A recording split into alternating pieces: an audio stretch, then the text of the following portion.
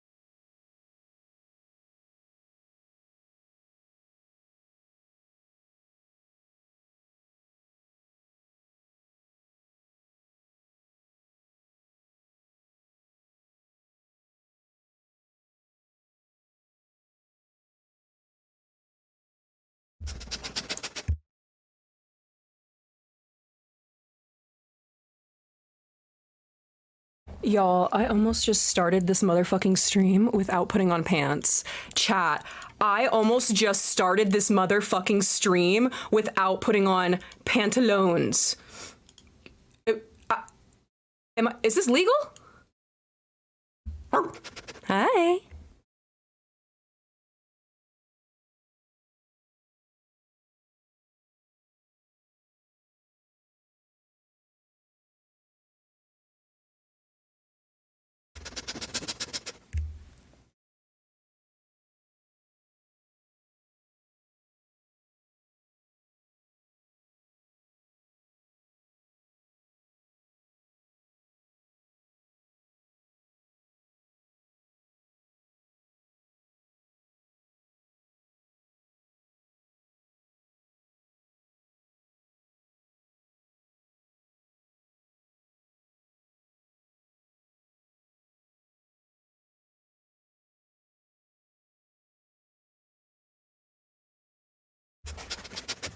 What are you guys doing?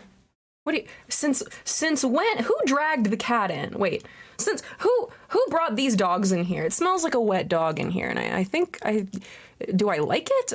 What? This is so weird. What? Mmm.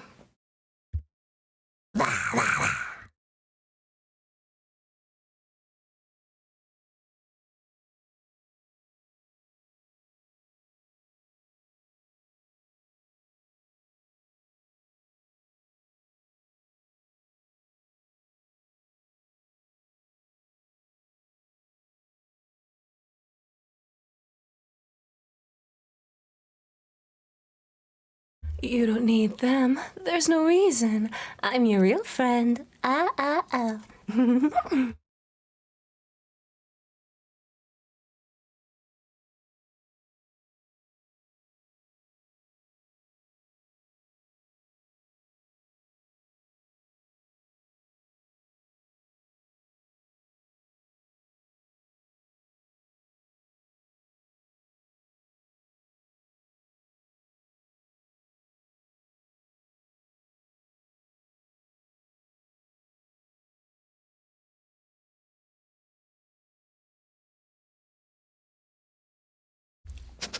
I found my pants.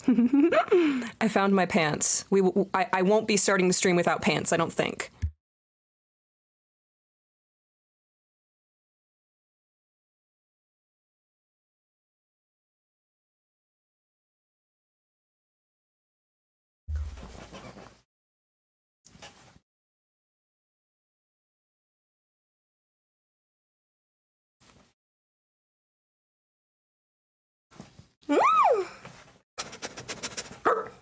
Hi. Hi. Hi. Hello. Welcome to my stream. Hi. Hi. Dip, say hi. Hi. Have you ever seen those? You were just listening to Johnny Cash? Well, E-Dog the Real Dog, I'm here to teach you about real music, okay? The kind that goes boom, boom, boom, boom, boom. Not the kind that you cry to when you're drunk. That's what I think about Johnny Cash. I feel like every country artist is made to cry to when you're intoxicated. Am I wrong for that?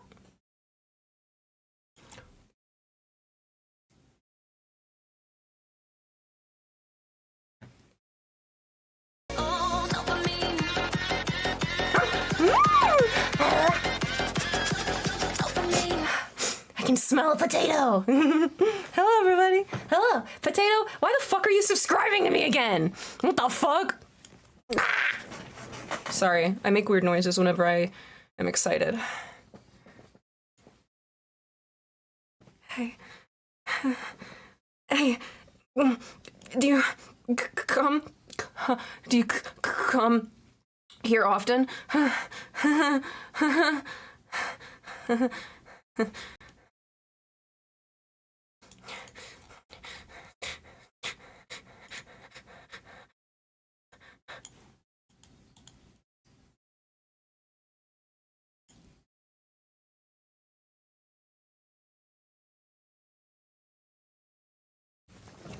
Thank you, Potato, for the fucking tier 3 at 4 months, brother. Do you like it? Do you like being here? Guys, my chatterino is fucked, so I can't see you. Hold on. Let me pull you fuckers up. You are mine. Hi, Calixta. I love you. Cowbells! Good to see you, darling. Hi, baby. Mwah.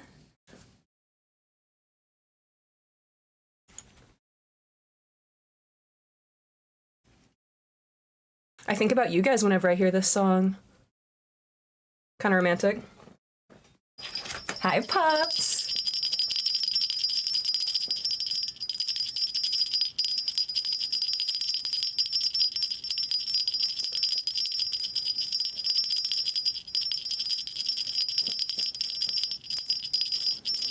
Hi. Welcome back to my channel. What's up? I don't know who I am. I mean, like, I do, but, like, I don't know where I am. I feel like I've been in a coma for a while. Hi! You smell good. I'm glad to be home, Skojo. Hi, everybody. Oh my gosh, it's happening! 25 months with THEE. Okay, because we need to talk about this. Hold on. Fika, Fika, Fika, achoo, Fika. Just like in Pokemon! Ah! Thank you! Thank you. Do you like my tail? It matches my other ear. It matches the other rainbow ear. Normally you don't see that. Normally you only see me match this ear, but it actually matches this ear. Ah! What the fuck? Potato, why are you gifting 5 subs? Sassy Chrissy, Grand Play, Food Cloud. Man, I thought that was about feet.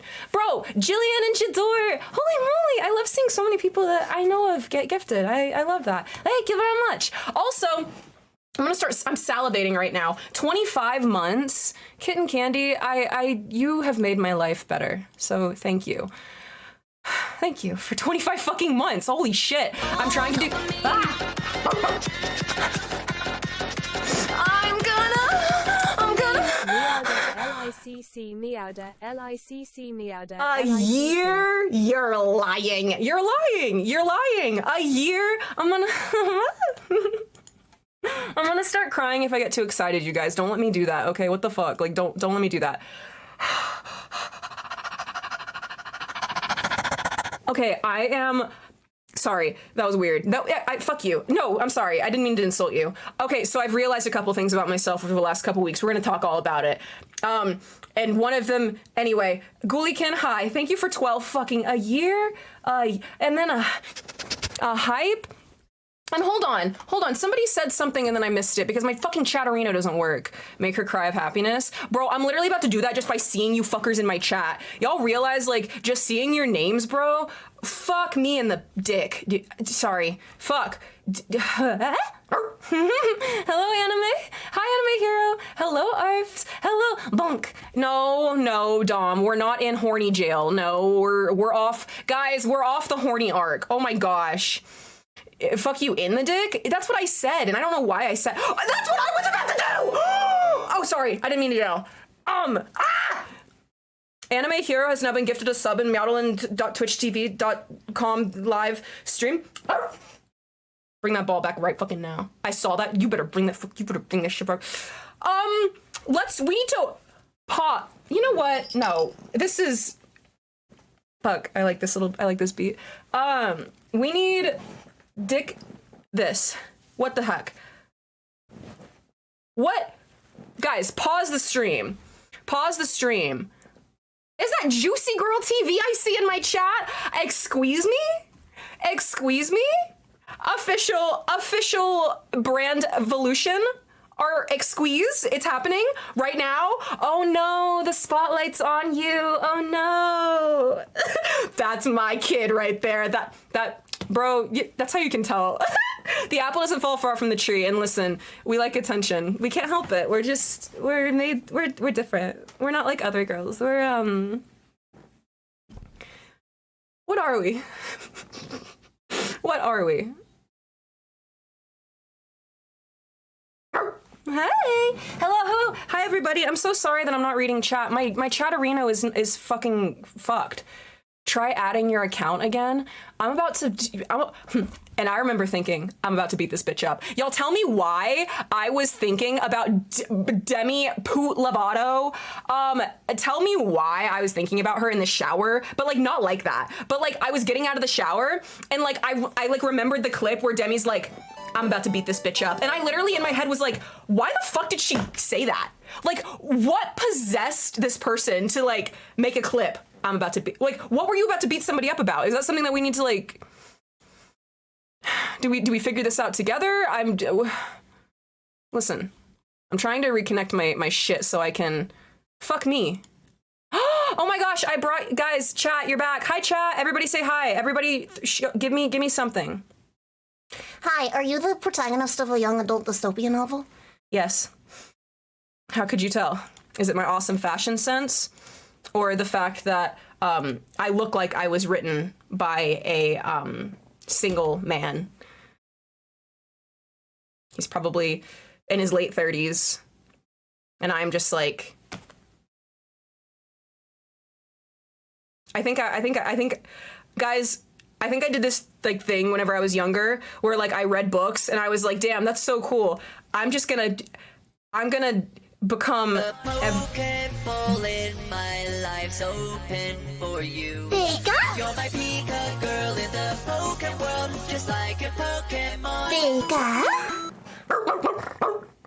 Anonymous, what are you doing? Anonymous, guys, you know, my tongue starts to salivate whenever you say that shit. And by say that shit, I mean fucking gift subs, dude. And you're gifting to Foxer, Design59, two of my faves. Oh my gosh, you're a wizard, Harry. Vape Matt. Hey, I think I saw you follow the other day. And Rec is also now subscribed. Thank you, Anon. She probably saw a spider. Guys, holy shit. Okay. Oh, I was gone. Hi, did you miss me? I don't know if you noticed, but I was gone for like 2 weeks. I was gone for a week and a half. Never let me do that again. Never let me leave. Like, ugh. And if I do leave, then like tell me I need to stream while I'm doing shit. Like, do you know what I'm saying? Like, tell me that like you need like a FaceTime on the floor stream or something. You know what I'm saying? Like, I need to.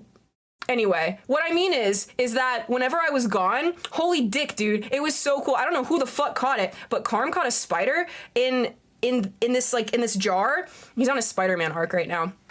So cool. And he fucking trapped this spider in like an actual jar, and then somebody got a fly, and then they put them together and in this like jar, and the spider started like wrapping up the fly. I know, you're like, nature, geez meow, you ever watch National Geographic? No, I've never seen National Geographic. I have no idea what the fuck that is. What is that, a band? Oh yeah? Oh yeah, you like their song? Name 5 of their songs. Go. Global warming, endangered species. Guys, I had the most violent dream last night, and it did involve death. And I think it's because I was watching, oh my gosh. Oh no. Oh no. I'm starting to short circuit. Bonikowski Matthew. I love the name Matthew. Such a good name. Hi, Delta. Hey, if anybody else is in my chat, show me that you're here. Like, give me a meowdawag or some shit. And if I haven't, like, said hi, you can, tell me. I missed you guys. Hi. I won't let you go. They say love's forbidden. Okay. Hi. I'm really happy. I really missed you guys. Hi, Doc Homicide. Hello, Derek. Hello, TJ. Hello, Mini Fridge. I'm happy that you're here, Mia. Squeezy, welcome to my streamy weenie. Do you have walls? If so, can I have them? I actually don't own a single wall. I don't have a wall to my name. The Wahlburgers do, though. You know, Mark. La da da. Queen Crollo. Mwah. Thank you for saying hi, baby. Are you still in Germany?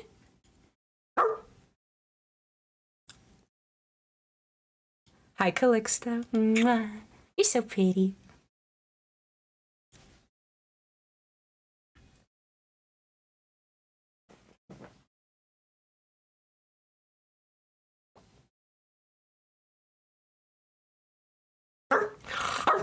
Hello.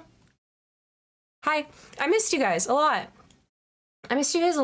I hate being gone from you. Like, I know that sounds so fucking stupid, and like maybe it even threatens like the line of like codependency, but I don't think it's like that. I think I just genuinely love my job, and I genuinely like miss you guys. Like because like we're always together, and then it's like whenever we're not, it's like damn, that's crazy. Thank you. Bang bang. Oh my gosh, bro, I wish somebody would teach me that trick. Bro, Lucius knows that trick, where if you go bang, she like falls on the ground. I need someone to teach me that shit. I only know how to like sit and lay down. Meow, did you ever see the vaccine rap from New Zealand? What does that mean? The what now? The who now? The huh? I did watch the fight last night between the New Zealand fighter and the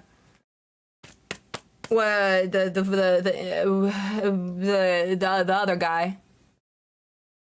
You're so pretty, I'm jealous. Dude, don't be jealous. Just be also pretty. We'll both be pretty.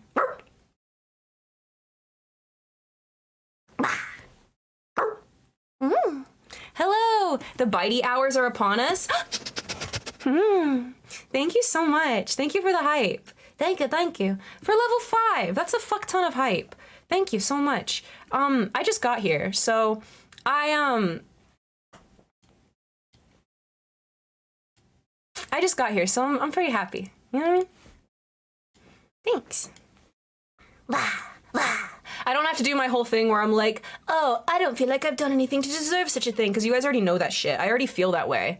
I just have to like sit here and just smile and wave, boys. I really missed you a lot. I really did.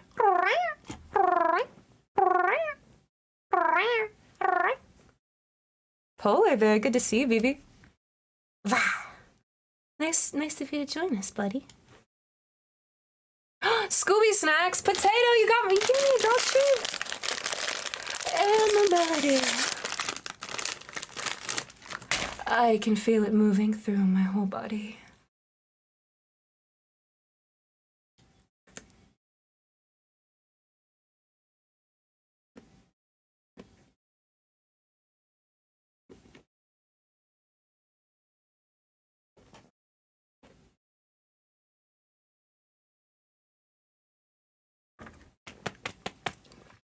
Thank you, Snorlax, for being the only one to give me a Scooby snack back. It's fine. It's fine. I'm not taking it personal. I'm just noticing that you're the realist in this bitch. You are.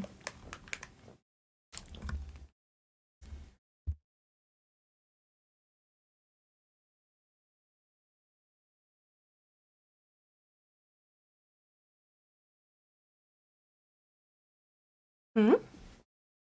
La da da da da da da. I looked away for 2 seconds and I missed the Scooby snack. Sorry, I was being covert about it. I just got excited. I just got really excited.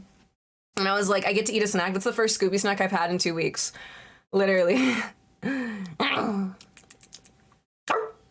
Kai followed you back on Twitter. Oh, that is so cool.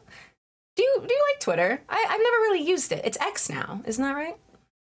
I went to piss and missed it. You look nice. Wait. I went to piss and missed it. You noticed so late. You're telling me I missed your piss? Fuck me. You know that I'm into that. Damn it. Nendroid, you're my dog? I thought I was the dog. You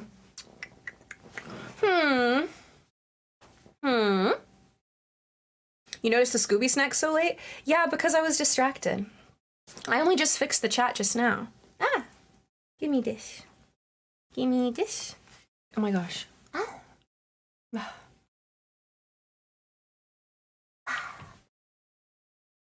That's way better. I knew I was doing something wrong.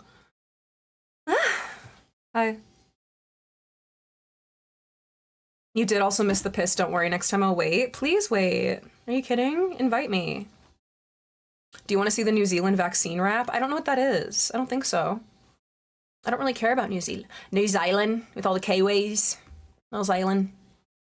Could you shout out my friend's stream? He goes by... Oh, what was that? Sorry, can you say it louder? Can you say it louder one more time? Group pissing on the fire hydrant, no less. You like the music? Thank you, Robin. Thank you. Hi, Dizzy. I love you. I really do. Good to see you, buddy. Twice the head pats? Hi, Tactical. Meow, it's incredibly cringy to the point it's painful. The rap, then I don't want to see it. I do this thing where, like, I like to, like, enjoy my life. So I just stay away from things that are ugly. And, like, that make me feel bad. You know? The Band-Aid, I knew you had gone hunting. I could smell the satisfaction of the hunt way from over here. Bro, I have been on a fucking journey. Talk about hunting. I have been on a fucking journey, emotionally and physically. Bro, we gotta talk about this shit because I think that, but you ain't ready for that. I love you more, but you ain't ready for that conversation. You're right, I'm not. Maybe one day. No, but like, I have like a lot of thoughts, and I think that you guys are gonna relate to a lot of the thoughts that I have about like life and liberty and the pursuit of this dick. You wanna see it? It's a pretty good dick. He's right here.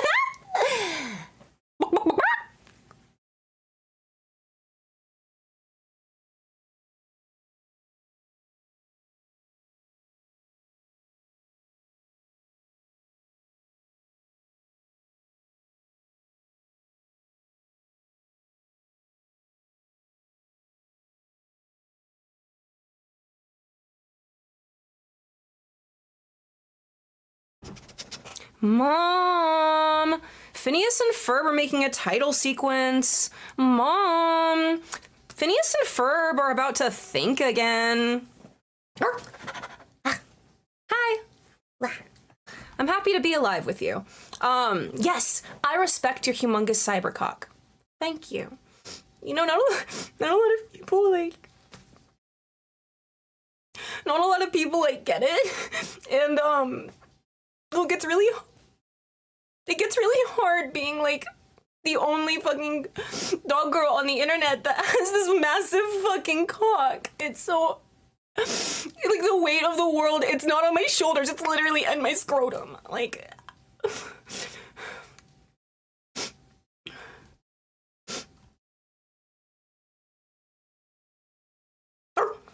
You're saying, oh, like you disappointed Howl. Why are you causing issues? Oh my gosh. Called out. Hello, Howl. It's good to see you. Howler back. If someone doesn't clip that, exclamation point clip! You guys can! Skojo, what's the rule? Is it if everybody's subscriber, is it for tier 3s? I forget. But yeah, you can exclamation point clip. Do you ever think that there would be a religion named after you? Meowdanism? The only God in my life is Jesus Christ. However, well, in conjunction with that, I can see myself as a cult leader. Like, I can see myself as a lifestyle cult leader. Just like leading the pack and like waking everybody up in the compound that we share in the fucking mountains. Like the compound where we sleep in caves and I wake everybody up with the morning howl.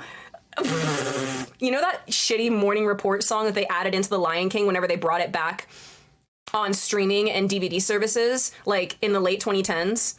Did you know that they added an entire musical number into the original Lion King cartoon movie? It's based on the musical, but they literally like imagine editing a movie that already exists. That's perfect.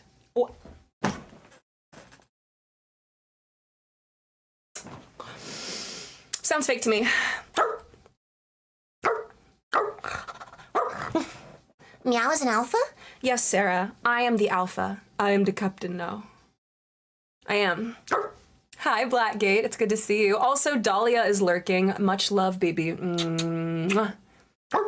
Holy cow, Meow Nation! Everyone drinks G Fuel and eats a Scooby snack. Bro, it's like Barbie Land, but instead of like, you know, pretending to like drink the juice and eat the fucking thing, like for pretend, it's literally a plate with a single Scooby snack and like a pint of G Fuel, and like that's it. And like you're sitting on the ground and it's cold. I'm setting the scene. I'm starting a cult soon, but I start my meds in less than a month, so that might be on hold. Damn it. This always happens. The quirky thoughts always get a little quieter whenever we're getting help and we're doing good, you know what I mean? Girl dinner. Speaking of girl dinner, what did you have for dinner? Everybody, what did you have for dinner? I forced a bagel down my throatussie. I forced a motherfucking bagel down my esophagus because I ate it and I was like, wow, this is gonna be it tasted really good in my head. Not that one, the other one. Fuck, I just said that we weren't gonna do that today. So like, but I ate it.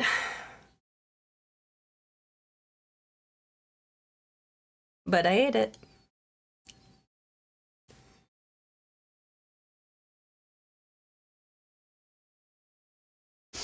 It turned Monday here. Happy Monday! Wait, it's midnight? I always forget that you're in such a different time zone. Like, I know you are, but like, throatussie is now in my vocabulary, and I'm now gonna ruin somebody's day. I hope you do. And when you do, think of me. What's your opinion on dressing modest for Jesus? I think that's cool, bunny baby. If that's what you want to do, I think that that's great.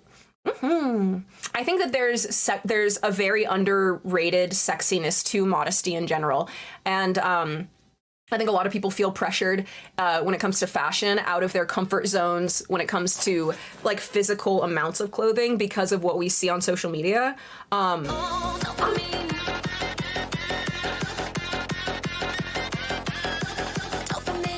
Thank you, Kobe. Mwah. Like I'm a bitch with big bitties. I got massive honkers. So I've always been concerned with those bitches falling out. You know what I mean? So like for me, I need a secure bra, man. I can't go around here wearing some like dainty little fucking like corset as a top. Like my bitties are gonna slip, and I can't be affording that. Like they are my special bitties. So I think that dressing modestly can be a lot more practical than people give it credit for, and you can also like spice it up in a lot more fun ways. I like dressing like a little dude. I like dressing like a guy. And I say like a guy because like a dude. Like I like so you know Adam Sandler? Yeah, I feel like I'm very Adam Sandler core, especially with my jorts that everybody likes to dislike. Even my cats. But it's okay, because I like them. And I think that's all that matters. Alpha Sandler. Child, anyway, so jorts is crazy. No, they're so cool. Do you want to see them? I'm literally gonna show you my jorts. I'm Daddy Sandler. Okay, guys, no offense. I think I know more about American Girl dolls than you do, genius. I think I can hit the gritty harder than you. I think so. I think I can. I think that I like Adam Sandler more than you.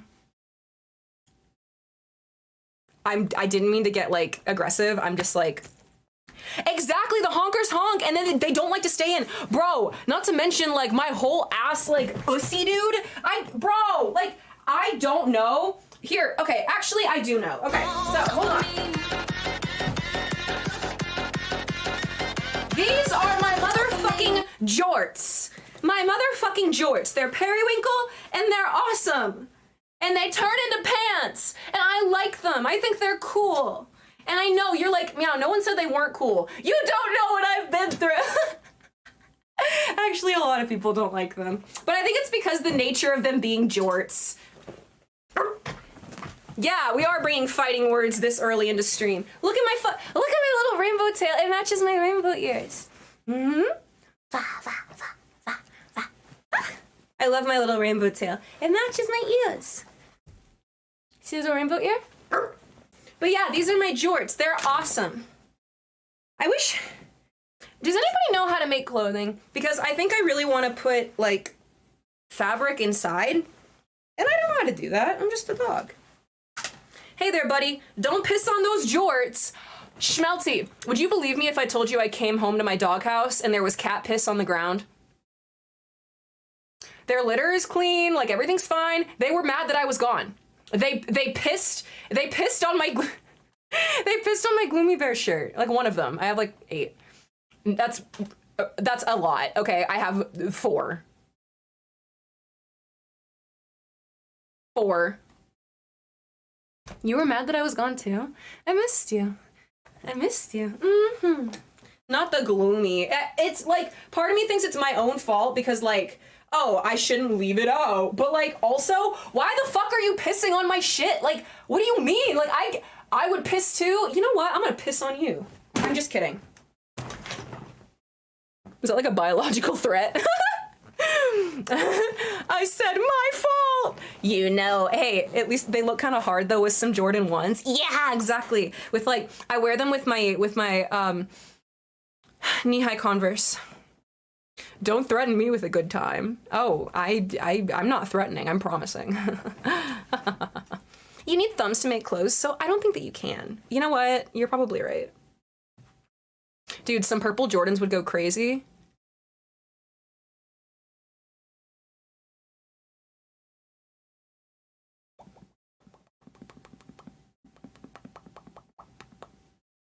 Damn.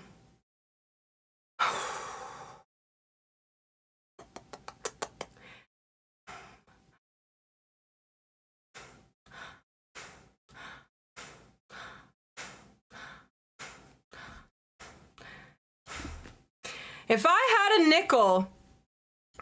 had a nickel for every time that I was called a different name in the last 3 days, I would have 3 nickels, which isn't a lot, but it's weird that it happened 3 fucking times.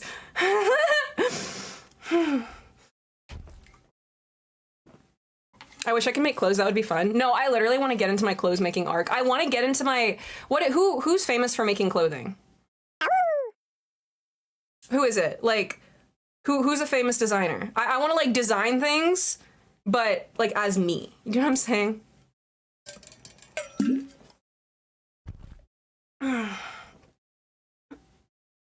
I didn't finish the sentence, babe. Sorry about that. I want to believe you. I want to believe you, but you're not the first person to call me mouse in my own stream, so you know.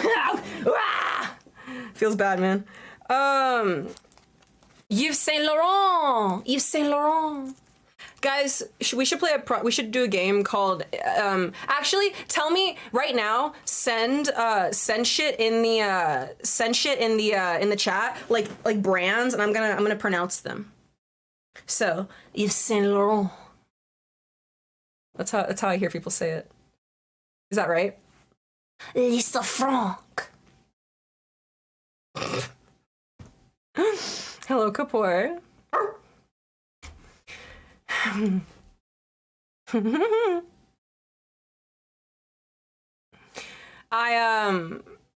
Calvin Klein. Garfield. Who's a good boy? Is it me? Is it me?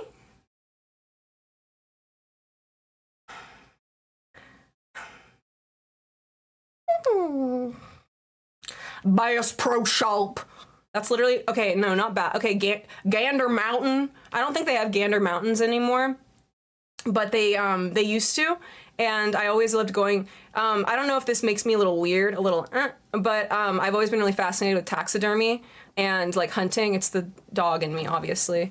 And so like every time I would go to like Gander Mountain or Bass Pro Shop or like the other big ones,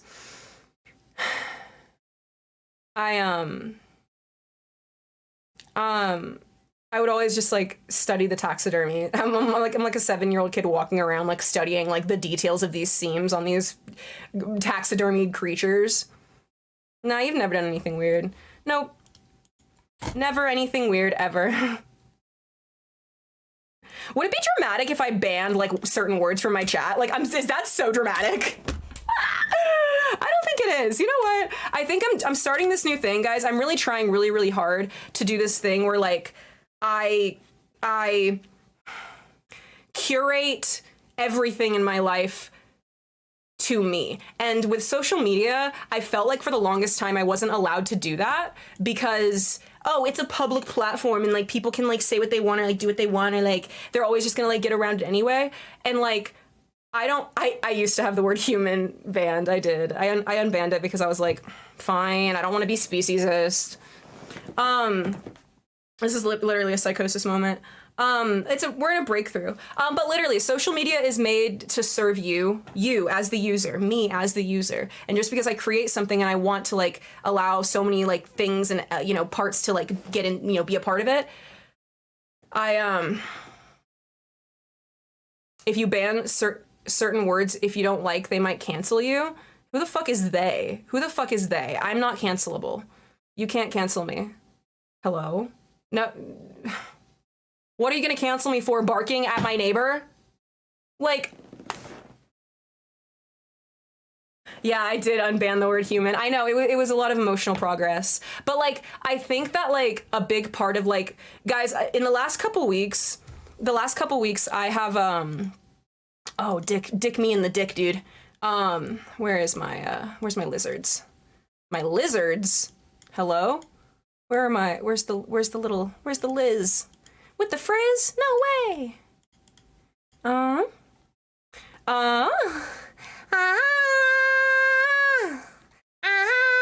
right. There we go.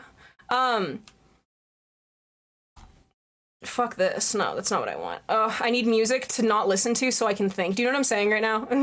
Oh, I found it. I found a little. Oh, they're frogs, not lizards. Okay, I digress. Would I was politically incorrect barking? I would. I'm extremely politically incorrect. I'm politically incorrect. I have opinions that people don't like. I'm very brunt. I'm very brash. I'm also very in my own head. And yeah, that I don't think I would ever. I mean, I wouldn't ever download Tinder. But if I did, do you think that'd make a good profile? They're like, what's the punchline? It's like, there's none. I'm just like giving you the rundown. Stop barking in minority accents.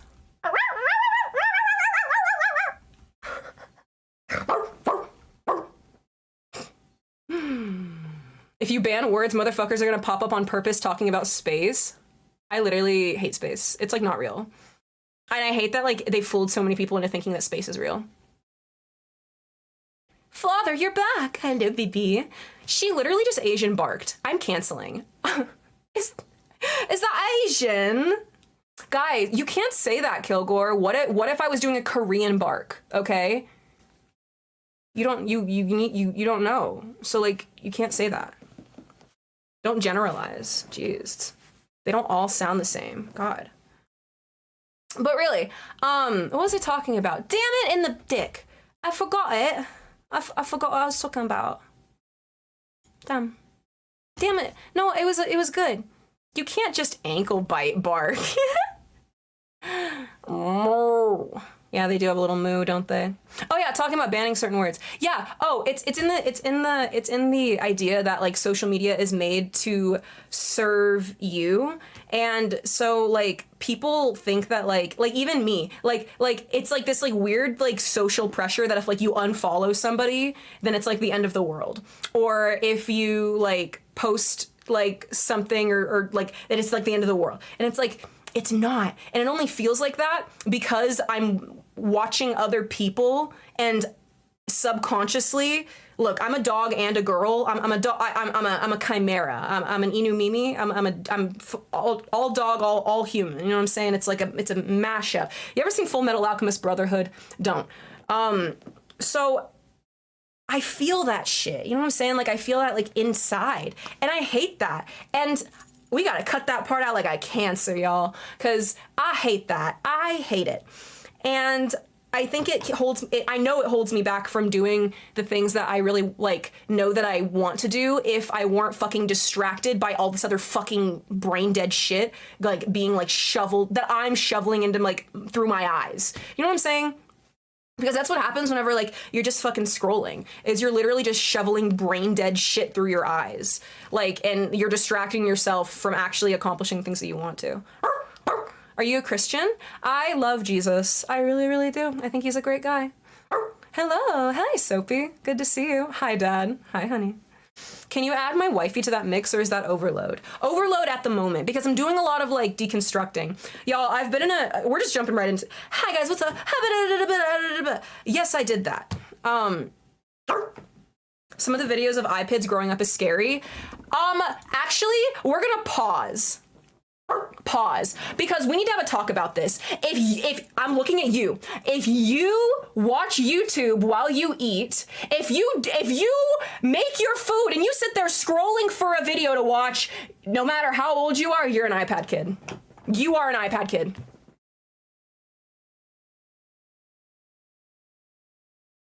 Ooh. Ooh. Ooh. It's true. It's true. I don't make the rules. I just discover them and then tell other people. It's not a hot take. It's just true.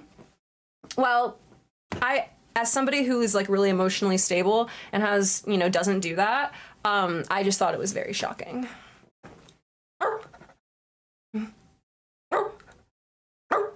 Damn, I just got here and you call me out like that? Yeah, I can't help it. It's what I do.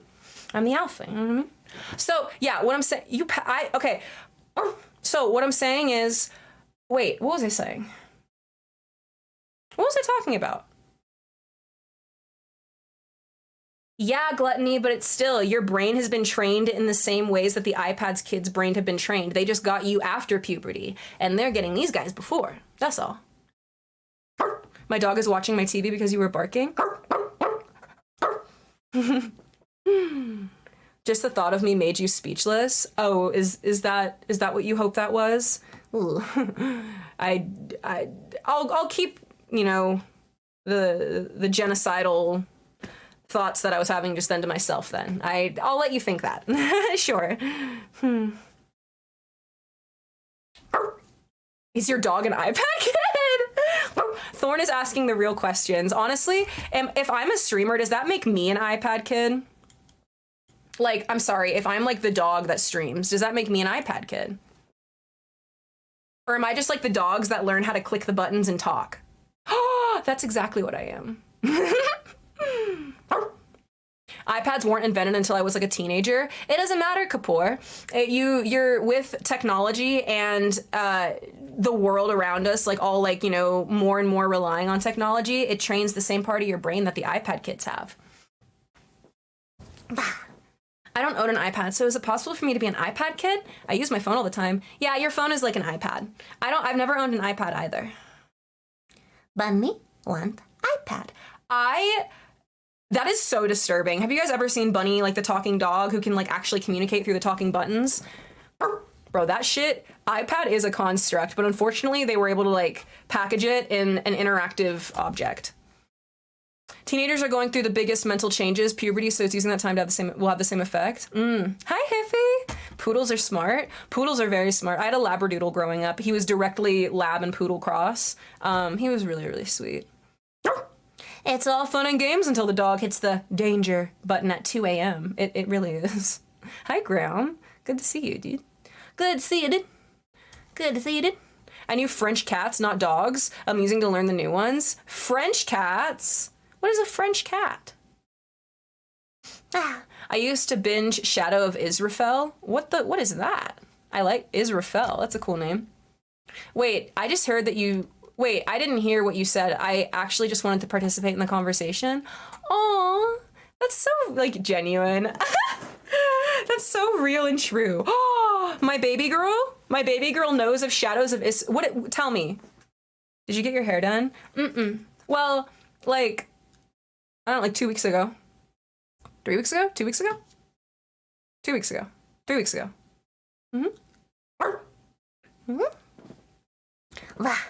I had Terry. What is a Terry poo? What are you guys talking about? Old school Yogs cast? What?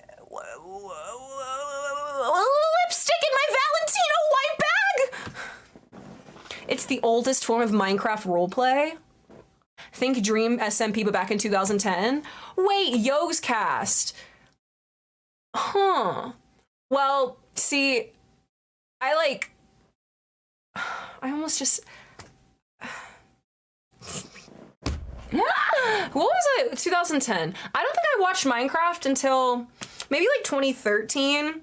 I never played Minecraft. I didn't have a computer growing up as a kid. My parents didn't love me like that, and I also don't think the autism had set in at that point to where I could hyper focus that hard on a screen. I need very practical things in front of me to like, you know what I mean, like fucking like balls.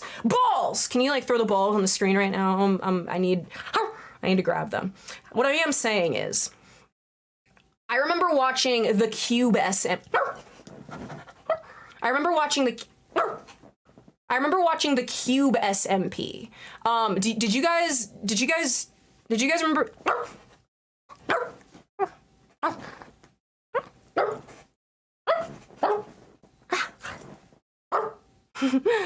The Cube was everything to me. Bibbing sauce. Welcome to my holy dick. Welcome to my fucking stream. You get me. I loved the Cube SM fucking P, dude. H-bomb, Grazer, the camping rusher. Are you dicking me? Oh my gosh, whenever Stacy Plays got on there for like a little bit, the crossover, because I know for a fact I'm not the only person who watched Joey Graceffa and Stacy Plays play Hunger Games Minecraft in like 2012. All of us love the Hunger Games, okay? We all loved it in middle school. It was a cultural reset. Joey Graceffa HUNGERGAMES. Pixie, I love you. Is that 2 years? Oh my gosh, 2 fucking years. Pixie Ixie, I love you. Thank you for being here for 2 years. Do you still like me?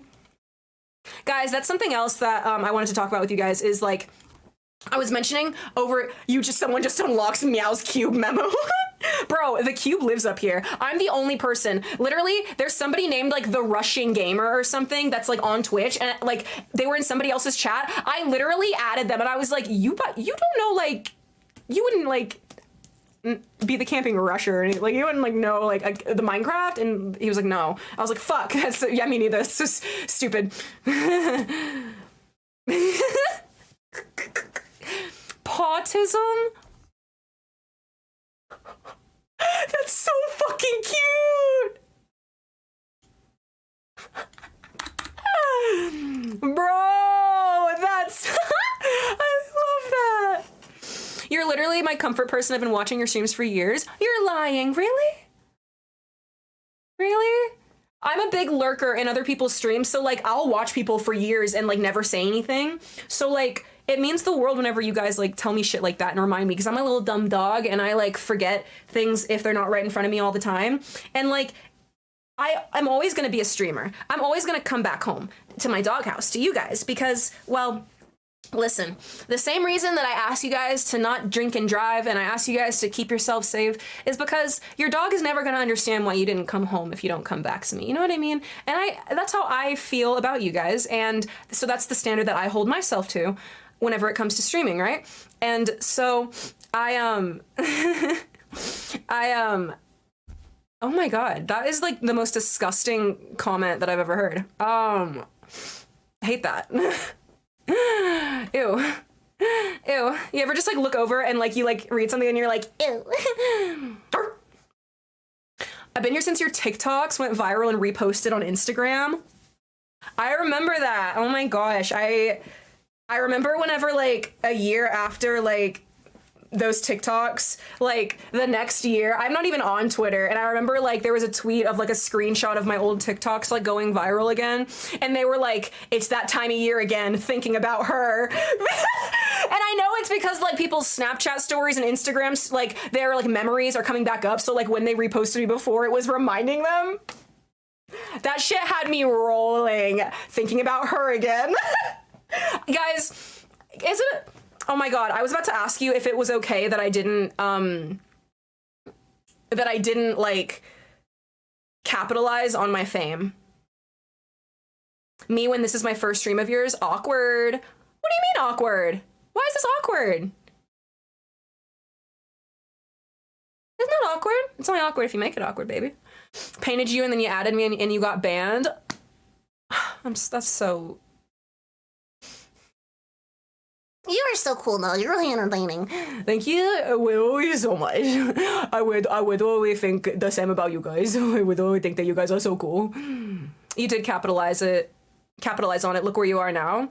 I definitely used it to build something very, you know, sustainable and like wonderful and special. And Heather, thank you. Thank you for lurking.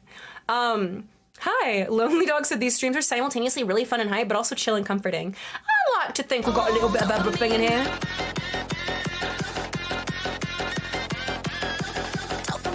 Woof woof. Thank you so much for resubbing, Shep. Shep, are you a sheepdog? That's how I picture you whenever I see you in chat. Just like a little sheepdog, like with all your little fluff. Yeah, I definitely built... I didn't use it. Like, if I would have used it, I would have done a lot more to, like, grab all the people who were looking at me and grab all the eyes that were looking at me. But I didn't do that. And I'm okay with not doing that. Because I think it created a much more, like I said, sustainable, community. Bye, Doc Homicide. Demonic Destroy? Wait a second. Doc's name is read in chat, and I just remember. Did I see Destroy in here? Like, me scrolling up in chat. Look, that's how my brain works. I'm like very color coordinated, so like it made me remember that like hi, it is you. Hi, Dem. How are you? What's a good dog, girl? Dude, I think it's me. I'm it. Goodbye, Doc. But yeah, I think I forgot what I was saying. Straight up going after his comment like I go after a squirrel. I can't, dude. I'm ready to pounce. You know what I mean? Only been hanging out here for over a year, and can honestly say tuning in and getting to hang has been really positive for me. That makes me so happy. You guys bring a lot of joy into my life. And getting to like hang out with you and like talk to you and like bounce off of you and like just, yeah, it's cool that I get to share shit with you because I'm a very private person. And I don't like to share things about my life or myself because I've been here a little bit, I guess. hi, I love when you're here, Dem. I have a really hard time like being vulnerable. And that's something that I kind of like didn't really realize until like recently, which sounds like dumb, but like I didn't. Hi, Dunkel. Good to see you, buddy. I didn't realize that I equated in my subconscious. I'm jumping.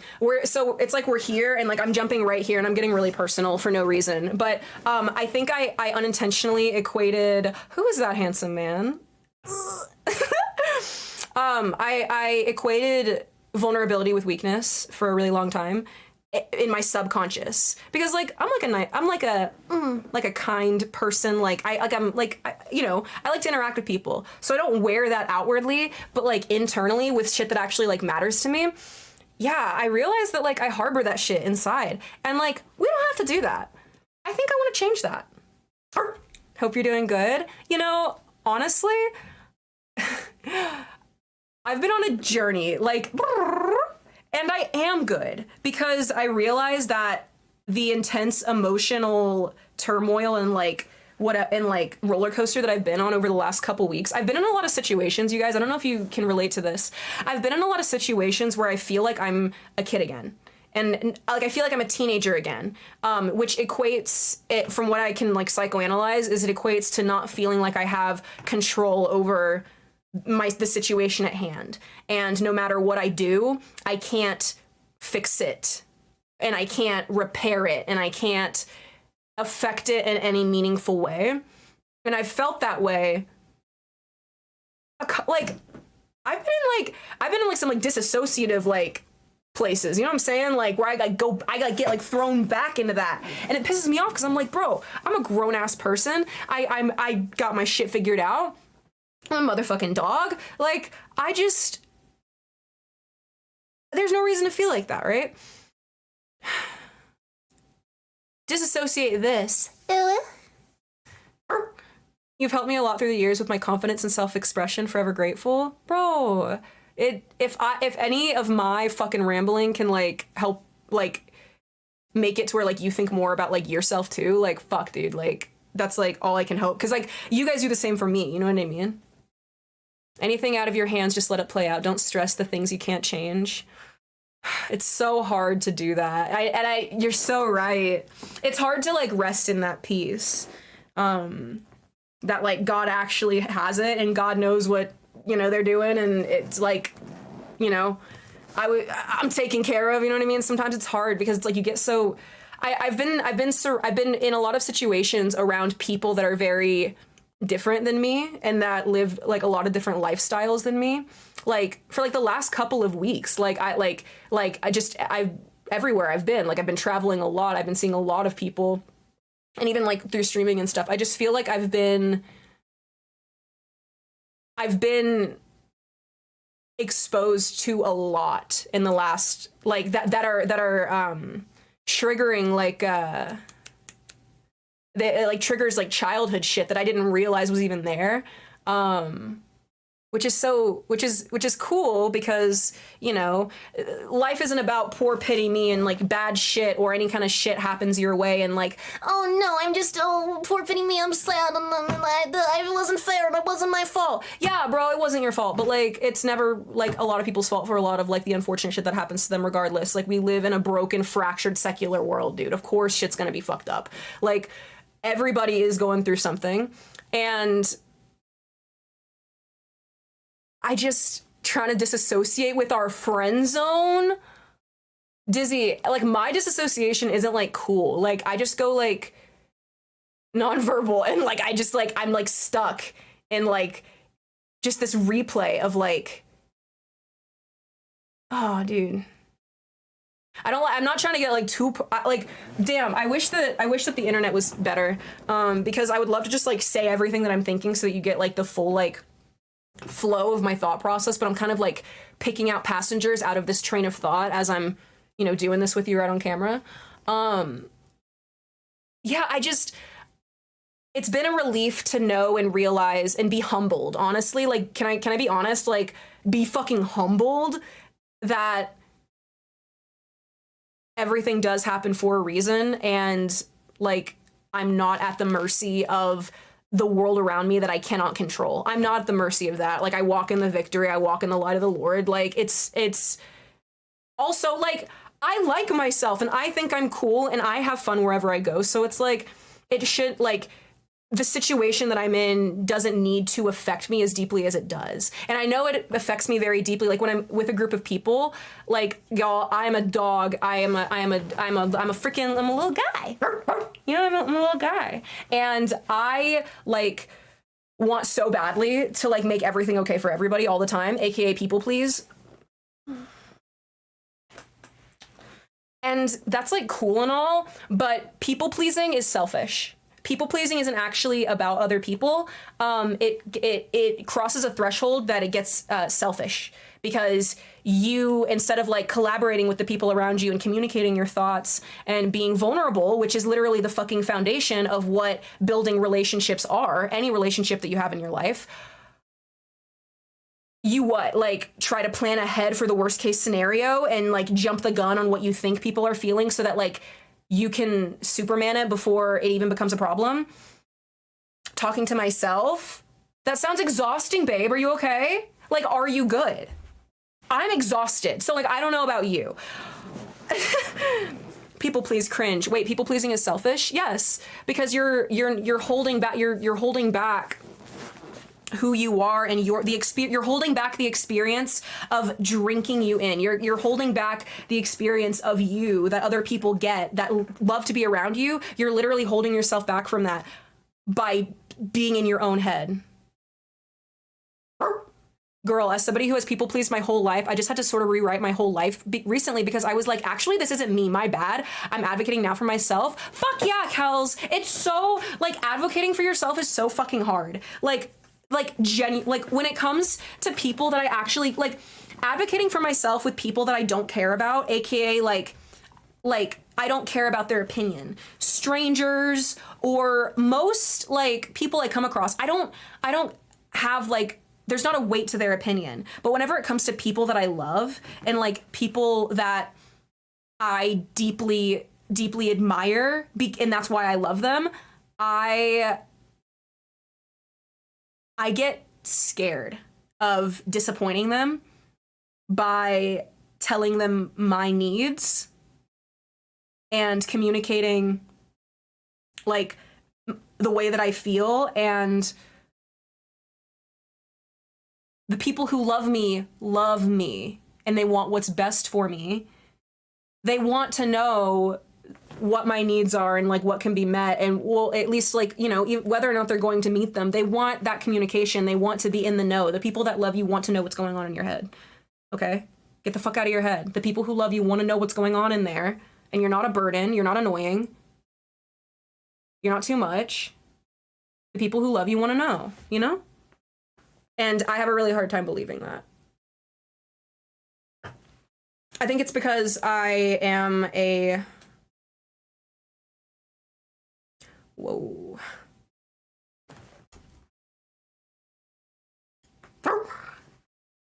You just made me yawn because I'm boring or because I'm comforting and making you feel cozy.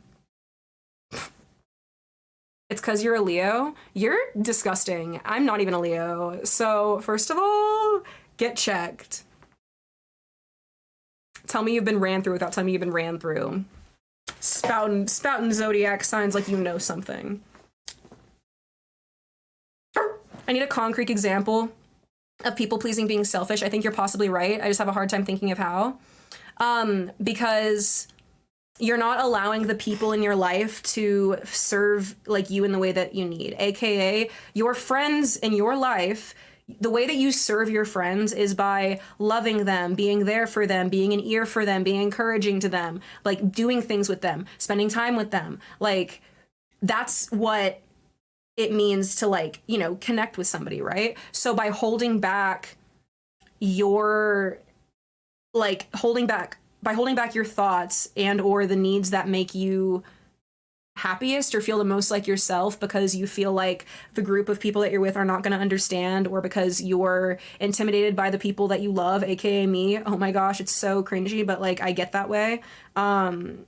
Which is so weird because like I'm not that way with like anything else in my life, and I think that that's why I get so frustrated with this topic, and why like over the last couple weeks, like as I've been like, I feel like I've been in a lot of situations that like reflect like stuff from my teen years, specifically like 14 to like 16, that like I didn't really remember, but like genuinely God's revealing to me that that is a point of pain in my life that causes me to act in ways that I don't like. Somebody said in chat, I think it was Kel, they said that people pleasing in their life, they kind of like woke up one day and they were like, wait, this isn't me. Like, it's not who you want to be. Do you know what I mean? Like, when it like, it might in your head be nice to be like, oh, hey, like, here, do you hey, you're, do you know what I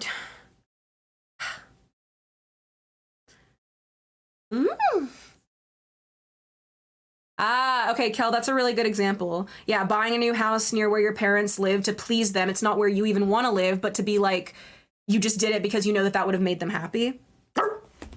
I get you, dog. Well said. You have puppy ears that match mine? I hope you're wearing them. People say I cry too much for being a Pisces. I mean, I do, but still. Pisces are my favorites. They're a roller coaster. Learning self-respect is a ride. It's true, Evergreen, it's true. And like learning how, it's not only like learning self-respect, because I've always had respect for myself, but when it comes to other people, I warp my boundaries, my personal boundaries to fit other people. Like, AKA like what I think that they want. Like, I don't necessarily like ask them what they want. I just kind of like take the context clues that I feel like I'm given and I apply them. And I'm like, oh, okay, I'll act like this accordingly if that's what they want. It like, it's a way of feeling secure with, it's a way of feeling secure in like possible rejection. If I'm mirroring the behavior of the person that I love, they can't reject me because it's their behavior, right? It's like their behavior that I'm mirroring and I'm also like adding positively to, right? That's like the nature of people pleasing to me. Because there's a difference between like actually like wanting to like do things for people because you love them and then like having that underlying like feeling of like, if something were to not be received well, then it affects you. That's the deal. If it's if it's people pleasing, if the reaction from somebody actually affects you. Because if you're just doing something out of like the kindness of your heart, their reaction to it doesn't matter. Like, yeah, it might be like, oh shucks, they didn't like value it like I thought they would. But like their reaction, like especially if it's negative, is not a reflection of your service to them, and it's not a reflection of your behavior toward them, because you're confident enough in yourself to know and trust your own behavior and the standard and the boundaries that you have for yourself and the, what you have set. And even if it, those boundaries or like something you say ruffles somebody, you have the confidence to know what your intention was, that you didn't mean it in any kind of which way, and that you still love that person and want to continue in like a relationship with that person. Whereas people pleasing, whenever you feel rejected, it makes you literally want to like die. Like I don't like immense. I was raised in the South. I was raised in the Southern United States, and let me tell you, whenever I felt like isn't it like less being selfish and more like being a pussy? Damn, what's hilarious, Gluttony, is that I had a disagreement with a friend a couple weeks ago, and I called them a pussy because they had this similar type of apprehension that I was talking about. I'll be really candid. They wanted to talk to me about something, and they didn't feel like they could. We talked, we had like an argument, and then they like messaged me and they were like, hey, like I didn't feel like I could like speak up for myself in this moment, and maybe that's a me problem, but this is what I was thinking and feeling. And instead of being graceful with them, instead of being like a real person, I was a cunt, and I called them a pussy. And I was like, well, I don't understand. Like, if we're friends, like, why can't you just talk to me like a person? Like, I like, that's pussy behavior. Like, I did that. And here I am, X amount of days later. It's just crazy how the world works. It's crazy how God works, and how quickly he will humble you for behavior that is not of you. Because I recognize what that feels like now. And, oh my gosh, like, I understand that, like, it's not a matter of, like, somebody interacting with you in the way that they interact with you has hardly to do with you, and it has to do with them. And so they're dealing with internal shit. They're dealing with a bunch of, like, talking in their head, insecurity, like, whatever, like, that's going on in their head, overthinking, replaying the conversation over and over again, hoping for a different fucking outcome as if it's gonna change.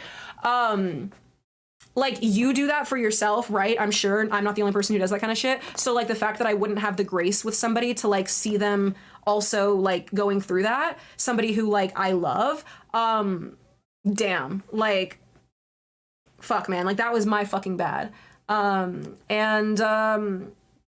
To me, that connects back to the idea of people pleasing, and the idea that your friends care about you, they want to know what's going on, and not only do they want to, even if there's no, they ask, oh, like, what can I do? And you're like, I don't know. Like, that's okay. Like, they just want to make sure you're good. Also, your relationships with people, like, how many people live out lives in their head a little bit instead of, like, actually in real life? I do that because I disassociate a lot, and suddenly I'll be, like, staring at a wall for, like, an hour and a half, and I'll have, like, literally had a whole fucking, like, Sims 3, like, family arc in my head of, like, my future life, and I don't know where I am. Like, I don't know what time it is. I don't know when the last time I ate was. Like, that's how hard I disassociate and, like, get stuck in, like, thoughts, right?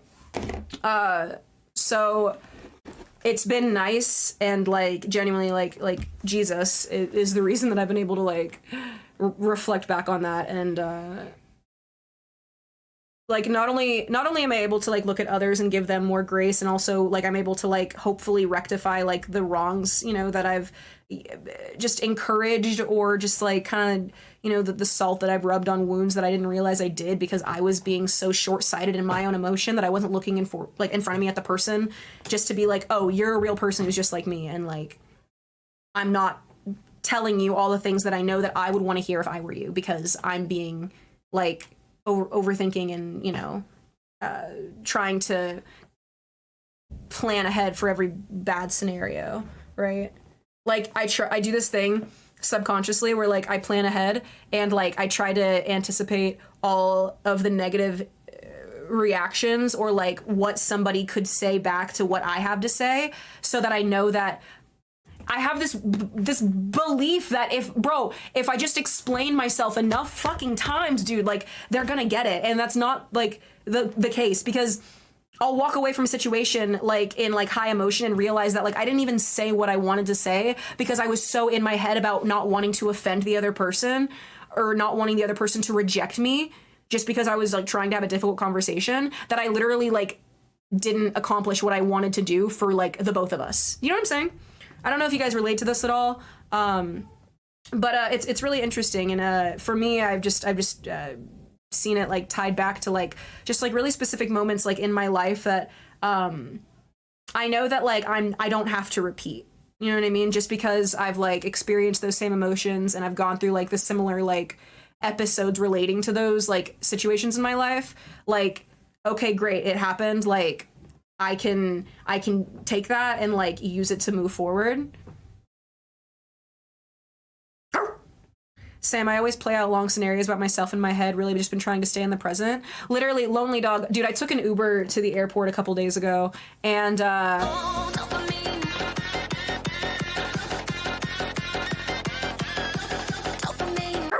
So Angel. cute and fluffy. So cute and fluffy. hello, Fifi, I love you, baby. Thanks for resubbing. Good to see you. I just got home last night, so welcome back to my stream, and I'm so happy to be here with you.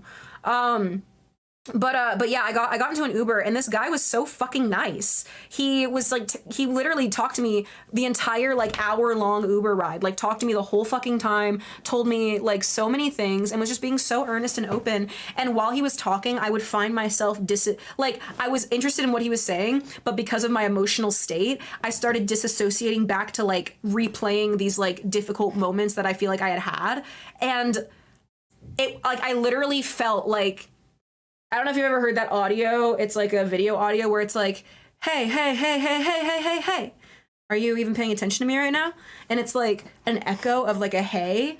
It was literally that every time I started disassociating, that literally played in my head, and it would, like, zap me back into the moment with him. And I literally had to fucking talk. I literally had to look across at the fucking dog that's chained up across, like, from, like, my fucking line of sight in my fucking brain. I had to look at her and be like, hey, you're gonna sit here and you're gonna stay, and we're not gonna do this, because, like, she's the one that, like, does all, like, the catastrophizing, right?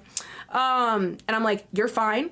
you're not in trouble. I know that you feel like your fight or flight has been kicked in, and I know that you feel like you're like you need to like make an animalistic like primal like decision right now like emotionally, but you don't. You're a person. You're fine. You're around a nice person who's talking to you about nice things. You're in a nice car ride. Like literally, like I literally like have to like, that's like the way that I talk myself down from fucking losing myself in my own brain. It's so real and raw, and I don't know if anybody else like relates to that, but shit, it's like, it's a real thing, and it's, part of me is like part of me was bitter for like a hot minute whenever like I was experiencing like some really like just having some really, really piss poor like social interactions that like I feel like I fucking bombed, and it made me feel like I was like 13, like back in middle school, like back whenever I was fucking like selectively mute and like I didn't talk, and like you better fucking believe that I wore a wolf tail and wolf ears to school. Get fucked. You better fucking believe it. And I was proud of them.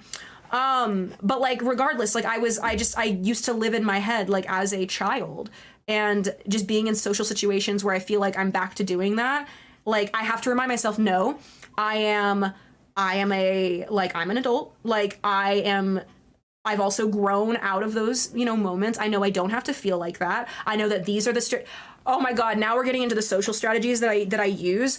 And I've realized that there is some social strategies that I utilize that are not healthy for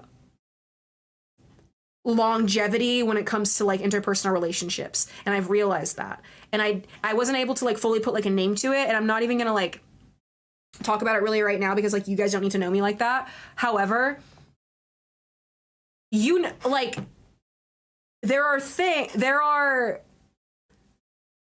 are moments where I like interact with somebody and I turn around and I'm like, what the fuck did I just say?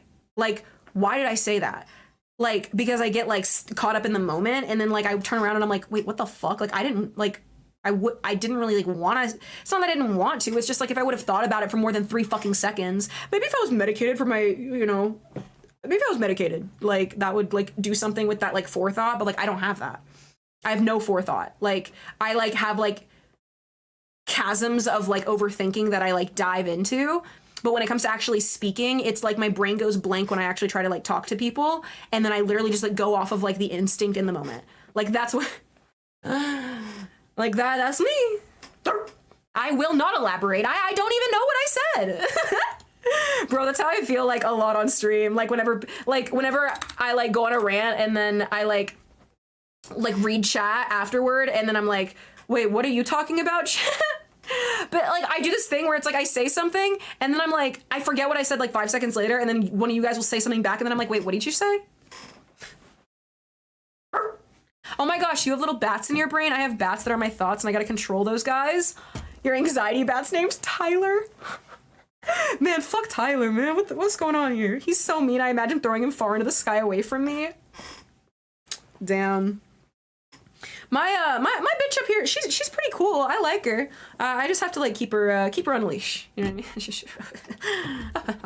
mean? I get that. I'm one of the people who always think what I should have said after the fact. I think it's just a side effect of anxiety. Yeah, and it's so like, as somebody who like I had like extreme like social anxiety like as a child, like I said, like I was like mute in like certain situations, like I didn't talk. Like I would like, if the teacher called on me in class, I would start sweating. I would literally start sweating because everybody would look at me, and like I didn't like that feeling. I don't like, even like as an adult, the feeling of people looking at me makes my body like overheat. Do you know what I'm saying? Do you know what I'm saying whenever I say that? Like I start to like cold sweat like slightly, and I literally have to like new alt account Meow Unleashed. That's exactly what this is, bro, right fucking now. You get that? It's a very real thing. Like even, brother, I overheat for nothing, and then I have to go on a bus and go home and I feel awful. Girl, we are on the same. Being perceived is the worst. Skojo, yeah, it is. Being perceived is literally the worst thing that, like, I'm okay with the idea of being perceived, but then whenever I am, I'm like, whoa, can you like calm down? Like, that's not actually who I am. Calm down. And I always feel like I'm on this fucking journey to correct other people's perception of me, especially working on the internet and this being my job. My job is for people to fucking perceive me, you guys. Like, you can imagine how like loud it gets up here. You know what I'm saying? Thank you for the follow, Earth. Mwah. Thank you. My Wi-Fi is down for a few hours. I'm on mobile data. I'm just a cluster of pixels. You're a pretty cluster of pixels. I see like little like sparkles all around your little cluster. Got boo boo in the finger. Kiss it better. No, you can't see it. Meow, what happened to your finger? Did it get chopped off? Yeah, the tip of my finger got chopped off. You can't see it.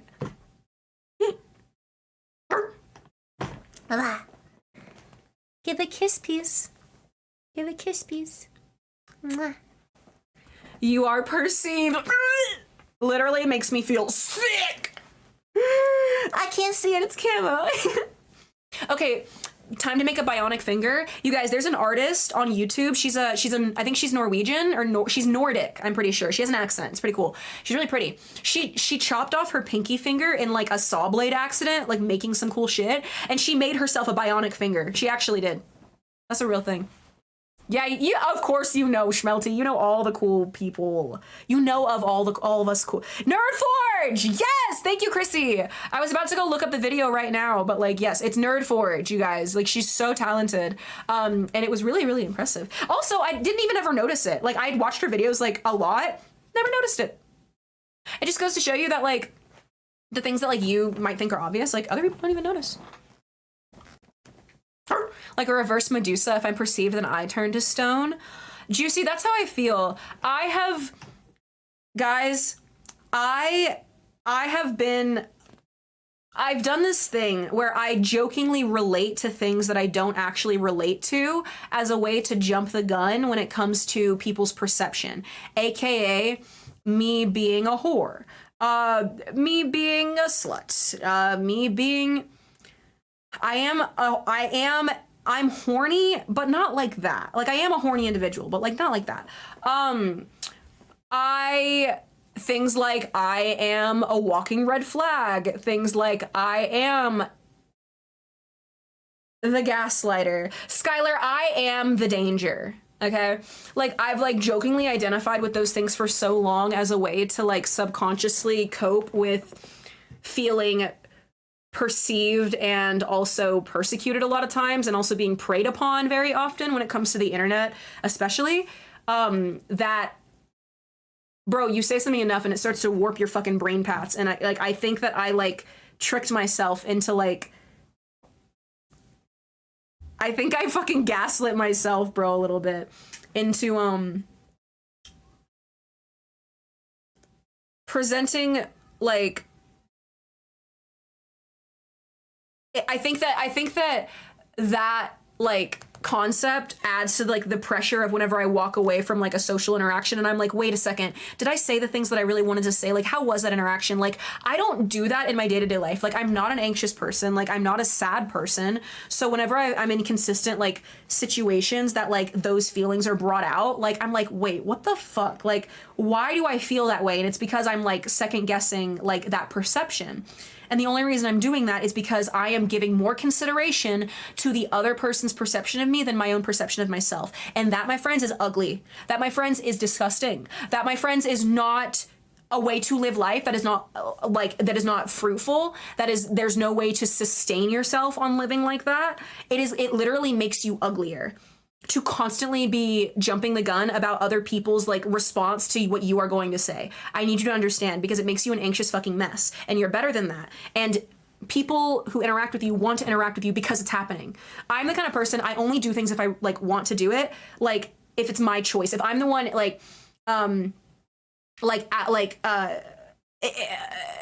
engaging in like a situation, if I'm the one leading the engagement on an interaction, I feel like I have control over it, and I feel like I don't have to like front. But if I am walking into a situation where I feel like there are relationships already established, where there's like a social conversation already going on, if I'm like joining something, I feel a lot more apprehensive about finding where I fit, which is dumb because that's not, like, no offense, like, interact with people who, like, don't make you feel bad about yourself. And, like, if you constantly find yourself, like, in situations where, like, you are interacting with people who make you feel bad about yourself, like, reconvene. AKA, like, earlier I like laughed and I was like, would it be weird if I banned certain words from my stream? Like, I don't want to be seen as, like, some fucking sensitive snowflake that can't take a joke over, like, something. But y'all, there's just some shit, just like for everybody, it hits fucking nerves and it hits deep. And it's not, no offense, like, I don't like the internet or, like, the public enough to, like, I don't care enough about their actual perception of me to, like, want to do that over-explaining thing that I do in my personal life where I'm like, let me explain exactly why I'm feeling that way, that I can, like, beat you to the punch on any negative thing that you could see, because if you only understood where I was coming from, you would see that, like, I'm not actually being a cunt and I'm actually just trying to, like, you know, be nice, and I'm actually just looking out for you because I love you. And, like, y'all don't need to know me like that. And also, like, I don't need to, like, be in that, like, mindset, like, ever, let alone, like, often. So, like, that's what I mean. Like, that's where, like, the difference comes between, like, coping through, like, social faux pasing and, like, social discomfort that you feel versus actually asserting the way that you're going to be treated and the way that things run and, like, the way that you interact with the world around you. Like, people like you because of who you are. So if you change, if you alter yourself whenever you're around other people based on your own anxiety, you're literally holding back the positive experiences that other people want to have with you and do have with you for yourself. Like, it's silly. It's literally self-sabotage. People pleasing is self-sabotage. We don't need to do that.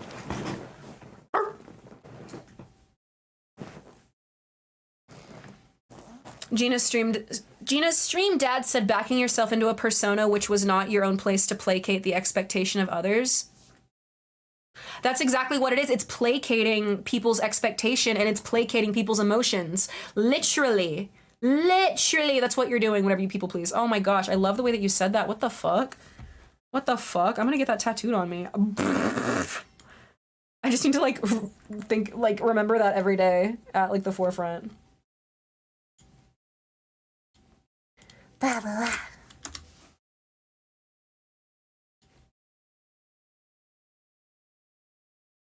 blah.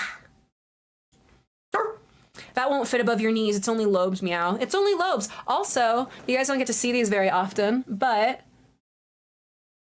I stretched my ears. They're bigger. I can almost fit a pencil through. This is not a pencil. Almost. This is not a pencil. I can fit a match through. How many matchsticks can I fit through my ear? Let's see.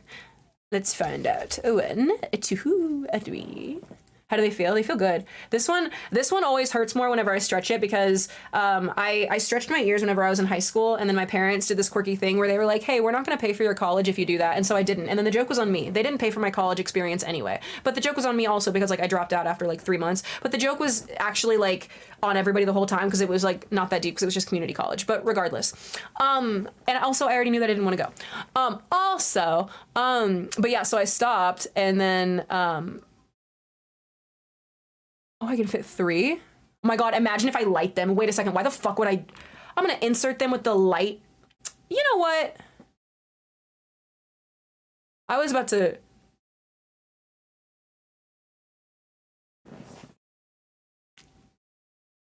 She was a fairy. She was a fairy. Meowda Fahrenheit 451, am I right? Meowda y'all, 20 subs. And I'll think about lighting them. Thorn, you understand me? Yeah, they be intruding. That's so cool. Let's just leave them there. I'll forget that they're there and then I'll be surprised later. Self-sabotage makes more sense than when explaining it than selfish. Well, Bonnie, I still will stand by my selfish statement.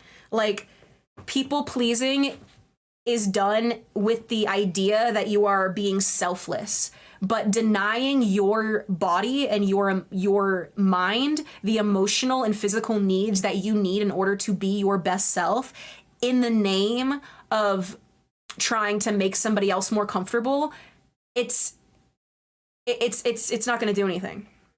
It's like whenever, like, bro, it's literally like whenever like, okay, back in like, what was it, 18, whatever, 19, whatever, whenever like, slavery was like officially abolished in like America, and then everybody was like, oh cool, like everybody of like all different like creeds can like be farmers now, like this is awesome, okay cool, oh wait, but like we don't own land to like farm. And then it was like, then the farmers were like, hey, you don't, it's not that like you're gonna like do labor for me or anything, but like what if you like came to share crop for me on my land, and then like I made money off of like the farming that you do as a sharecropper, and then like it's like, oh, that's not, so like it was like we almost got there. It was like, it was almost a good idea, but then it was like, oh wait, you're still like benefiting off of like my exploitation. And that's like how I feel about people pleasing. Like this is very aggressive of me to say, but I'm the kind of fucker that needs to hear this aggressively. I feel like I like, it feels exploitative of the people who love me that I don't communicate to them. Because why, like, and I know that's like stupid. Who are you exploiting? Like you're not like doing it to anybody. Bro, to myself, dog. Like, what am I doing? Like, who am I to play judge and jury on like what my friends can emotionally like handle or not if I'm having a problem and I need them, or like if like if like, you know, we had a miscommunication and I want to clarify something. Like I always feel like I'm the fucking problem and like I'm like an asshole for like ever even saying anything, but actuality, the people who love you, like they want to know. So that's what I mean by that. That's what I mean by selfish. Because if I see it as anything less than that, I'll continue bad habits of not communicating with the people who love me in the ways that I know are meaningful to me. Do you know what I mean? It's like somebody asking you if you're hungry and you are hungry, but then your response is, oh, well, like, yeah, but like only if you're hungry. Me? I do that all the fucking time. Hey, do you want something, Meow? Yeah, but like only if you want it. Like, what the fuck is that? I don't do that to the people like that I don't mask around, but I mask around people that like, you know, I mask around most people. Wow, don't call me out like that. Listen, Monochrome, I can't help it, okay? Hi, Nick, good to see you. You want some chicken parm? I love chicken parm. Hi, Chloe. Link's better with the example only if you are. Yeah, like that's like a people-pleasing thing. Wow. Hi, Peggy. How are you, Peggy Panda? Good to see you. The thing is, the other person will never appreciate your people-pleasing even half as much as you think. That's the truth, Tree. That's exactly it. Because like they don't realize that it's coming from like a deep place of like, oh, I'm doing like they don't realize where it's coming from. So of course they're never going. It's like setting your relationship up for failure by like setting an expectation on other people. Or it's bro. It's literally so like, yes, like.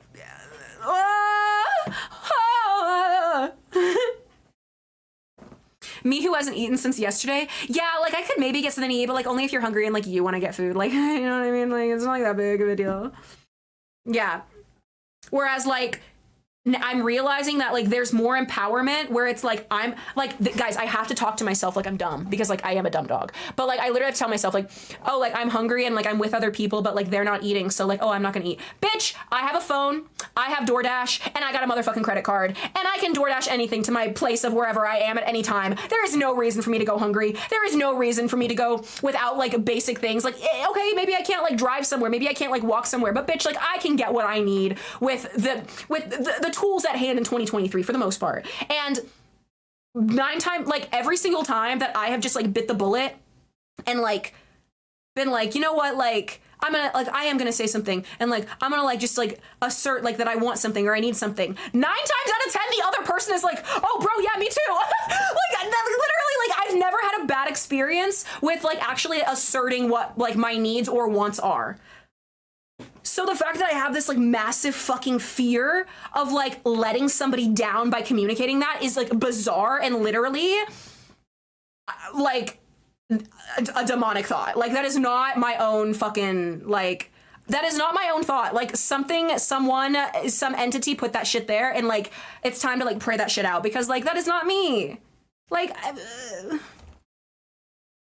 how do you get to the point of not masking around your friends that have known you for years? How do you start to be who you really want to be? I've been having trouble opening up to be who I really want to be.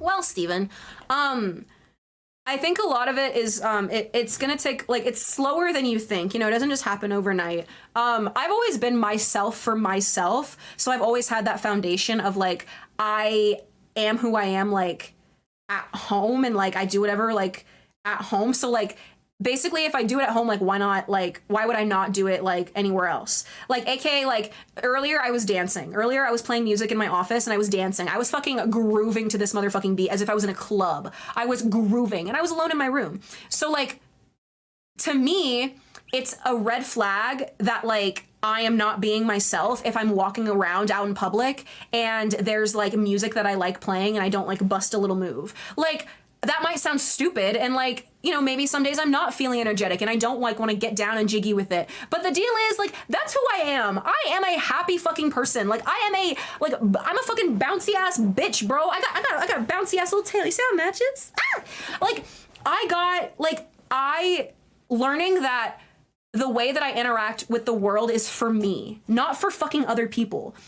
The way that I interact is for me. Like I always like I had this like perception of myself for a really long time that being with me like is an experience, and it is.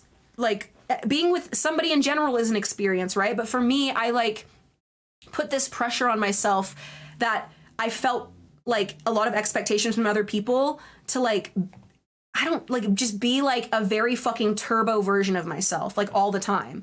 And like I'm very honest, like I wear my heart on my sleeve like all the time. So I'm very forefront with my emotions. Like if I'm upset, even if I don't want to talk about it, you can see it on my fucking face that I'm upset about something.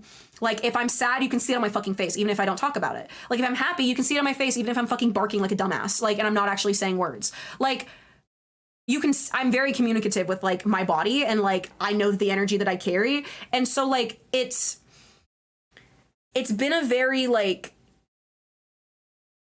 to like have like a sense of responsibility. Like I have responsibility for the energy that I bring into the room. I do.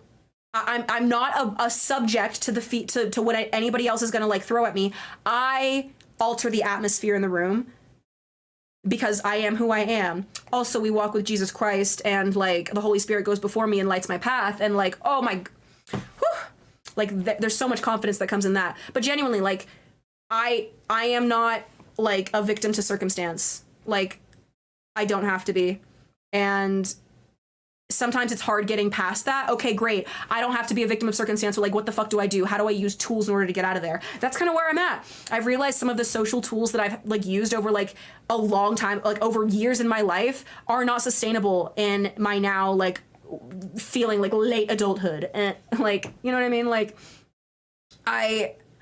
there are so many things that like I feel like I can wake up like right now and I think back to 5 years ago and I'm like, why am I less of who I was 5 years ago on certain topics? Why do I display less of the passion that I had 5 years ago on certain things?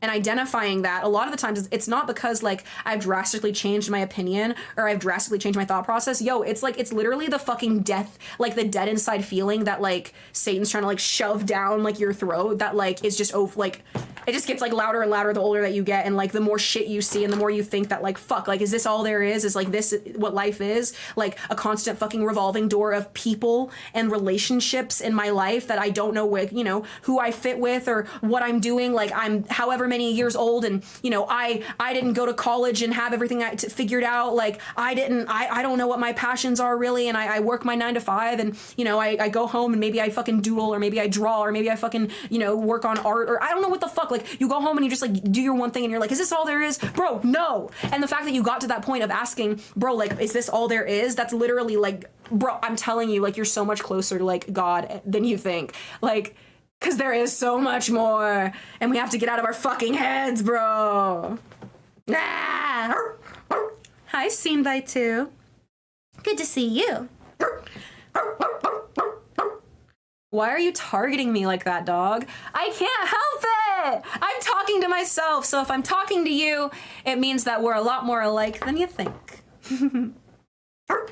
We have to get closer to ourselves. Our body needs our attention. It's so true. Yes, Clam. It's so true. And our emotions harbor in our fucking body parts, dude. Like your anxiety and like that overthinking and that like catastrophizing, like your insecurity when it comes to like the people who love you and like the atmosphere around you and like setting the tone, bro, it travels outside of you, bro. Like that energy carries, and that anxiety will like attempt to domino effect those exact worst case scenarios in the fucking spiritual realm out in front of you, dog. Like I'm telling you, it's so much more like tangible than we fucking like feel, because we get stuck up here. We get stuck up here, bro. Like you can touch it. You can touch it.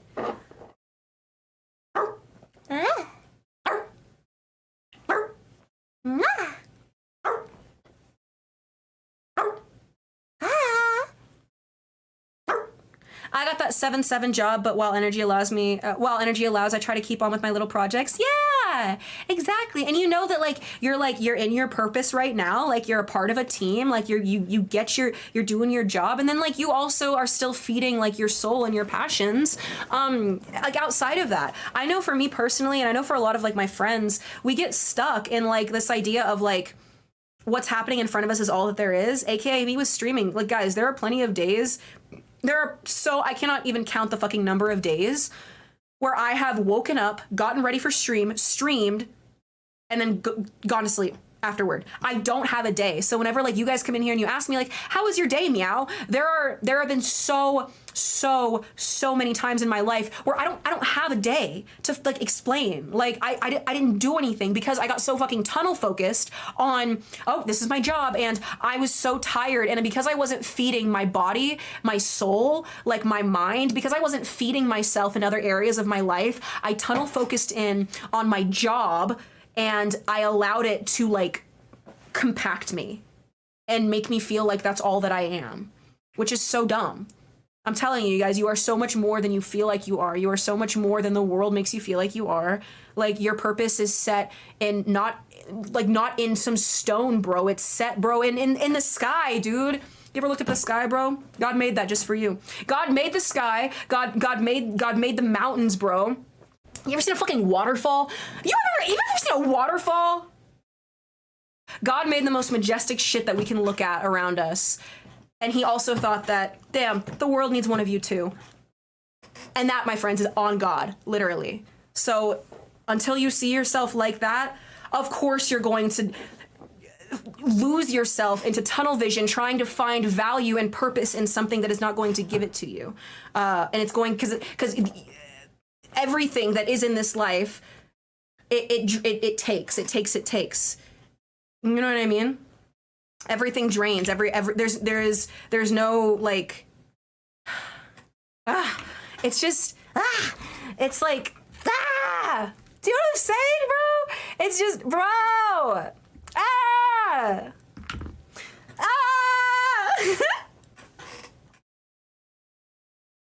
Maybe it's time for a name change and to abandon my current reputation as a niche Twitch chatter. Seen by two. I hope you don't like. You're gonna rebrand? What is your new niche? Hey, bring those balls back, right? Meow. Bring those balls back, right? Meow. Did you see the double rainbow I posted? A double rainbow!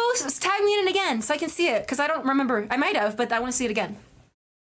Elegant ideas you rationalizing right now is putting energy into keeping all of our shields up. Only thing I'd say that over-analysis of the past, even if negatively inspired, can help improve future prediction power. Is it like equivalent exchange? Bro, it's genuinely resting in the peace, bro. It's like, it's genuinely resting in the peace. Like our ability, our propensity to create, our propensity to feel, our propensity for existence as human beings. I'm half dog girl, but that's beside the point. Literally is a reflection of the creator that like made us. You are so much more.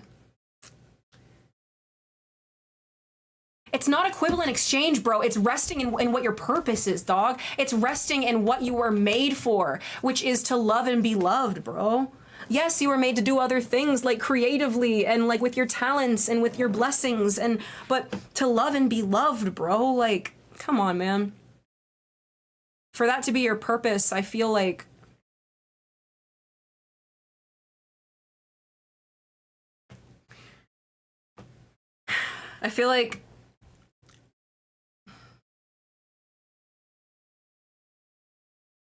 this is so lame. I just had this like thought. I was like, damn. It's like I feel like I have like a vow, like a fucking wedding vow. like with Twitch chat and like the internet of just being like, bro, like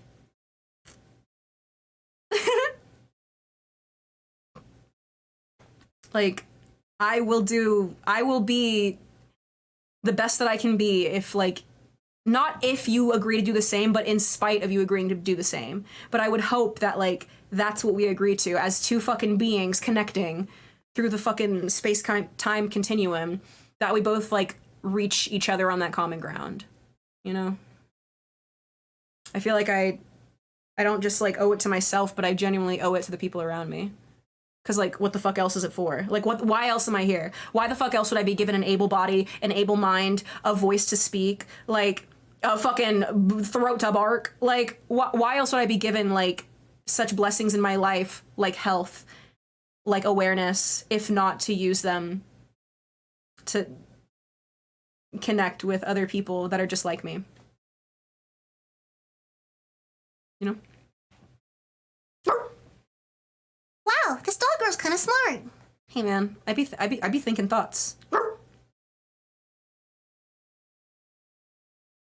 God totally humbled me, lol. I got stung on my birthday and like freaked out and I thought I was gonna die at 32 years old, and now I'm this whole cheesy new chance at life guy. That's not cheesy at all. It's so real. It's so real to like we're so fortunate to be able to like God loves us so much that we're not just like a lost fucking cause, you guys. This isn't Pocket God, like the fucking iPhone 3GS smash hit app store game, Pocket God, like where we just like are all just like left on this fucking planet to rot and to suffer. Like, no, bro, like we are so actively loved. We're so actively loved and like respected by our own creator that he knocks. He's a gentleman. He knocks, bro, and he guides you from afar unless you invite him in and you desire that closeness. Like, he's not like you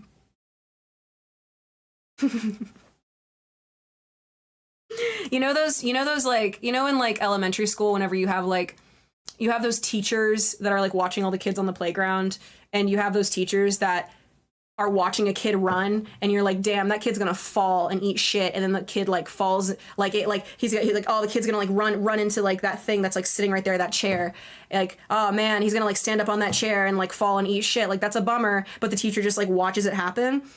God's not that. God's the teacher that moved the chair out of the way before the kids came into the classroom, because he foresaw that, damn, kids are going to be kids and they're going to act foolish, so I probably shouldn't, like, we probably don't want, like, you know, things that they can stand on and run into in the room. That's the way that I see the Holy Spirit, and that's the life that I live in tandem, having that relationship with God. Genuinely, that's how I feel. But then the kids pulled the chair out again and ran into it. Fortunately, that's the beauty of free will. That's the coolest part about like our like relationship with that, is like you don't have to, bro, just because like the God of the universe you feel like is like pushing you in a certain direction, you don't have to listen. Like, he's not gonna shove you, you know what I mean? Like, he's chilling. He's a gentleman.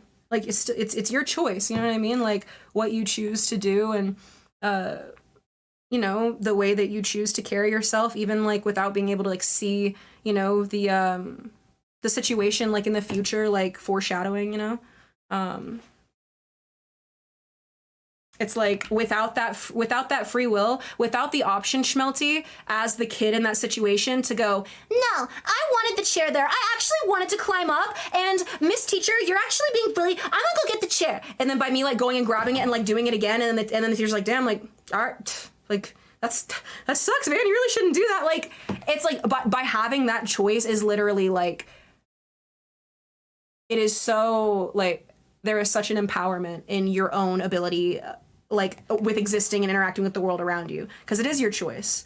And a lot of people, I think, see the idea of God as very forceful, and as if he's very like totalitarian, and like as if he's, you know, you need to change everything about you in order to please him, when in actuality, God loves you exactly as you are, and you don't have to change shit about yourself in order to be loved by him, and to even look at the idea of anything that he's written in that book, in that holy book, and, you know, think critically about it. Like, there's nothing you have to do in order to receive that. You don't have to jump through hoops. You don't have to people please. Like, it's genuinely like relaxing and resting in that peace. And in that is that it's like you make like a fucking like pact, and you're like, all right, dude, like you're my best friend now. Like, you're walking through life with me. Like, we're doing this together. And then everything you do from then on out, like, it's not alone. And it's just, well, I think it's the coolest part about being alive, in my opinion.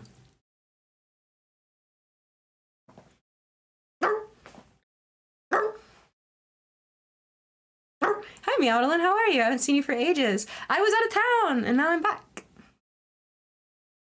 I've always viewed God as more positive, loving energy that exists within us in the universe, and not so much as a man in the sky watching and judging. Yeah, like, oh my gosh, like, so many, and I understand that, like, growing up in the South, like, I had this misunderstanding of, like, basically, I used to picture God like Zeus from Hercules, the statue, where, like, Hercules is this big, and then, like, Zeus is fucking massive, and, like, holding him on his hand.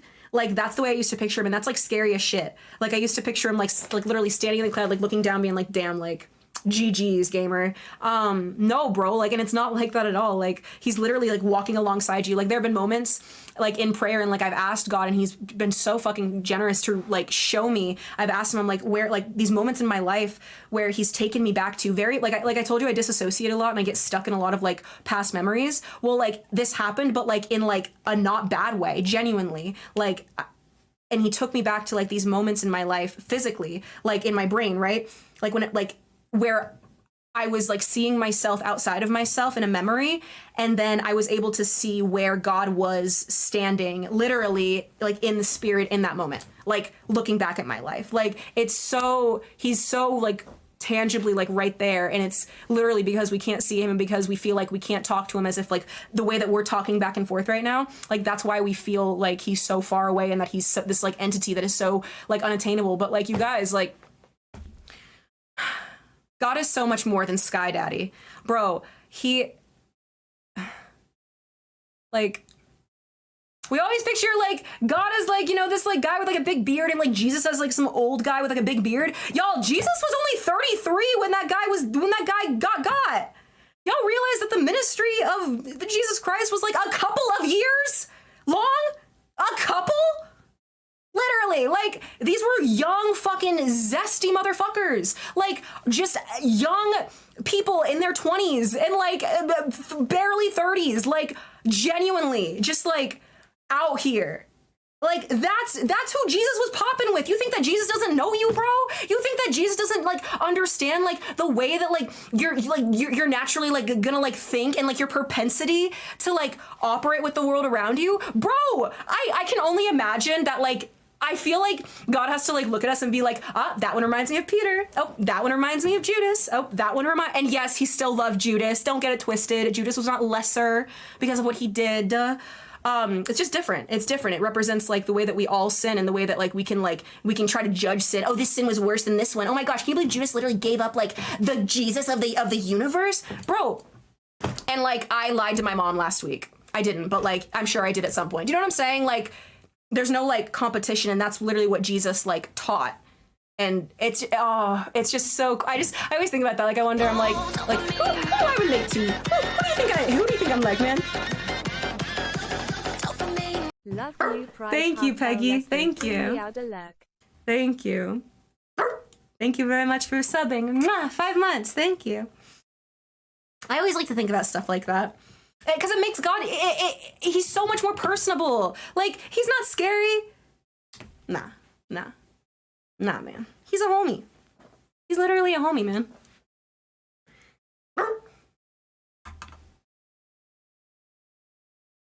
Clam, I like to think that God took the form of man to truly relate to us on every single level. God created us, this creation. He created man. And because of the free will that he gave us, because God didn't want us to be fucking zombies, God didn't want us to be mindless followers. He wanted that real relationship, that real choice. Love is choosing, like, to love something, right? And so God didn't want us to just automatically be like forced to love him because we are his creation and we're naturally going to reflect the creator. God wanted more than that. Like, and that shows how much God respects us and how much God, like, sees us as, like, we are his favorite creation. You guys, like, Satan, like, the literal, like, little, like, what is he even he's not even a prince, but, like, prince of the underworld, like, what do you say, like, the literal, like, he got, like, Satan, like, this entity that, like, so many people, like, you know, blame so much. They're like, oh my god, no, like, the devil made me do it, oh my gosh, no, like, that's, like, so bad. Bro, like, Satan himself was God's favorite fucking angel, the most beautiful creation, like, one of his most beautiful fucking, dude, whenever he would move, you guys, it's said that whenever Lucifer would move, his body made music. Like, he was made to be art. Like, Lucifer was made to be art, to reflect the artistry and the splendor of God. And whenever God made man and God looked at man and said, wow, that I'm going to use my breath, I'm going to breathe my life into you, and therefore, like, that connection, like, that is the most, it's so, like, overwhelming, bro. He breathed life into us. That's so crazy. And the very breath that we use, we have the free will to use the very breath that God gave us to what? What are we doing? You know what I mean? Like, think about it. It's like, bro. Fuck. It's just really crazy. So it only makes sense. Government assigned discipline kin quiz. Hello, dude. Hello, dude.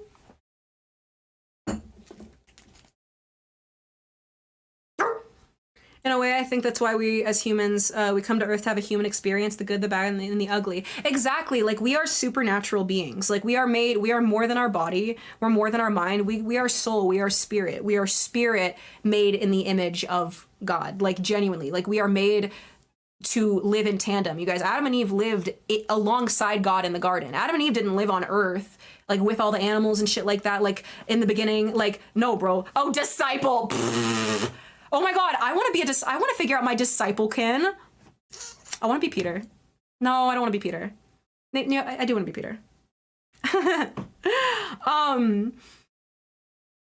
Like, we were literally made to live alongside God in the heavens. So it makes sense that here on Earth, our physical body cannot handle the emotions that we have. And whenever we experience, especially negative emotion, it affects us so severely. Like, whenever you're anxious and you have have a fucking panic attack, like, it's because your body's not made to harbor anxiety. Like, your soul is not made for that. Like, that's what I believe. And it goes along with what Lonely Dog was saying, that they believe that as humans, we came to Earth to have a human experience. Exactly. And that's exactly why I believe that not only did God interact and experience the world that he created, God created the world and he made it perfect. And because he loved us and respected us so much as a creation, as having our own autonomy, as being an entity that has thought and feeling and emotion, he gave us free will and allowed us to make our own choices. I can't imagine what it's like. Like, it must feel literally like a parent. Like, you raise, like, a child and you try your best to, like,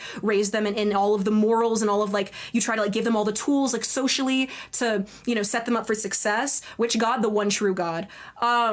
And then they grow up and maybe they fall into addiction, or maybe they choose a lifestyle that you feel like isn't, like, reflective of what they're capable of, or whatever. Do you know what I mean? Like, I've worked with kids for a lot of my life, and so I know what it's like. Like, I've had a lot of conversations with parents who, like, are at that place of, like, I don't know how to relate to my kid. I don't know how to connect with them. And I don't know how to, like, influence their life. And I'm like, bro, like, it's your kid. Like, that's your little dude. Like, go give him a hug and let's talk to him. Like, you know what I mean? And I can only imagine, like,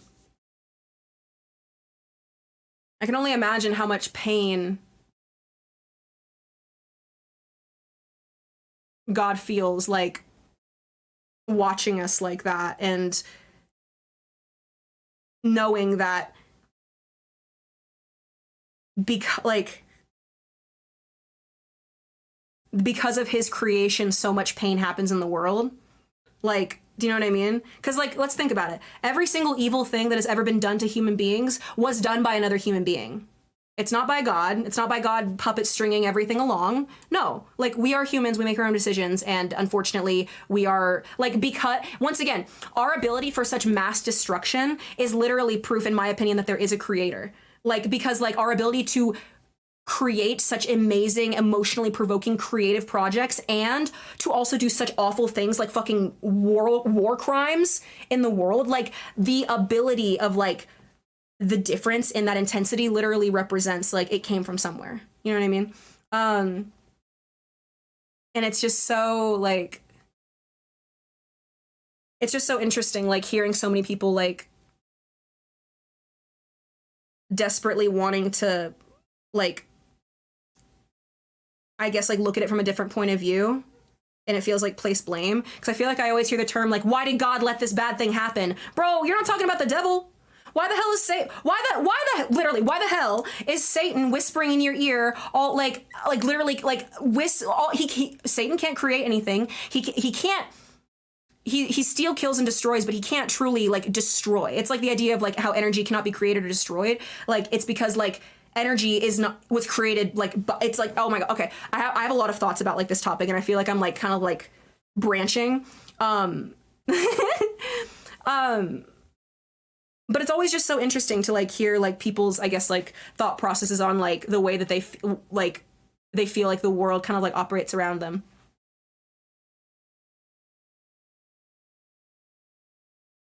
Arrow says, I like the idea of God being the way you describe, but personally, I feel comfortable.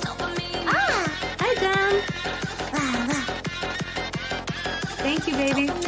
Hello, streamer. I hope all is well. Arrow said, thank you, honey, I am. Thank you for 30 months. It's so many. Arrow said, I like the idea of God being the way you describe it, but personally, I feel comfortable with the idea of being no God. Oh, gosh. That sounds so scary.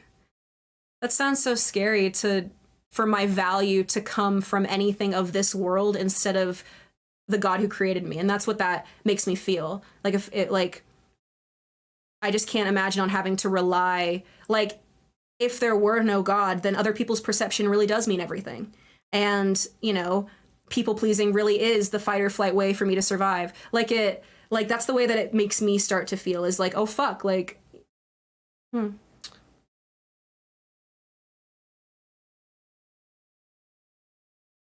Being spiritual must be such a confidence boost in life. I envy you.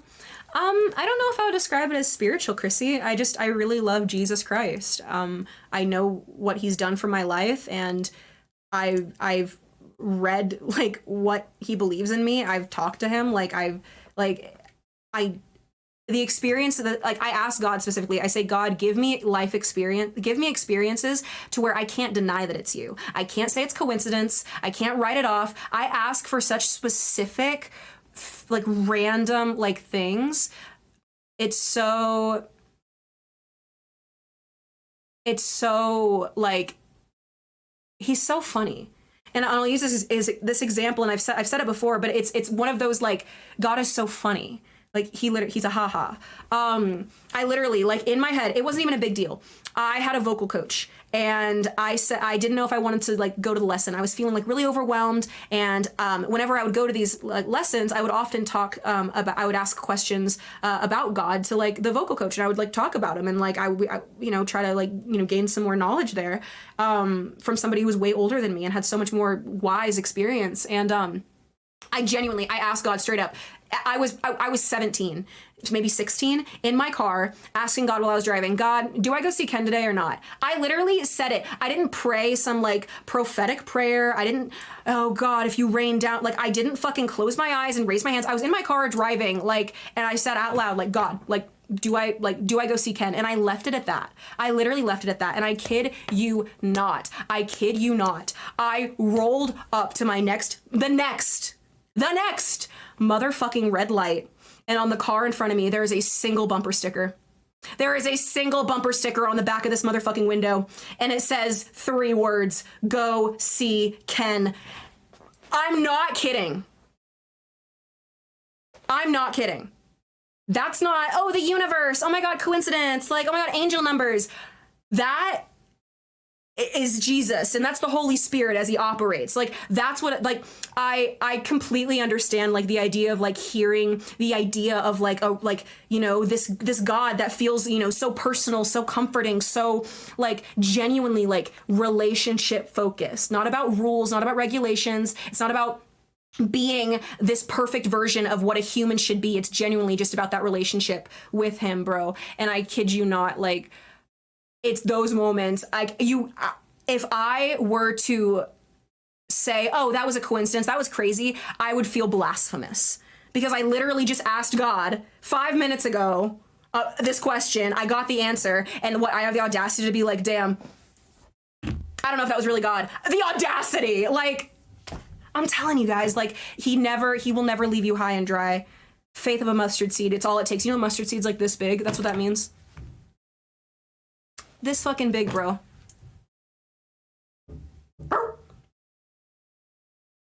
I've been studying Buddhism a bit, and I've noticed a lot of similarities between Jesus and the Buddha. That's interesting. Like what? The idea of Buddhism is very scary to me. The idea of self-divination and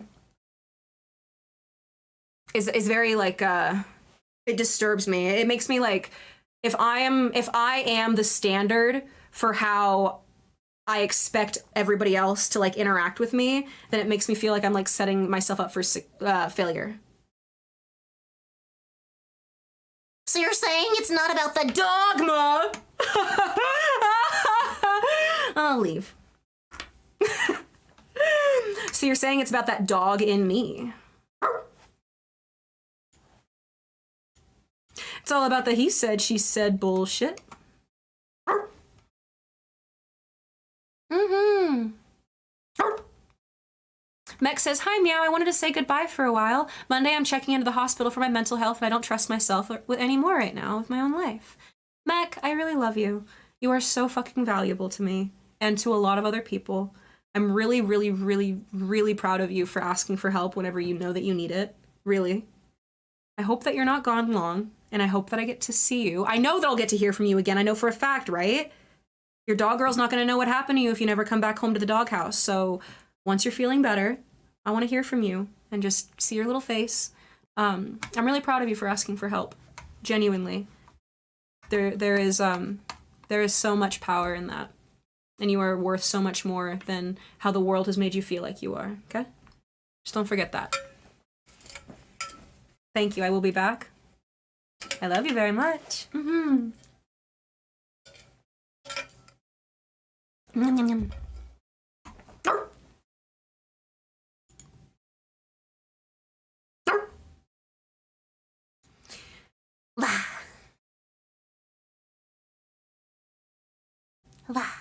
Arrow says, I've read the Bible, the Torah, and some of the Quran, but I don't feel the presence of God in my life. I'm happy others have God, though.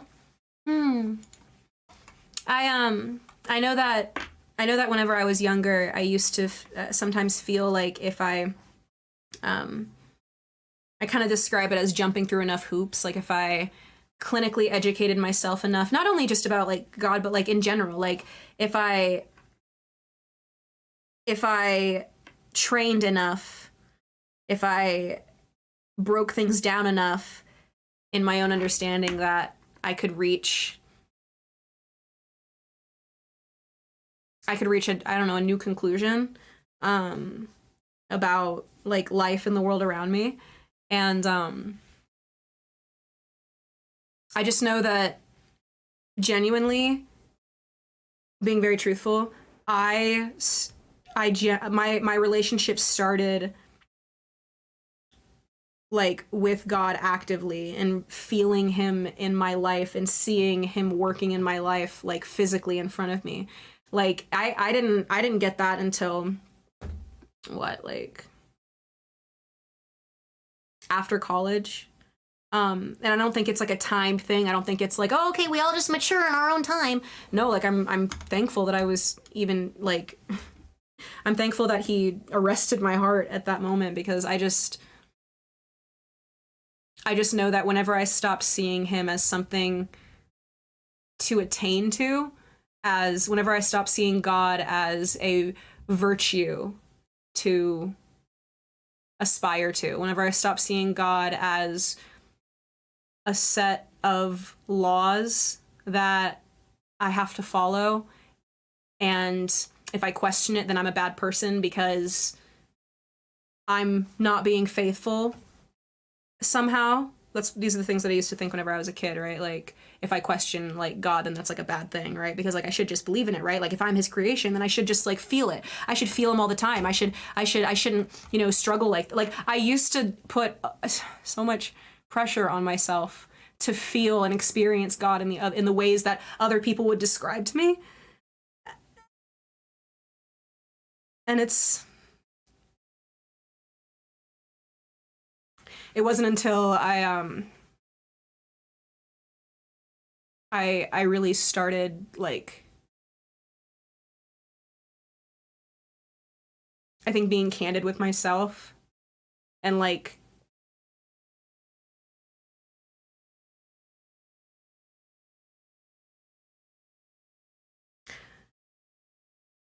bringing God into what I'm doing. Even when I don't feel like I feel him, even when I don't feel like I'm getting an answer back.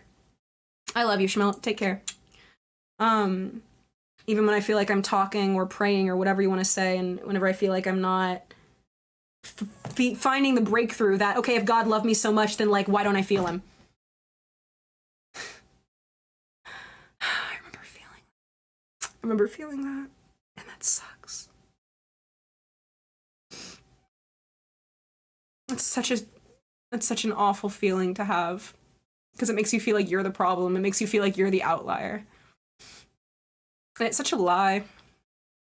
It's such a lie. You know? It's such a lie that's not even of yours, bro. It's literally, like, straight from the pits of hell, bro. Like, what is there to not believe about what God says about you? What, that you're not worthy of more? That you're not beautifully and wonderfully made? Like, that you are royalty? That you have the opportunity to not only live life and live it abundantly on this earth, but there is a place for you that is set aside for you with your name on it. This isn't just a fucking spare room in heaven that they give you whenever you die, and great, okay, I'm dead and now I'm in the afterlife, and okay, like, you're going to room, like, 209, and that's where you're gonna stay for the afterlife. Like, it is, like, your life is so tailored to you. Like, and it has the possibility to, and I think that, like, so much of this earth, it tries to make us feel like we're all just a number, we're all just a statistic, that we're all just a carbon cut copy of each other, we're all just a trend copier of each other, that no one has an original idea anymore, and what's the point of even trying, because there's no reason to, like, think about that. Like, do you see, like, the thought process of, like, how, like, it's easy to slip down that? Like, why, like, and for me, the fact that I'm breathing, like I said, in good health, it just reflects so much of the value that I clearly have as a creation. Do you know what I mean? The fact that I'm alive and I have the opportunity to, like, interact with the world around me at all. In any case, even if I were just sitting at a computer my entire life, or going out and touching fucking grass, or working my 9 to 5, you know, for 10 years, which, believe me, you guys, I have not always been a streamer. I have paid my dues. I have worked all sorts of odd jobs. I have lived life, like, believe me. I think a lot of people hear, like, especially, like, a girl talking on the internet about, like, things, and they're like, damn, like, it must be easy being pretty and being, like, oh, you've never had a struggle in your life? Oh, it must be nice. Like, nah, bruh. I don't even have to, like, it's not even about existing outside of my circumstances in life out of spite. It's existing outside of my circumstances in life out of promise and out of identity, and knowing exactly, like, who I am and why I'm here and why the things are happening in my life the way that they are. And I have not met anyone who explains that, like, what that feels like and relates to what that feels like. And not only that, but, like, Not only that, but like Well, literally yeah, gives you the wow. tools and like examples on how to like live outside of that like situation that you don't want to be in. Guys, how many people here pay for therapy? Therapy's fucking amazing and it's very, very powerful, but no, like think about it. Like you're going to see somebody to bounce your own thoughts off of them for them to give you what a moralistic like opinion on your situation. Like an ethical like response to your situation, bro. The Bible, like that's literally the Bible, bro. Bro, God was literally the original therapist, like the original person that like you talk to him. We're like, hey God, like what do we do here? And then God's like, all right, like you need help. All right, well, okay, well in this part of the Bible, like let's write it out. Okay, like you're asking for rules. All right, all my people have been now freed from being slaves.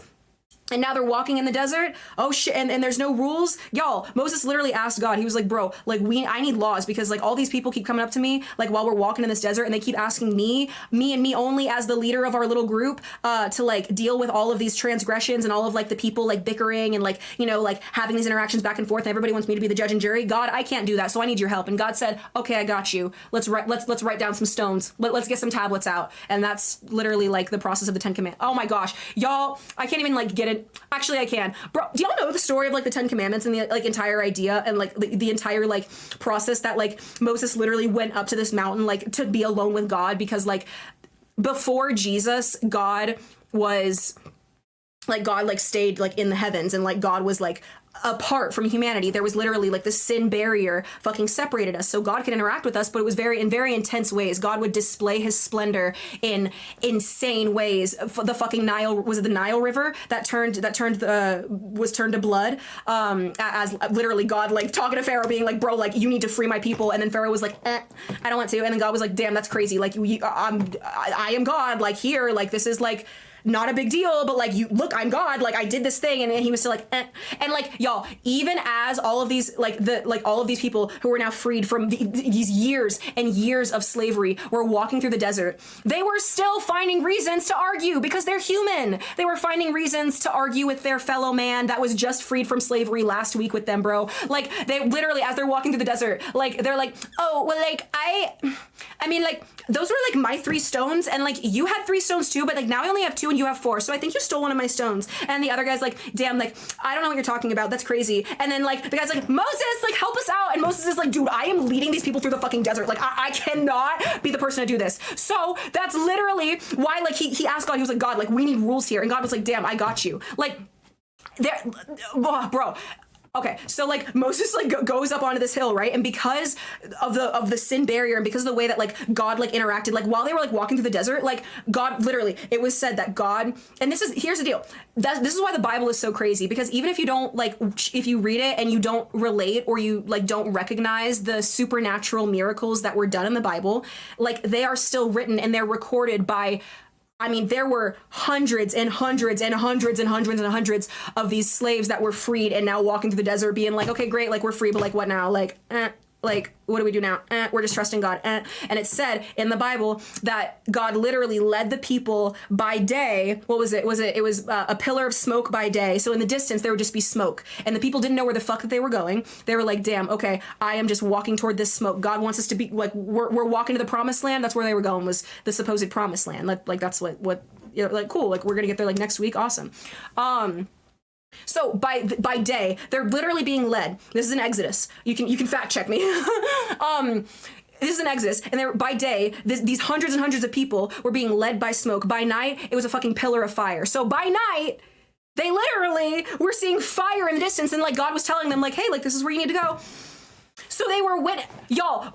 What do you think there is to eat in the desert? There is nothing to eat in the desert. There is nothing to eat in the desert at all. God literally provided food for them every single day, and he specifically told them, he said, hey, I am your God. I like, you have been freed. Like, you are my people. Like, you are valuable to me, and I'm going to take care of you. I am going to feed you. He would literally give them fucking bread. He would literally give them food. They would wake up in the day, and they would wake up in the morning, have enough food for the day, and God's rule, literally, he's such a gentleman. He is such a gentleman, and everything he does, It's literally like tennis. He like, the ball's back to you, back in your court. Because what he said, he literally fed them every single day. And all he said was, there's no need for you to harbor any leftovers. Don't keep leftovers. Like, I will feed you. I will take care of you. Like, trust me. That's all God said. It was manna, yes. Like, literally, life, manna, life. Like, this is what they survived off, this food. And he literally said, the only rule, hey, just, you don't need to save leftovers. I got you. And what did people do, bro? They still tried to save leftovers. They would, bananas, the meniscus? Mucinex? Why is Big Ed built like the Mucinex man? I can't, anyway. Literally, so like, okay, God, like, we won't save leftovers. Don't worry about it. We won't. We're talking about Exodus skeleton. And people would still do it. In the morning, the leftovers would go rot. Like, they would be bad. Like, they would not be edible in the morning. So even relying on your own strength of being like, don't worry, God, like, I won't take any leftovers. Like, yeah, no, totally. I'm just, don't mind me. I'm just, in the morning, it would go bad. So it wasn't a way of like, and somebody might look at that and be like, oh, okay, so God's punishing people for just like what, being like afraid and wanting to like harbor food and like being hungry. No, you dingus.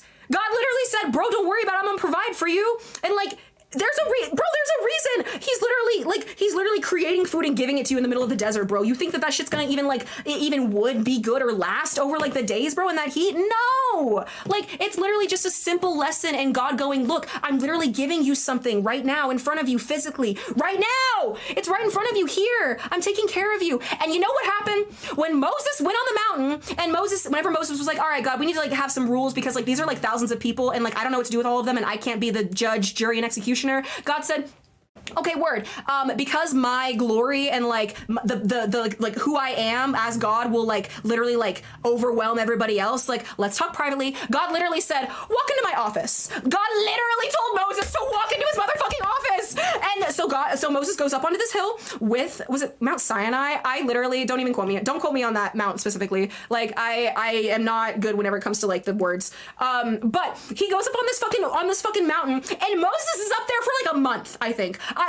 You can quote me on that. Like, he's up there for days and days. Moses is up there, you guys, with God, right? For everybody's like, oh, Moses is talking to God up there. He's gone for so long that the very people who every day are being fed by God, literally by God, like God's like giving them fucking bread, giving them manna, literally leading them by the smoke and by the fire, while these literal supernatural physical miracles are happening right in front of them, because Moses was up on the mountain, they all got insecure, thinking, oh no, Moses is the only holy one, and now God's gonna leave us, and like, oh, we don't know what to do. Oh no, we don't know what to do. So you know what these motherfuckers did? You know what these motherfuckers did? They took every one of all of their precious metals. And you know what like sucked is that Moses' siblings were also a part of this too, because they were left in charge. Was it Aaron? Aaron, is that Moses' brother? Fuck, I need to get more like in the names.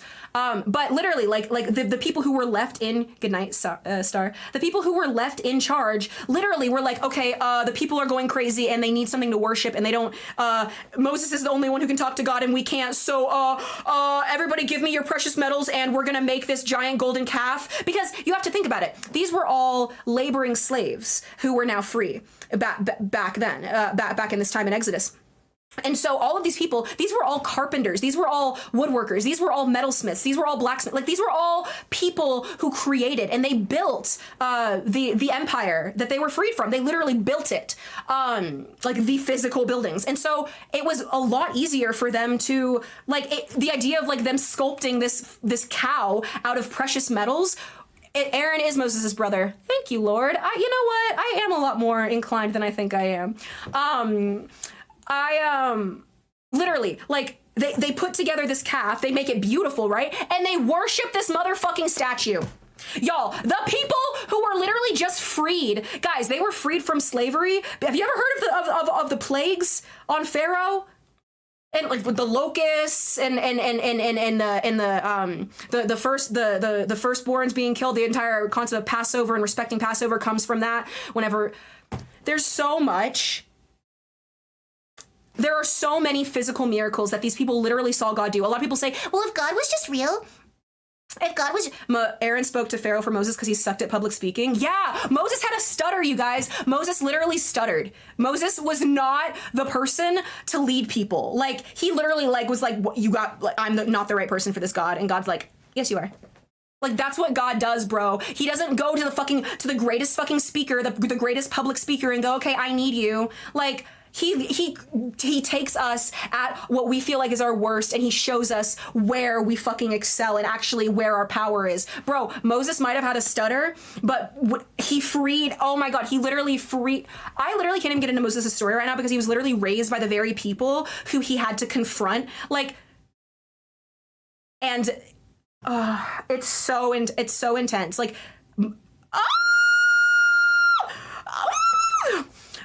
so anyway, but we have to get back to the golden calf because I'm gonna keep tangenting. Back to the golden calf. So Moses was gone for so long because everybody thought that God, could only talk to Moses and only Moses was a spiritual one. They literally started worshiping this golden fucking cow. Even Aaron, Moses' brother, was like, yeah, guys, like, this is just how we're gonna keep the peace. Moses came down from this motherfucking mountain and he looked around. Y'all, Moses was pissed. Moses looked around and said, what are you guys doing? I have been talking to God this entire time on your behalf, on our behalves, making everything good, bro. You don't know what and I come back down and you are blasphemizing your God, bro. I have stone tablets right here that God literally carved the fucking law into. It's do not have any other gods before me, and I come down to a golden motherfucking statue that you all are fucking praying to because you didn't feel like you felt connected to me. Because Moses was the man that so many people, all of those freed slaves saw, okay, Moses is the holy one. Moses is the person who can talk to God. And as long as we have Moses's opinion on something, we know that Moses gets to talk to God, so like we can trust him. Moses walks away for 30 minutes. It was like 30 days. It was a lot of days. He was gone for a minute. But the point is, he walks away for X amount of time, and suddenly all that's out the window. It's, oh, well, if Moses is gone, then like, I can't do that myself. Like, I can't talk to God. Bro, the need for Jesus was so real, and God literally saw that in play. God was literally talking to Moses up in the clouds, like, talking about the law of the land that's going to, like, set humanity up for success. And then literally at the same time was literally watching his people literally do exactly the opposite of what he knows is going to be like prosperous for them and what he would command for them. Like, he knows us so well. He knows us so well, dude. Bro, Moses came down from that mountain. The whole thing, I don't know if you know, like, the stone tablets, how they're like cracked apart. Moses threw the law that he had just spent weeks collaborating with God on and hearing from God on, and like this literal like holy thing that was literally straight from God, right? He threw this motherfucker on the ground. And he said, what are y'all doing? What's the point of this? He was so bitter. He was so mad. The need for Jesus in our lives as that doorway between us and God, that practical doorway where all of us can tap in to where we don't just have to, we are the freed slaves. Like, that is us, like, in this lifetime. Like, we are freed from death. We're free from fear. We can be free from sin. Like, we have these opportunities to walk in prosperity in very tangible ways, bro. Living a life that you're happy with doesn't have to be a matter of like, okay, well, I go to church 3 times a week and I do this and I do this. Bro, God wants to talk to you, bro. God just wants to know who you are, dude.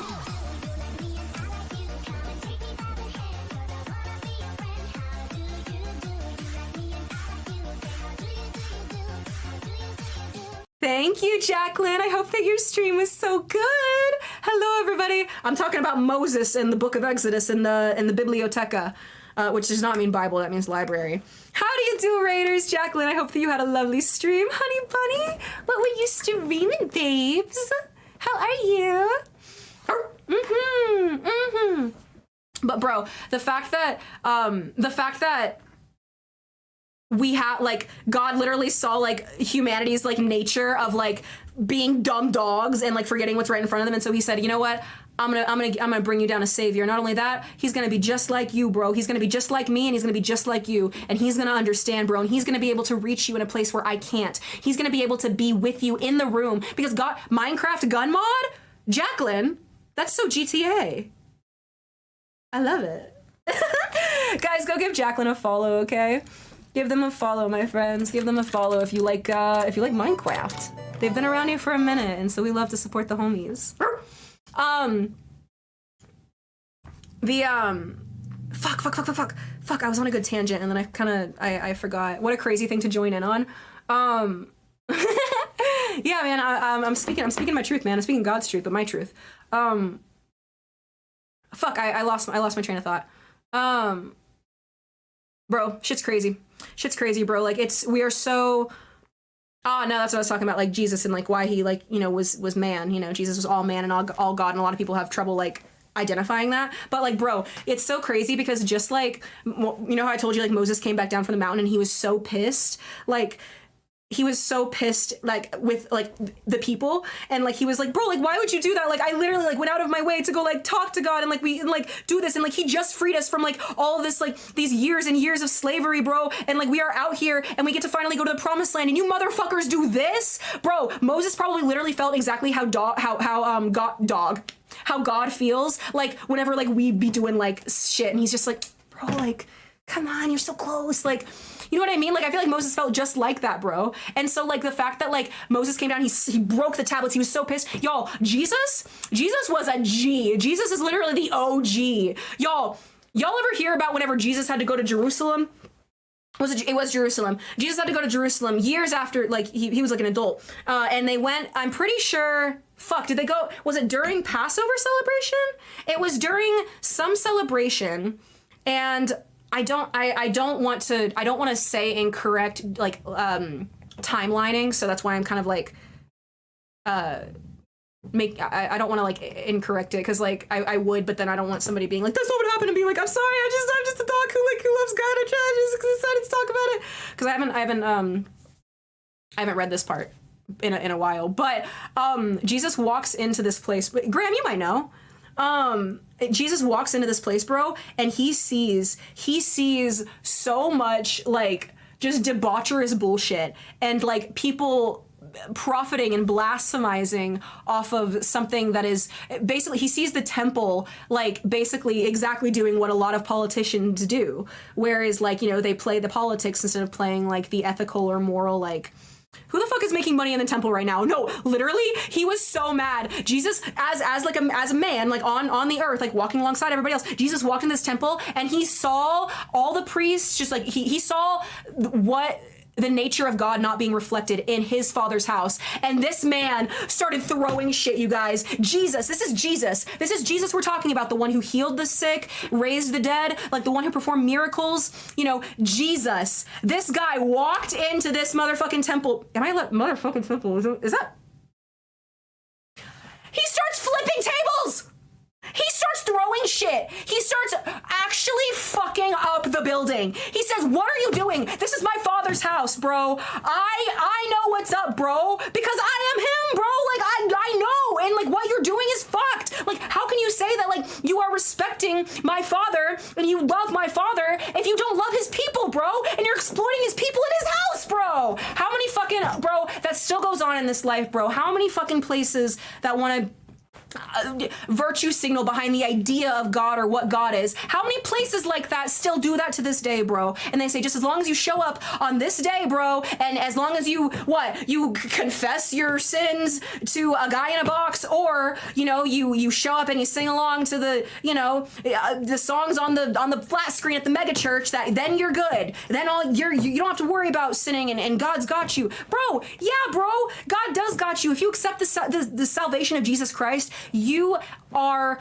God, you are held, bro, and you can breathe that sigh of relief, just resting in that peace. But, bro, if you have this false idea of who God is, by having this idea of who you need to please and what you need to do in order to make yourself worthy of that salvation, my brother in Christ, I am not sure that we are talking about the same God. I am not sure that we are harboring the same feelings in our heart for the same creator, bro.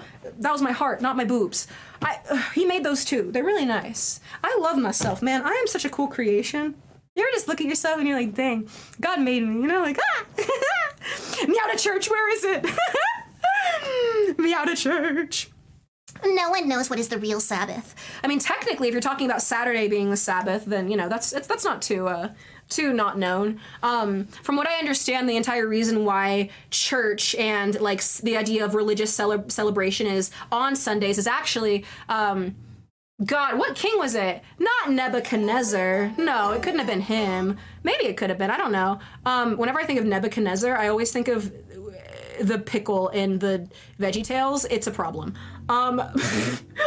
However, it was a king that literally like said like, oh, okay, like the people, I can't control my people because they worship and respect God more than me. So what am I going to do? All right, well, I'm going to make it illegal for them to worship on their supposed Sabbath that God said to rest on. I'm going to make it illegal. You know what?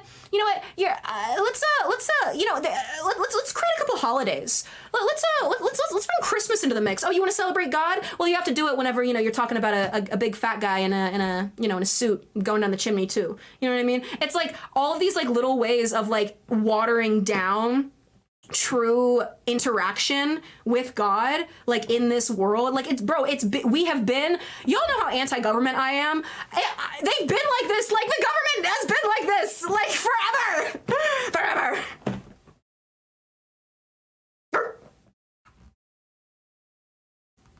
As long as you give the church blackmail to use against you and pay them enough, Jesus saves. Bro, oh my gosh. That's literally how I feel with the idea of like being like absolved of my sins. Like, what am I supposed to do? Like tell somebody like that I did something wrong, and they can like what? Like go tell the police or something. Imagine like committing a crime and then like thinking that like, okay, I'm gonna go talk to God about it and like be absolved, and then you like go to confessional at like a Catholic church, and then like you tell the guy, and then he's like, damn, like God forgives you, I think. That's crazy. And then the police show up at your house like the next day. So like, damn. I remember seeing like, if government is bad, does that mean you hate my job as a case manager?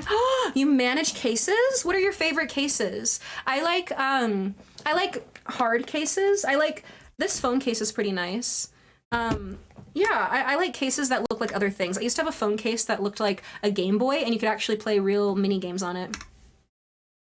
I hate to be cliche, was it King James? No, I don't think so, but I think it was the Romans that started I think it was a Roman king who started a lot of the popularization of the pagan like celebrations.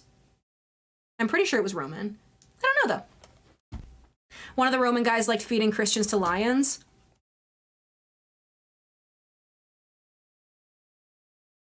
That's crazy. I wonder if he thought that like the Holy Spirit made them like seasoned. They're like, oh, you're seasoned with the Holy Spirit? Prove it. Let's see what you got on your insides in the lion's den. Whew.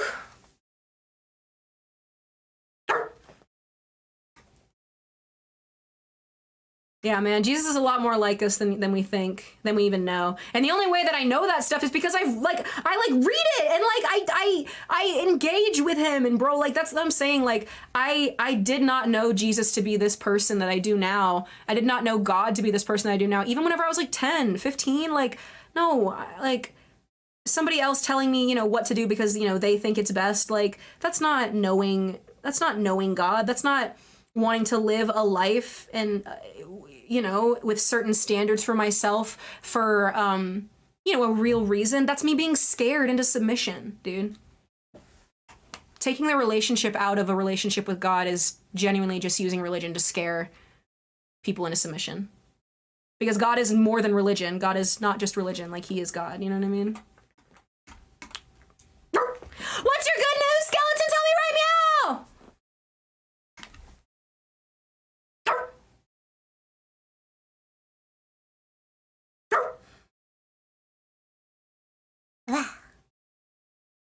They leave papers at the door saying that my world is satanic or broken. Who does? I keep getting messages from a church going folk on Facebook Messenger. The like unsolicited like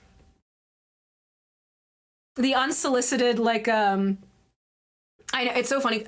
So it reminds me of like people like hopping into my stream or like seeing my content online, and they tell me, they're like, you need Jesus, like you need God, like you're messed up, just because they like judge the way that I look. And I always think it's so funny because I'm like, damn, like if only you knew, bro. Like actually, I would love to talk about our Lord and Savior. Do you want to talk about it with me? I would love to.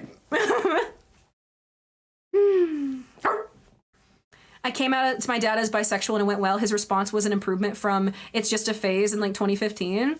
Well, my friend, personally, I have not had that conversation with my father because I don't think, like, it's not something that I feel like my dad needs, like, that I need to tell them or have, like, talk about. But if that was something that you feel like was weighing on your chest and you feel like it's brought you and your dad closer, then I'm really happy that it was a positive experience for you, my friend. Very, very much so. I really liked your Biblioteca joke. My Biblioteca joke, you liked it? Thank you. I went on a cliche angry atheist phase in my late teens and early 20s when I finally got out of the cult that I grew up in, where I went out of my way to learn how to debate and put down any folks of faith I possibly could. I read books by Hitchens and Dawkins on how to humiliate people who weren't prepared for a debate in the hopes to either make them leave their faith or just make them feel like shit for not knowing all the answers. Then I actually read the Bible and some other stuff without any input from anyone else, and I did a complete 180. Wow. Graham. What a testimony.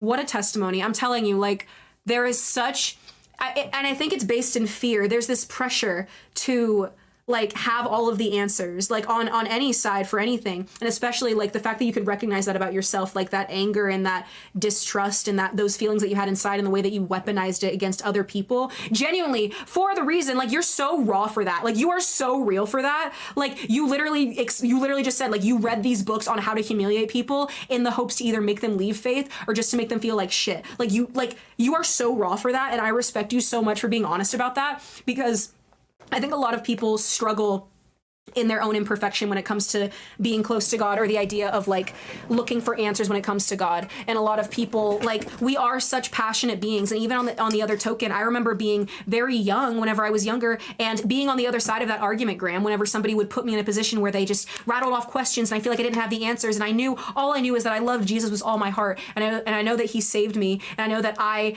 live an abundant life with him looking out for me physically, like tangibly, and I get to have that relationship with him. Like, I thought that was only attainable by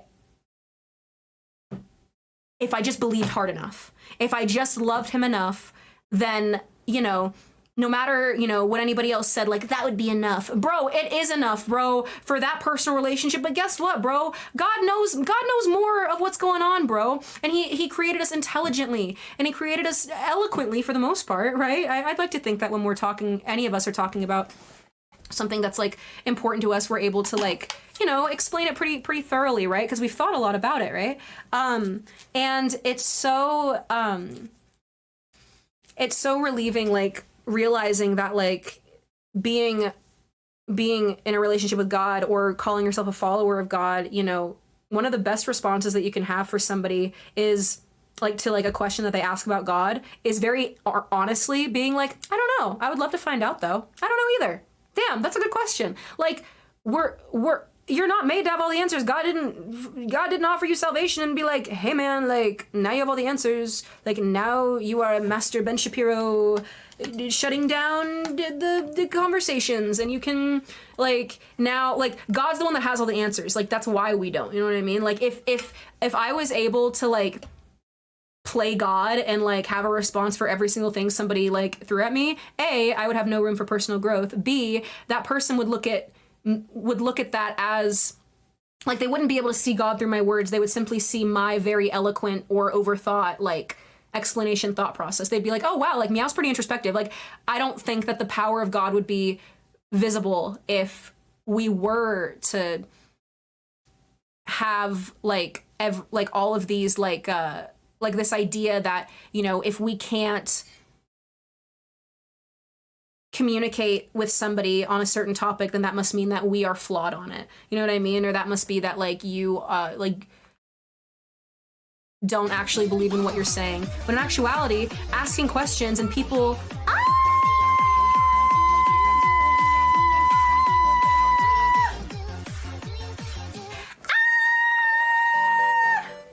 Hello, Baldies! Hi, Baldy boys! Hello. We come from Homie's Got Talent. Who the fuck won the talent show? Tell me right, Meow. What was the coolest thing that you guys saw? What was the coolest thing that you guys saw on the talent show, huh? Hi, sweetie. Hello, everybody. Mars! Mwah. Hi, Marzi. Good to see you, baby. You did the voices? Which voices? Tell me. Wait, someone covered Let It Grow from the Lorax? Let it grow, let it grow. Like that? I've never heard that, but I want the Onceler. If they didn't dress up in a Onceler costume, then like I'm calling the competition rigged. Hello, everybody. Not that? Oh. Wait, I'm gonna look it up. I'm gonna look up Let It Grow. Are they talking about penises? Butterbolt VA. Is that a real person? Is that who won, you said? Oh, it's this. Oh. Oh, go off. Oh, go off. Oh, okay. So somebody did this?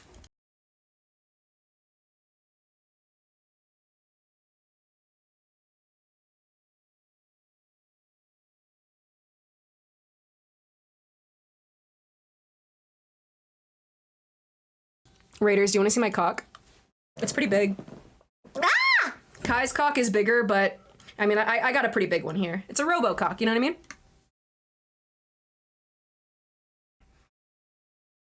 Wait, you did these voices? I gotta watch the VOD. Somebody covered the song and sang all the parts. I am watching the VOD. Guys, if you missed Kai's talent show, you're literally fake. So like I'm fake too, but like that's beside the point. No, but really, you guys, go give him a follow for real though. I'm gonna watch the. You got second place, Blue Star. What did you do? What did you do? I'm gonna watch the VOD. I'm going to VOD. Who needs to pay for air, bro? We do. Bro, we fucking do. I feel like you sang a song, Catalina by Rosalina. Ooh. You're so talented, aren't ya? You're so talented. Look at you, Chad. Hello, Flax Squid. Welcome. Max the Mushroom, Crod, Tanochi, Ultima, Wistful, Mimsy. I got VR this past Tuesday. Akari, I'm scared. Do you think that you're going to be a better person now that you have VR, or do you think that you're going to degen?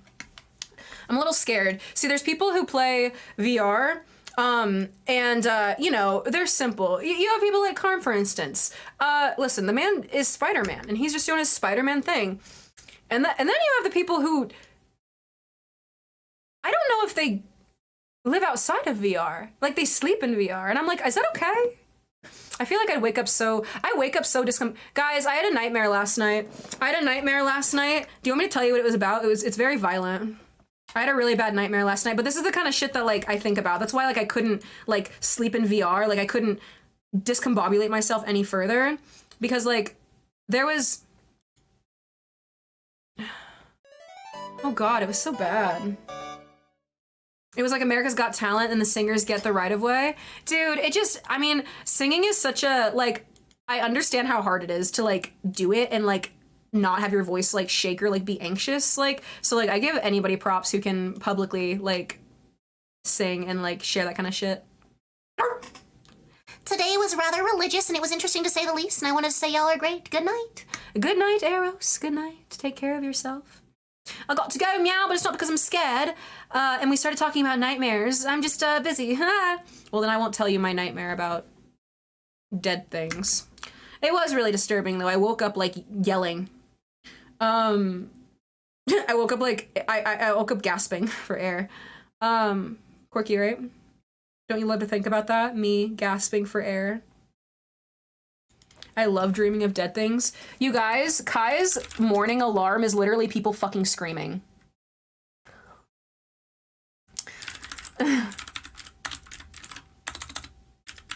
It's pretty gangster. I mean, I will say. I just it's kind of like waking up to like 9/11 every day. That's what it feels like. Oh yeah, it's the da-na-na-da-na-na-da-na-na. That's what it is. Yeah, da-na-na-da-na. Just Kai things. It's so him. I have to use my Spirit Halloween discount. You work at Spirit Halloween, baby. Oh, that must be fun. I feel like Spirit Halloween. Oh my gosh, Spirit Halloween. There's a costume that I need to buy. They don't sell it in stores, but there's a Cat Noir cosplay.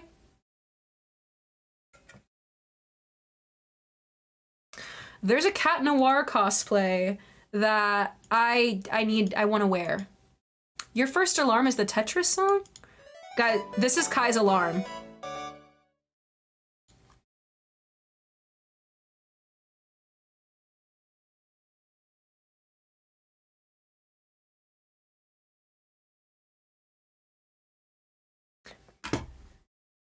It's like waking up to a chase scene every day. So scary.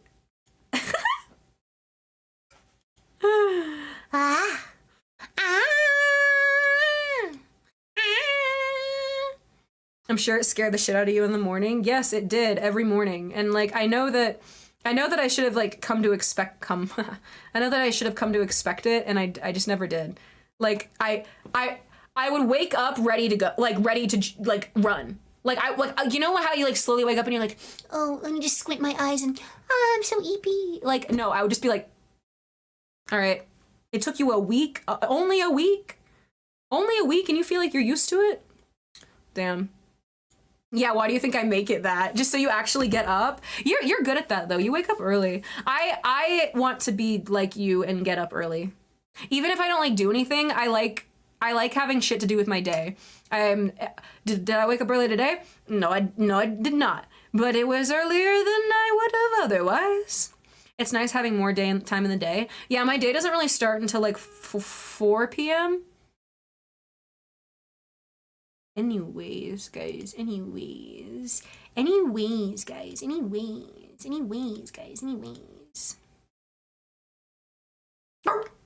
Plenty of time to dress up like a granny. Bro, plenty of time to dress up. People ask me that. They're like, how long does it take you to do your makeup? And I'm like, bro, if I am just like kicking it, it takes me like so long because I thought about it while I was doing makeup earlier. I put brow gel on and then I like bent down and I put down this necklace.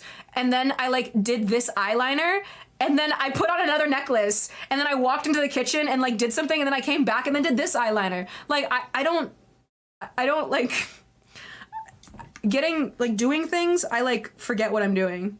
Even like and I procrastinate. So like even if I know what I have to do, but I don't know if I have the strength to do it. You know what I mean? I'm like that. Yum yum yum. Thank you for who you are. You're an inspiration for me.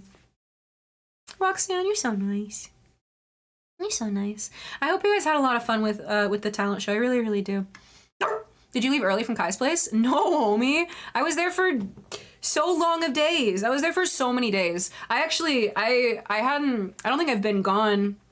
I think the last time that I was out of town for that long was February. I'm bored. Is there anything else I could do? You could do your mom, but like that would be incest, and I don't think you want to do that. Suck on these nuts. You could be part of the conversation. Like say something interesting. You know what I mean? Like don't be boring. I'm not ever bored as a person because I'm interesting. So like be more interesting, you know? Thank you for gifting to Roxanne. Roxanne, welcome to the crew, dude. She gets plastic sheeting with the makeup already on it that she just smashes to her face, so it's only like 4 seconds. It's like a stamp. I missed it. Did the auto shout out for Kai's raid go through? It did not, Skojo. I was looking for it also, and I didn't see it. So I did it like manually, but I was on the lookout.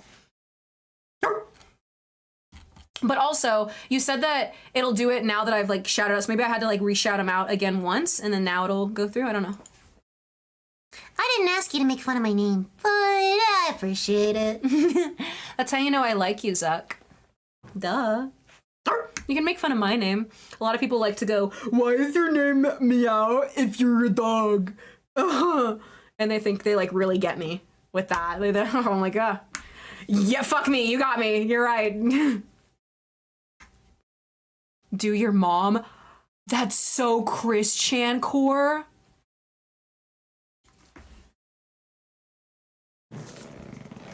I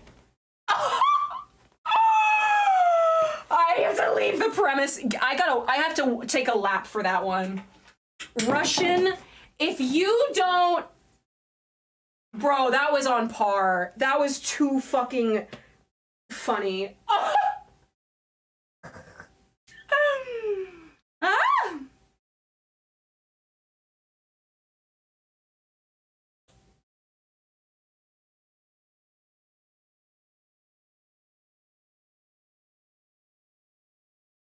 Hey Kai, are you still here? I want to show you something. I want to show you something. But I just got here. Well, you can stay. I had to take a lap, Zuck. I did it. You were so funny. You were so funny, haha, That I just had to take a lap. Repost. Meow, where did you get your cinnamon roll necklace? It's so cute. Honestly, I'm a gatekeeper, and I don't like to tell people where I get things. But because I love you, Skeleton, I'll tell you. I got it at Hot Topic.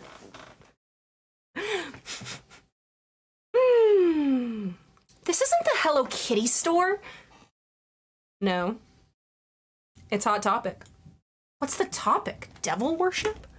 But since you said cinema roll, I was gonna show you. Kai also, I was gonna show you too. Okay, so you guys, Kai said that they'd be bored sometime. You know what I do to not be bored? I have hobbies. Like collecting things. And this right here, this is a cinema roll backpack.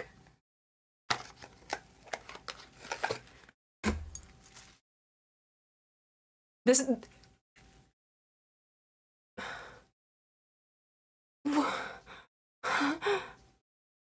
Guys, we don't have time to be sad when this kind of shit exists. And it's what? Fucking $12? So you can buy happiness and it's $12. Look at the... I got it. Oh, my baby. Look, he's going to school. I love him. He's going to school.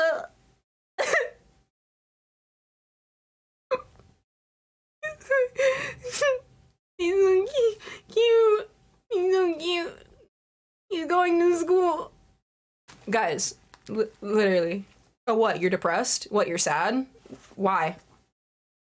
Go to Build-A-Bear. Get a matching backpack. They didn't sell this at Build-A-Bear. I bought this at Walmart. That's beside the point. Going places also makes you happy. Guys, the car ride, y'all, like a dog, I stick my head out of the car whenever I'm like going places. And so it's like 2 for 1. Like I'm getting a roller coaster ride in the car, like, and then like it's a roller coaster ride of emotions whenever I see this in store and I buy it.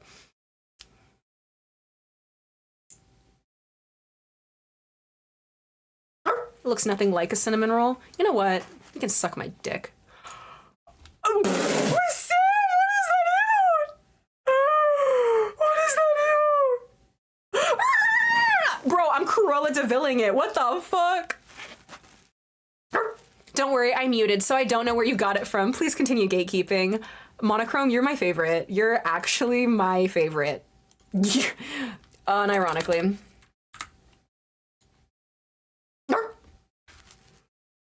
You can add that after any emote and it does that. I'm about to beat this bitch up. Okay. All right, you ready? Guys, he's going to school. He's going to school. And so now I'm going to show you what's in his backpack, okay? He has a pencil bag. A pencil bag. A notebook to take notes in. Did they pack a lunch? Well, he is cinema roll, so I think he kind of is his own lunch. Like I think because he works in the cafe, so you know he's kind of got that covered. A little notebook. We have some stickers. That's how I feel on the inside. The flash, guys. Is this gonna give you a seizure? Oh shit, Graham. Is this seizure? Is this seizure inducing? Guys, this is how I feel on the inside. This is how my brain... Guys, holy fuck! I don't think I've ever seen something physically that represents the way that my brain works.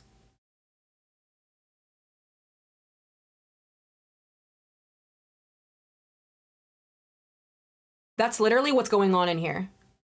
All the time.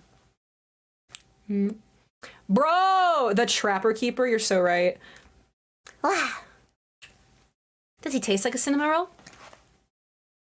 Yes. More stickers.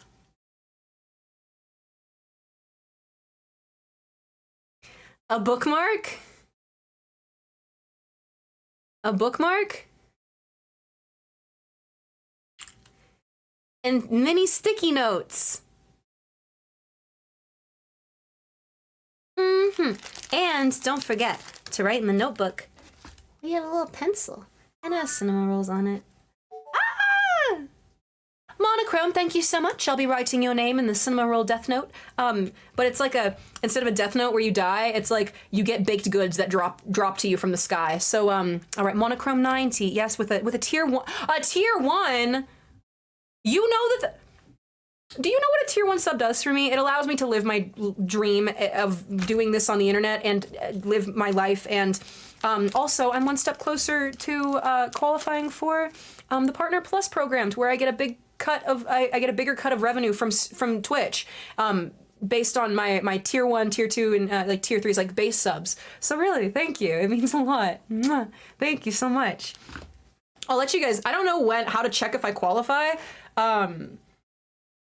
Hopefully they oh my god, Twitch sent out an email, you guys, like yesterday, and like I literally got home from being out of town, and I was like, damn, I have to like accept that email, and like I didn't even know that they would email me, and then they emailed me again, and the title of the email was, yes, it's us again about the contract. Bro, because I know that I'm not the only streamer that didn't sign the monetary contract thing whenever it first came out. But like, if you didn't, then like they would take away your partnership. So like, I don't want to do that. You know what I mean? So like, I signed it, but I did read it. But I didn't want to read it before.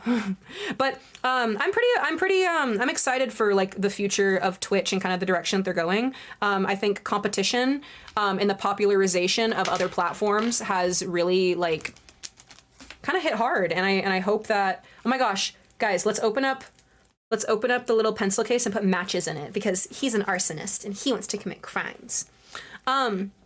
I really think that like the competition and stuff has bred a lot of like new good ideas at Twitch. A lot of people give Twitch a lot of shit for like being out of touch and shit, and like they are in a lot of ways, because the people who run Twitch don't like use Twitch. They're just like, you know, people who make money and buy businesses and don't care about like streamers or anything, you know what I mean? But I've been really confident in the last couple of months, the choices that they're making, and it really seems like they're trying, you know what I mean?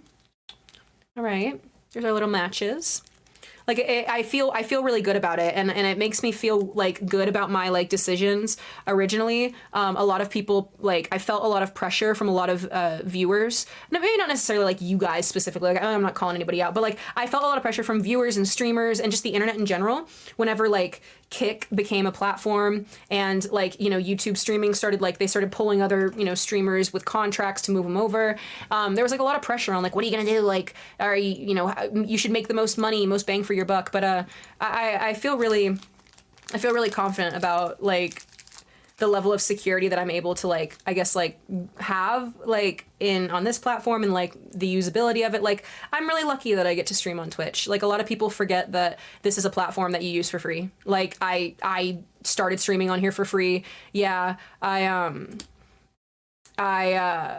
you got a Cinna too? Yeah, I paid like 4 times the price for him, but I'm happier with him. I'm happy that I got him. I didn't think that they were going to bring him back. I thought that they were going to make it a limited run, and so I bought him on resale for like way overpriced. But I'm really fortunate that I have him, and he like personifies chat to me.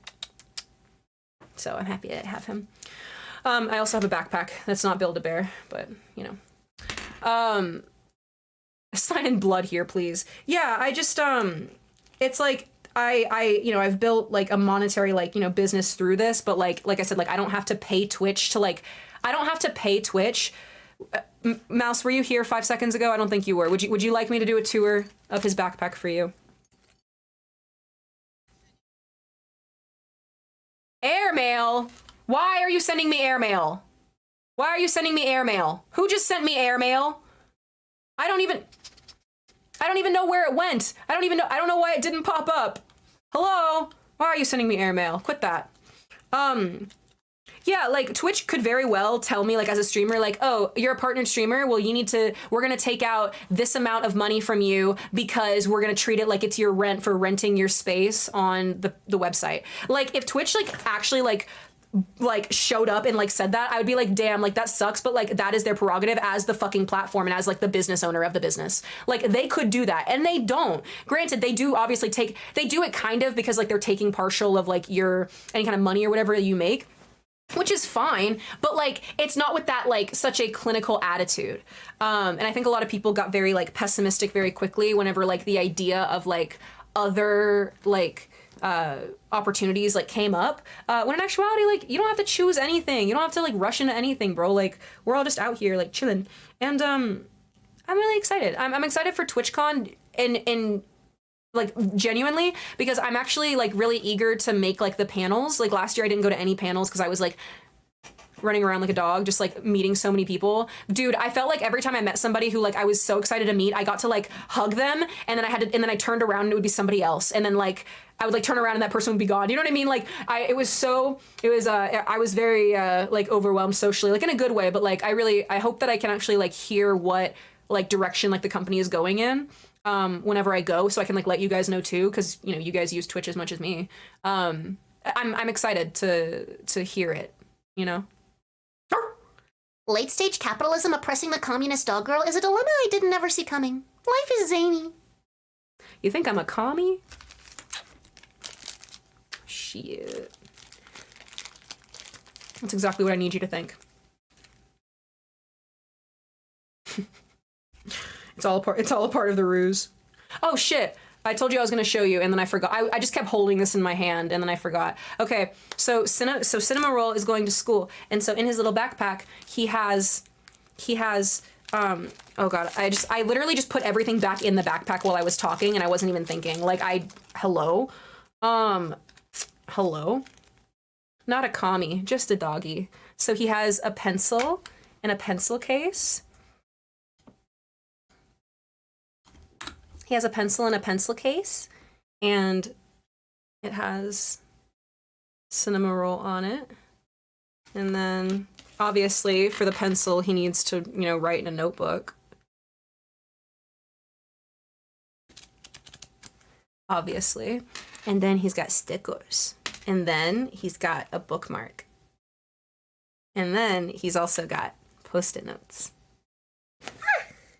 If only I had pencils with little versions of my face on them. That's what I'm talking about. Like, I've literally thought about that, like, in my, like, VTuber arc of, like planning ahead, kind of like that. Like, and, like, kind of, like, characterizing myself even more than I already do. It's just so funny, like, the idea of, like, putting my face on things and being like, ah, yes, of course. Ah, yes, of course. Ah, ah, ah.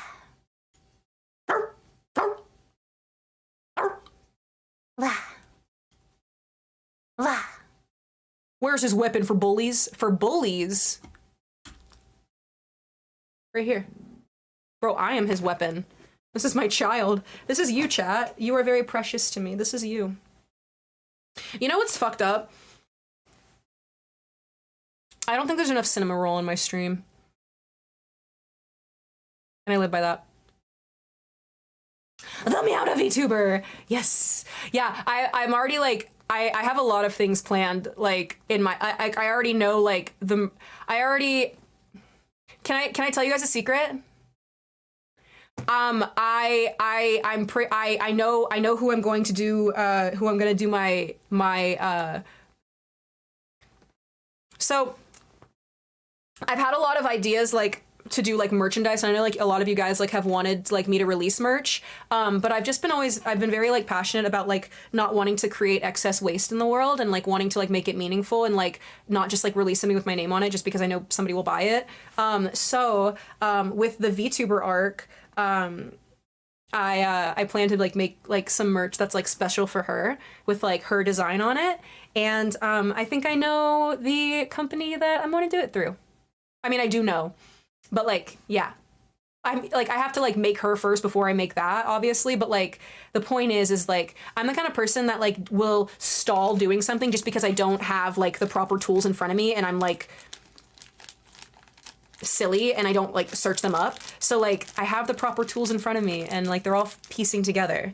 My VTuber, I wish that I could show you guys an update on my VTuber, because I'm waiting right now on the actual like full-bodied like design sketch of her. So like her like her full like concept art. I'm waiting on that right now, and it was supposed to be done right now, like ish. But the artist is really nice, and she just needs like longer to work on it, which is totally okay. But I would show you it if I had it.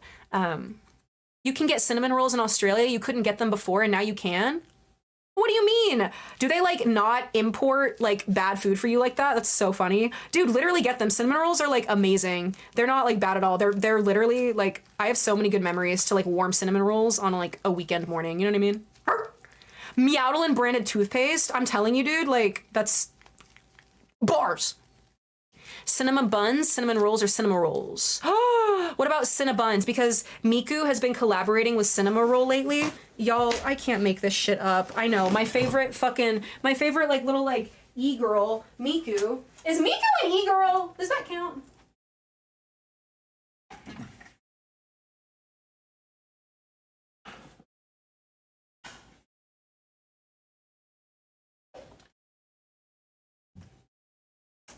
Is Miku an e-girl? These are my questions. These are my questions. All right, look, Miku has collaborated with Cinema Roll. See? And she like ties her hair up to be like his ears. They're releasing figures like in a couple of months of these guys, and I'm like, whoa. I'm gonna buy it. I'm very excited about it. Very, very excited about it.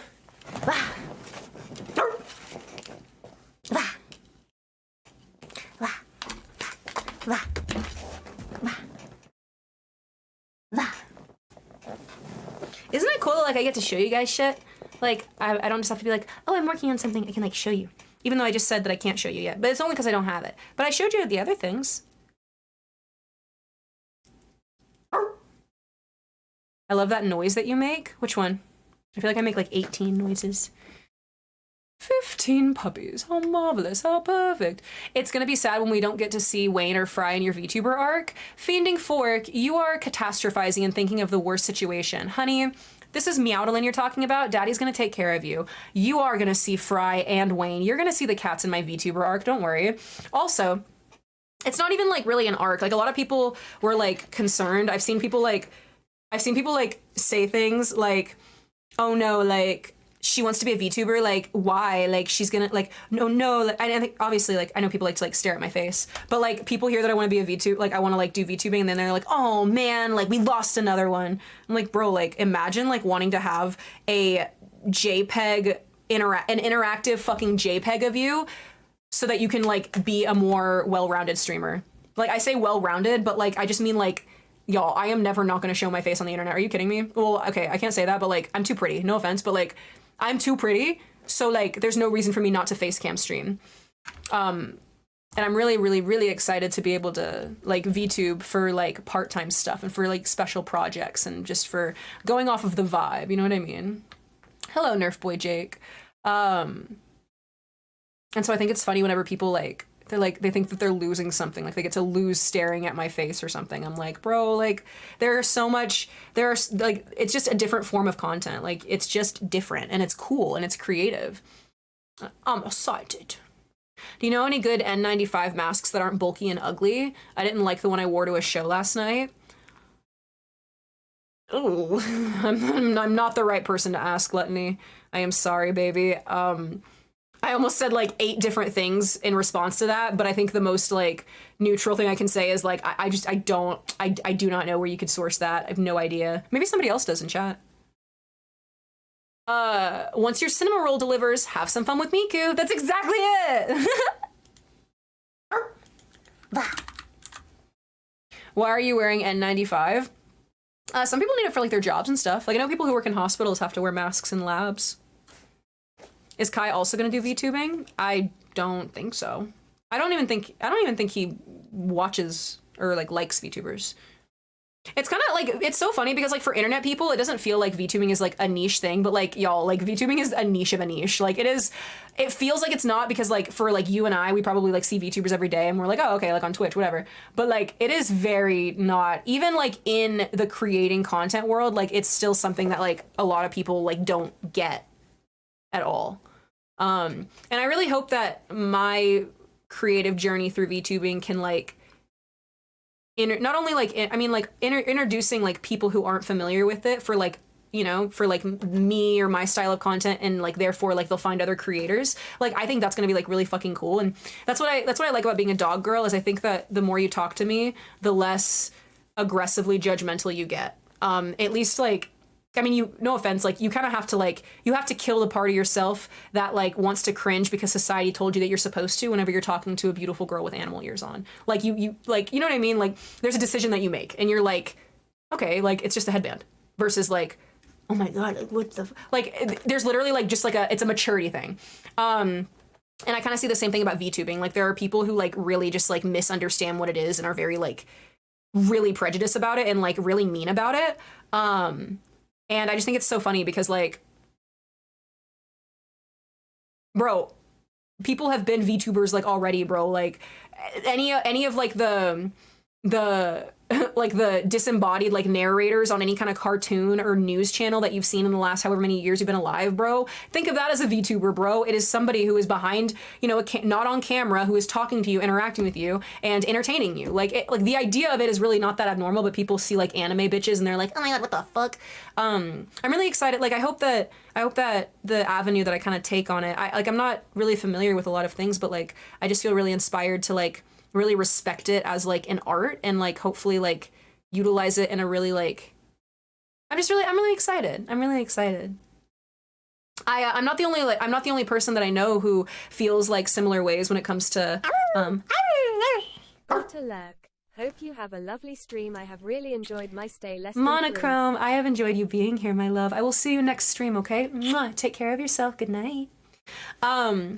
I know that I'm not the only creator who like feels similarly with like the idea of like feeling more relaxed like behind like the idea of like a VTube avatar, or like just, you know, wanting to explore those creative options. And so I think it's really cool. I think there's like a genuine like, I think that there's a big shift going on like in like the atmosphere of like the world, and it's making people like, it's like a reevaluating kind of a thing where it's like you reevaluate something and you have to make a decision. That's how I feel. I feel like I've been put in a position where I've been like reminded of a lot of positions I was in whenever I was younger, like trauma points without me even realizing that they were there, and then like how to like get past them. And even something as so simple as just like even making like business decisions or like creative decisions. I feel like a lot of, at least like me and the people that I feel like I watch and I'm around, like I feel like a lot of us are right on the cusp of like doing what we want to do, but because of something like we're held back, right? And I'm really excited to get the fuck over that hump, man.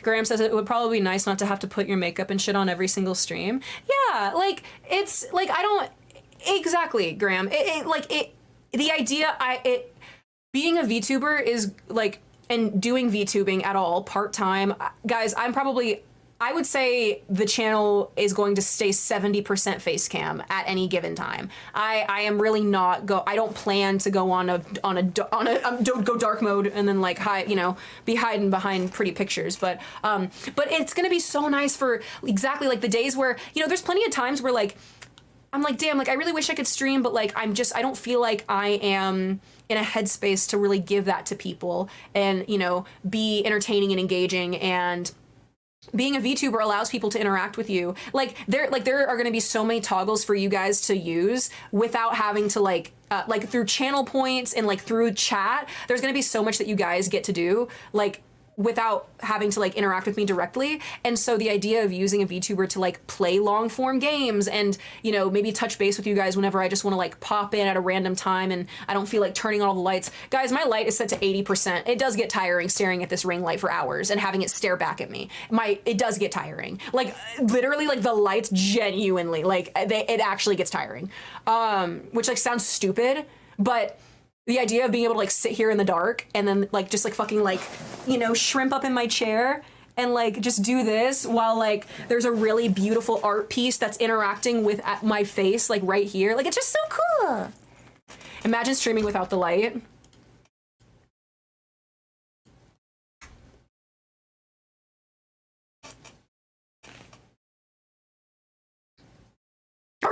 She's using the corporate HR lingo. Maybe we should put in that double back and touch base. I am. All right, is this a vibe? Okay.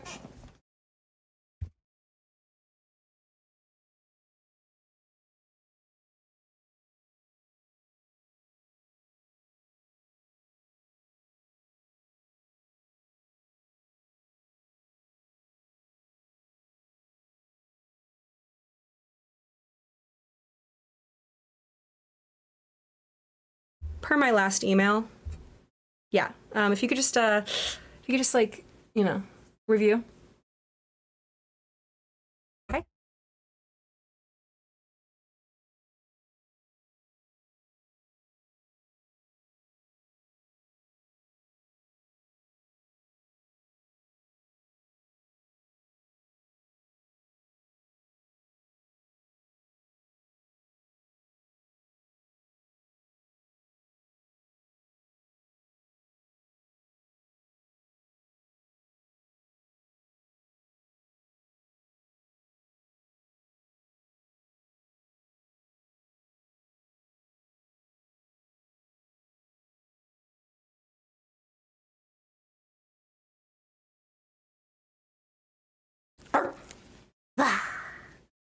Ooh, ooh.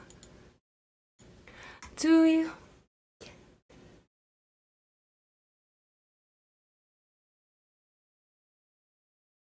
Yeah, you like my ceiling tails? I have so many secrets, you guys.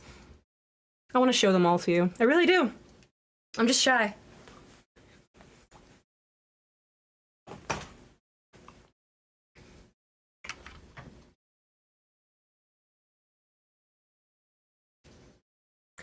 Oh my gosh, you're never gonna believe this. Look, chat. Look what I found! Guys, we've been missing this remote for months.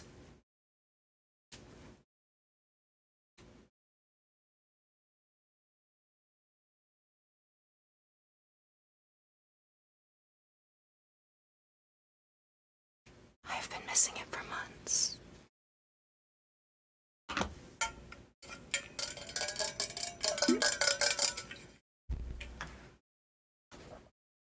Hello, Shimmer. I know.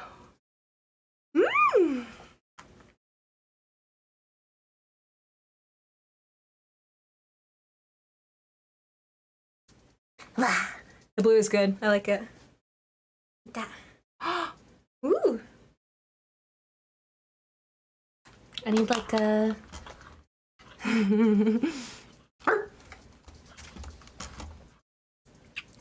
Thank you, Chloe. Ditto. I feel the same way about you. And all of you, chat. Let's see.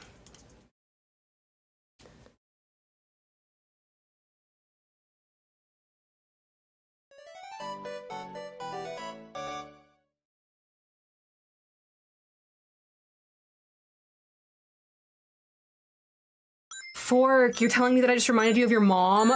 That's so hot.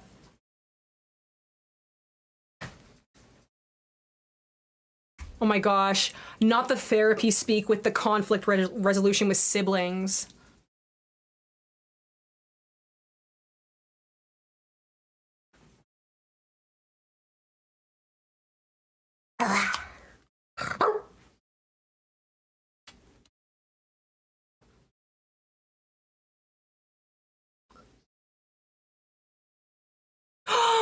Oh my gosh, Skojo, you're right. We should do the lights out for a redeem. Okay, I want to remember that. I don't want to forget.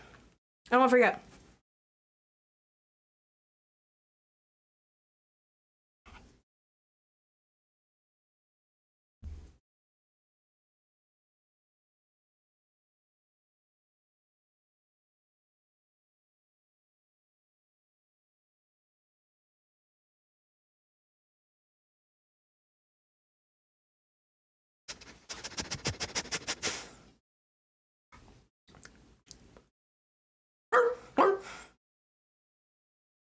Yeah, that's totally what I was saying.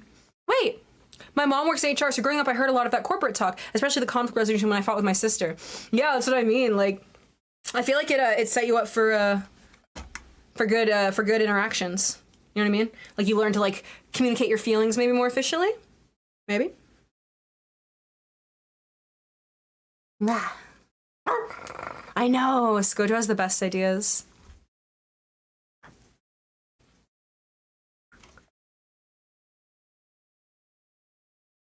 I gotta find the sweet spot height. Like which height is us? You know what I mean? Oh my god, like the fucking finger tutting? No, I don't have any gloves. I've been thinking about picking some shit up though. Like that, like flow shit. I haven't really ever done that shit. But I've seen people do it. I just don't really feel like I have the space. Maybe I'm lying to myself.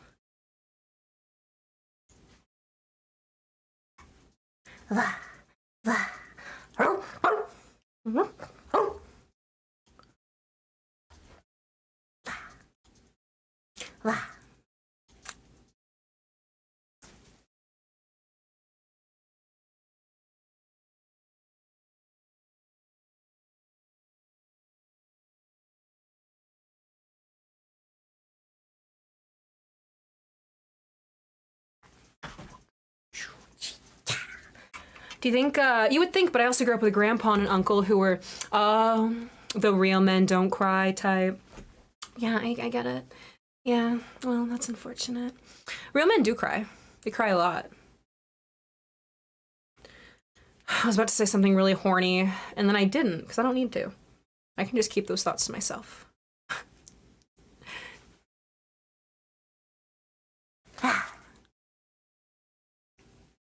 The last time I had McDonald's, I went to a rave and had a finger-like glove guy in my face the whole time. Bro, it is the last time I went to a rave. No, like literally, the last time I went to a motherfucking rave, I had some guy approach me, and in Mouse too, and he literally approached us and he goes, "What's your name?"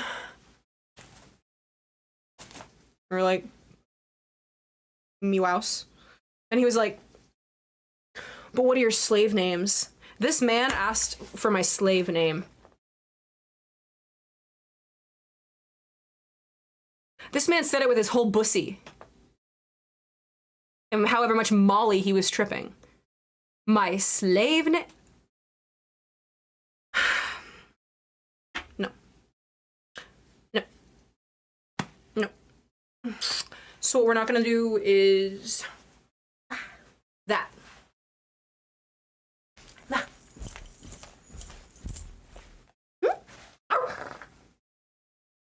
You like the song, Dylan? It's a good one, huh? This is Aaron Hibel's mix. Holy shit, Aaron Hibel is fucking amazing. Here, I'll put his name in chat.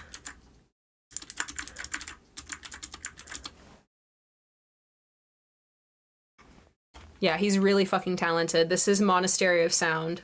Fucking, bro. Transcendent. I've come to learn that raves are a terrible place to meet women. Unless they're high on drugs, which is a different type of terrible reason why you shouldn't pick up women. Yeah, dude. This same guy, if I'm not no, it was a different guy. Bro, I don't trust people at all. Like, I like going to raves, like, myself. I don't trust...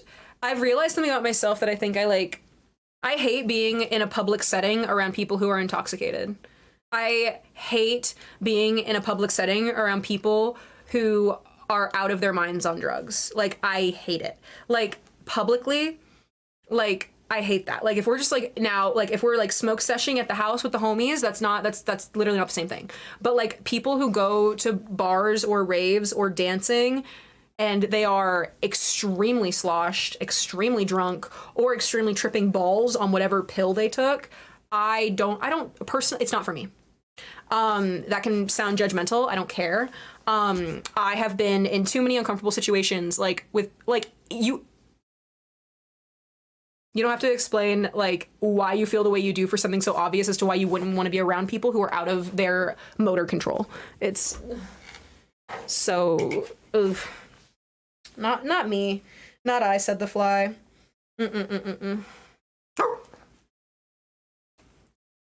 Looking for a romantic ex at a rave is dumb. I've come to bro, there are people that'll like go to shows and they'll be like, oh no, my ex is here. So, bro, you are dancing. Why the fuck do you care who's in the crowd like 100 meters across from you? Like, hi, Itachi. Good to see you.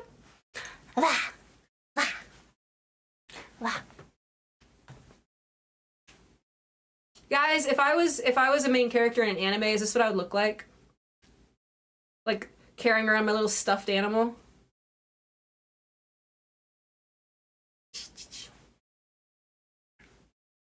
I think it's what I'd look like. What are you doing? What are you looking at? This is the Vitcher. The Vitcher. Oh! You guys are literally gonna nut. Y'all.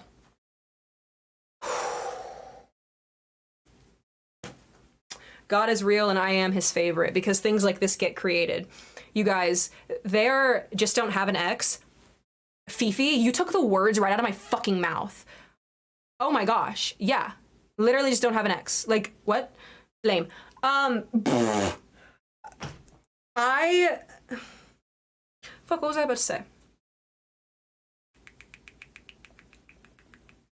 Wait, I wanted to share this though, because it was something I mentioned in the past about how I think talking to women, even just complimenting, is difficult as a man.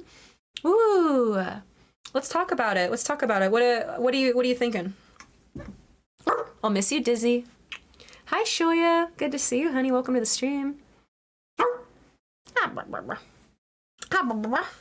feel like I was about to say something like really based, and now I fucking forgot.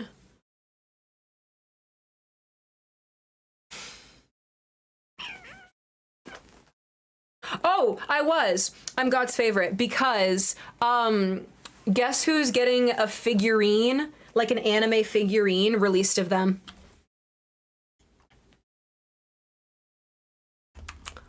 It's not me.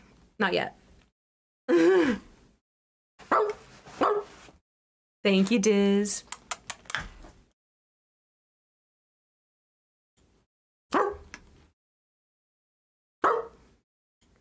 I wish I didn't have any exes. I wish I was pure little angel, ripe to be plucked by a seductress.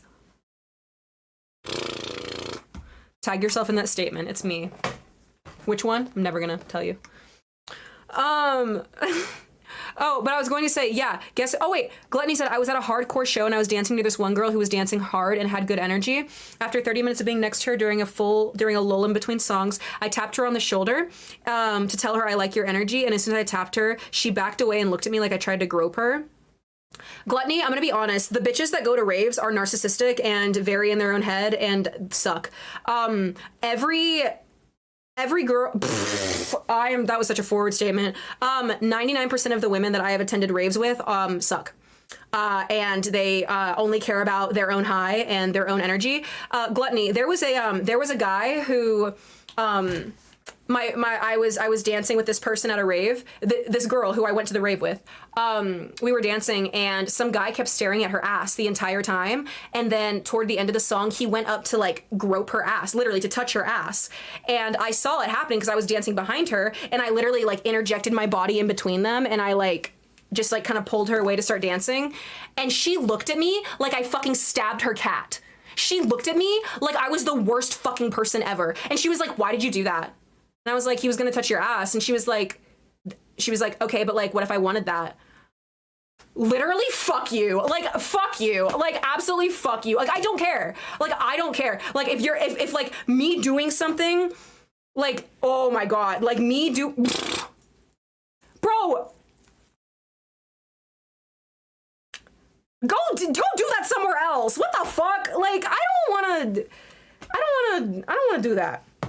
I don't want to do that. So I think that women who attend raves for the most part are really shitty. Honestly, the nicest people, the nicest girls that you're going to meet are the people who are there usually with their partners and are just like chilling. Like, I met a couple, they were so fucking sweet. I met this couple and I was dancing and she tapped me on the shoulder and she goes like, I love your tail. Like, I have one at home. And I was like, ah, you like my tail? And then she was like, yes, you're a good puppy. And I was like, oh my gosh, like she gets me. And they were like giving me head pats and like, they were literally like, they weren't dancing really hard. They were just like swaying and just chilling. And yet like they got me, you know what I mean? So like typically the people who like don't have anything to prove, AKA like people who are there like with like their friends or like their like significant others, it feels like they're a lot more approachable. Single bitches who like gang up as like, oh my God, we're a hot girl squad, like we're all going out, like fuck you guys, I don't trust you. I don't trust you. I've been in your groups. I don't trust you. You are not nice. Like y'all, I went to an event with these type of people, like these type of women, and they begged me to come to this like rave event, and I was like, oh, I can't afford it, like I don't know if I'll have the time. And they not all of us can waterbend, and they literally like paid for me to go. They were like, meow, like we want you there. And I was like, that is so generous, like of course I'll go, like you guys are like such great friends. I show up and like they're like, yeah, like we're gonna have the best time, we're all gonna be together, it's all gonna be like us girls, and like this is just the best thing. I get there and these motherfuckers ghost me. They're like, I'm like following them around like places, and they're literally like, you know, this is like more of like an independent experience. Like I just kind of want to go like do my thing. And I literally was like, what? Why would you? Which is exactly. So if it is an independent experience, that's fine. But like, why would you invite me? It was so that they could mean girl me. That's what it was. It was so they could like do like talk about me behind my back and play mean pranks like semi to my face. Believe me, it was awful. I didn't know that. I thought I was a part of the squad, but I wasn't. However, yeah, it was weird. It was weird. I do not trust women who live that lifestyle. I don't. I don't trust single women who live that lifestyle and are very like girl power. Like I don't trust you. Like I don't trust you. I don't think that you're being honest. I don't like, and I would love to be proven wrong like again in the future. Like believe me, I've gone to raves since then. I stopped very quickly. Like I haven't like, I know the type of person, and so like I avoid them now. But yeah, that was a really weird life lesson to like learn. So gluttony, it's not your fault. I'm sorry that happened to you, and that girl like looked at you like you were fucking crazy. And I don't even think it's like like she was justified because she was a woman, and so she was probably scared. Like, no, fuck you. Like I'm a girl in a crowd at a rave, and if somebody taps me on the shoulder, it's typically because they're trying to get by me to find somebody else, or they're trying to like tell me like, oh, I like your energy, or I like your tail, or something like that. Like there is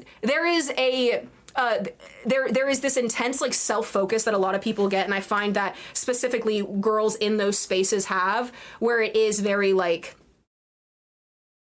everything is about like their experience, and like they don't remember that like other people are feeling emotions the same as them. So like what's the name of this squad? There is no name for it. It's just girls with red flags. Girls with red flags. Same thing happened to my sister at Ochitobi Fest music festival. She was harassed by two men and went home, and then her friends got mad that she left. It's so disgusting, Fork. It is literally so disgusting. Like it's just so weird that like people don't like it's just a matter of like people not being able to like see outside of themselves, I think, because like I don't want to like assume that like, oh my gosh, like they were really like intentionally trying to harm me, but like yeah, like people who just, it was bad. It was bad. So, yeah, whenever it comes to like women at like raves and shit, like don't Okeechobee. I ain't never heard of that.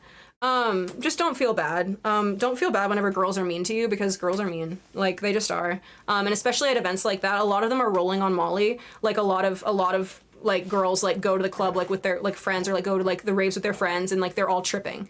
So like the interaction that you get with people isn't even like an honest interaction, because you don't know who the fuck is rolling out of their mind. And if they look at you, you don't know what they're seeing. You don't know if they're seeing like a normal person or if they're seeing like a fucking snake with 12 eyes. You know what I mean? Like, so that's why I've just like, oh my God, for example, like this group that I was with like at this rave, like there was two of like this couple that like kept like going off, like they were rolling mad Molly, like they were rolling, and they got mad at like the rest of our group for not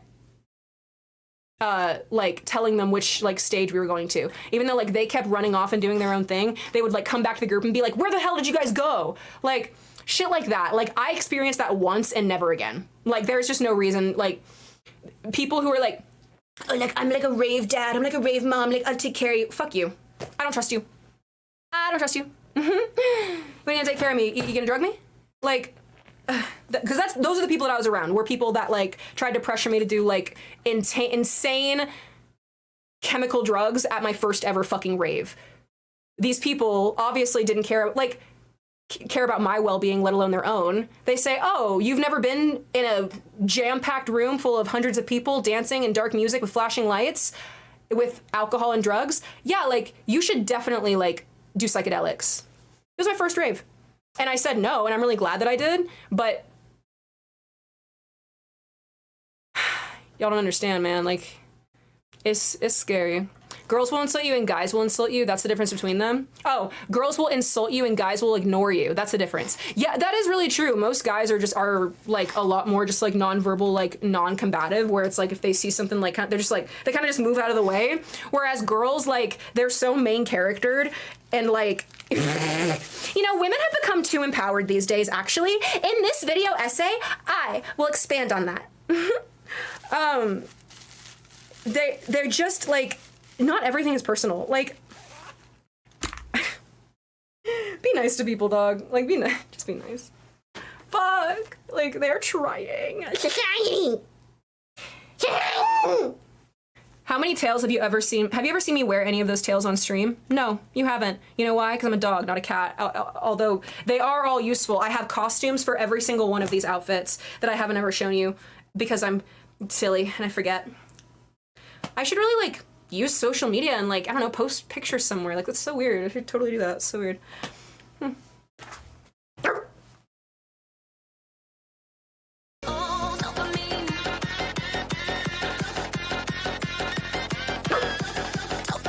Hi, Richard. Good to see you. 9 months! We have a sub baby. What's our sub child's name, huh?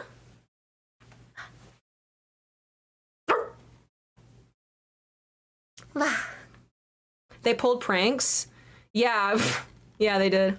Kai's like, tell me every embarrassing prank that they ever pulled. I'm like, you would love that. Yeah, they were not nice. I just assume everyone touching me is introducing HGTV.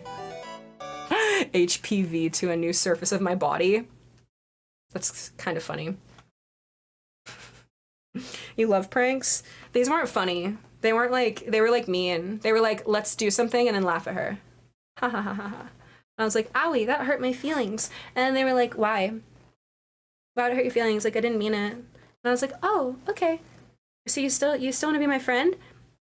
And they'd be like, yeah, of course. And then they wouldn't do that. And then I'd be like, ow, that hurt my feelings. And they'd be like, it's okay. Meow, not all of us are special. And I'd say, whoa, that's wild of you to say. That hurt my heart. And then they would go, oh, well, can I, like, cuddle with you? And, like, you know, like, oh my gosh, like, what if we... Y'all... The audacity after bullying the fuck out of me at this event, like, the audacity for this person to, like, ask me for cuddles. I say no, they still touch me and cuddle me, and then they go, you know, I'm sorry that you've had such a bad experience, like, we can buy you another ticket, like, what if you and I go to another festival and it's just us, and then it'll be so fun. What in the BPD? What in the bipolar?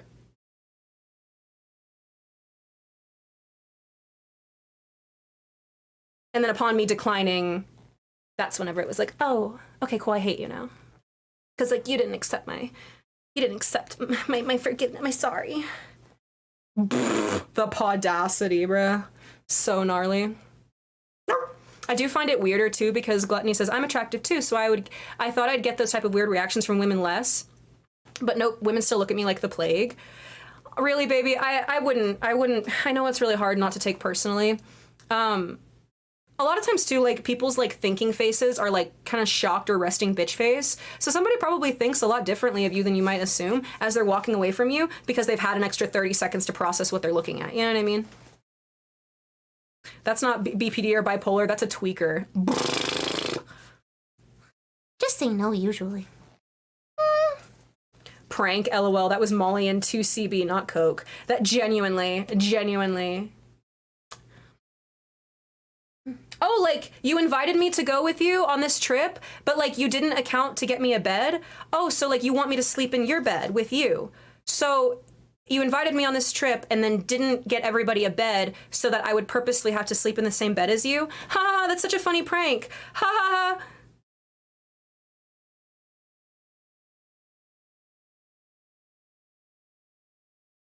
Oh, you want me to do psychedelic drugs that I'm not familiar with and I hardly know you, and you want to sleep in the same bed with me after we do that? Oh, haha.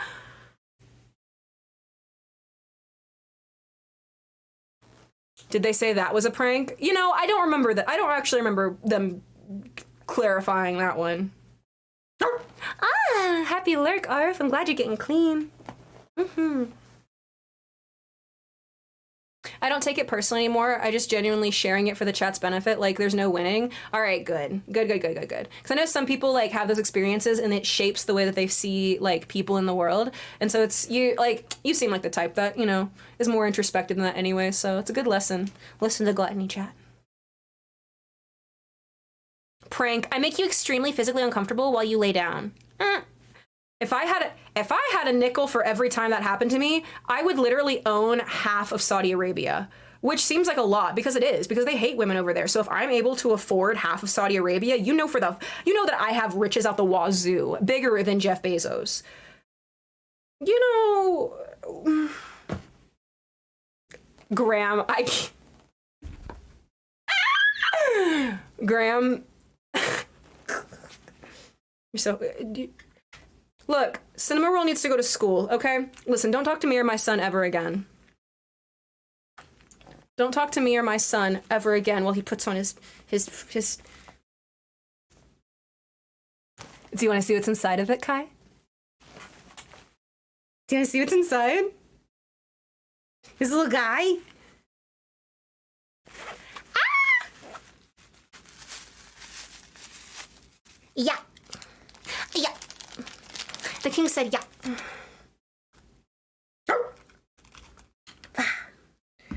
All right, let me get it out. Let me get it all out. Okay. All right, so first off, we have a little pencil pouch with, well, you guessed it. It has pencils and matches. Yes, matches. For whenever Cinna gets a little bit, you know, bitey and he wants to like commit arson. So this holds his matches and his pencil, and then we have his notebook. It's like a death note. So don't tell him your name. For your own good, please. Isn't so cute? He's so me, Arson King. I feel like that would be totally up your alley, Arson. Like, you like do the deed and then like run off and get to watch it from afar. Makes sense. Arson in Death Note, he is me. Oh no. What have you done? So, we also have stickers. And this looks like how my brain feels. I was explaining that earlier, like the refraction of how intense it is. I always like to think of my mind as like static TV on the inside. You used to set bugs on fire when you were a child? Kyler, what kind of bugs did you... So, what kind of bugs did you... yeah, don't worry about it. I'm not dialing any hotline. Underneath the table. No, I didn't click the emergency button. No, it's not me. Look, it's a bookmark. Such a pretty girl. Ah! Is it me? Am I the pretty girl? Were they ants? Did you like heat them up with like the light?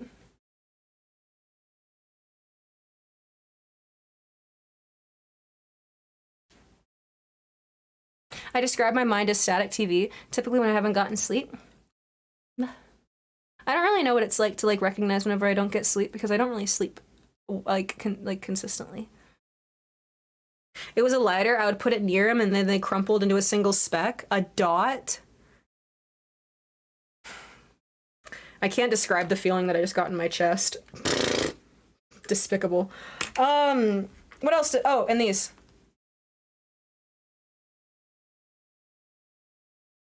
Get help. You first, bestie. You first. And it's little bookmarks. Well, this is like they're like safety notes. Together, couples therapy? Imagine. Oh my gosh, imagine like splitting the cost of therapy with somebody for the sake of like, man, I wish I could afford therapy, me too. Well, do you want to like pretend to be a couple and then go to couples therapy and then just talk to them about our own individual problems while we're there? Yeah. That would actually be perfect. It'd be like, you know, I just don't feel like I can talk to her at all. I just don't feel like I can, she's my wife and I don't feel like I can talk to her. Well, do you think this relates back to your, actually, it does relate back to my mother. Thank you for asking. You know, it was a long time ago whenever she gave birth to me and, you know what I mean? Like, just like get right into it. It's really easy to segue.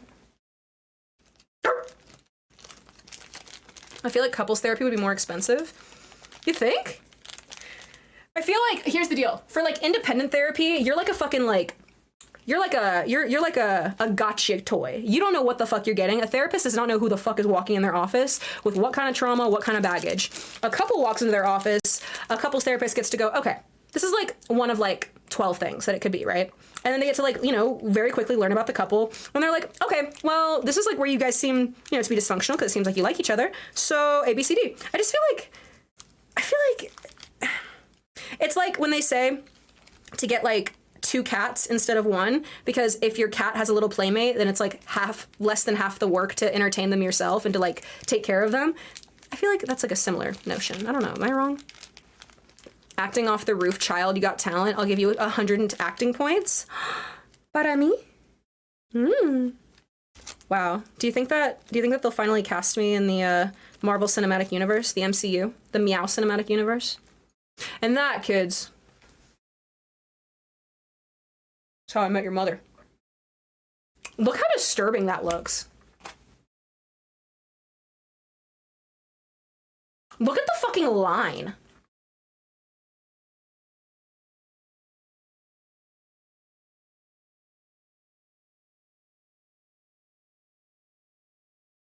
Who the fuck am I? Who am I? I didn't even tell you what I was gonna say like 4 seconds ago. Do you remember whenever I told you like 4 seconds ago, I was like, damn, I'm God's favorite for a lot of reasons, but one of them is because they're releasing an anime girl figure of something and I'm gonna buy it. Y'all. There's on pre-order right now. It's Siri from The Witcher. They made Siri into an anime booby girl, and they made her into a fucking 1 out of 1/7 scale model. And I was like, where's Geralt? My immediate thought. So you know what I did? I Googled it. They already released him, but you can still get him on pre-order. There's Geralt as a hot anime girl! And I can own her, and I get to be her. I am Geralt as a hot anime girl, I think. And so now I get to be her. Well, I get to put her on my desk. Look at this. Okay. God, I can't. If you guys actually. Okay, chat. What was Meow trying to type? Let's find out. Okay?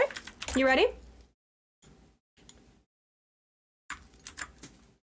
So this is what I was this is what I was trying to type, and this is what I did type.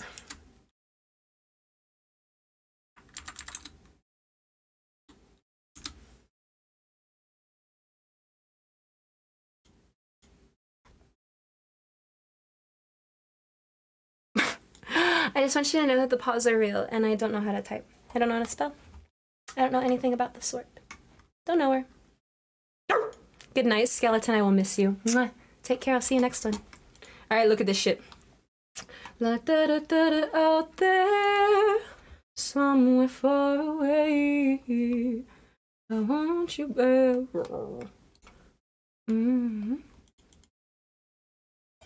Is this The Weeknd? Abel, can you please get the fuck away from me? Do not tell me this is The Weeknd. No, this is Bruno Mars. I gotta go. I got my my emotional men confused. Give me ravioli, give me the fucking formuoli. Oh my gosh. Okay, look.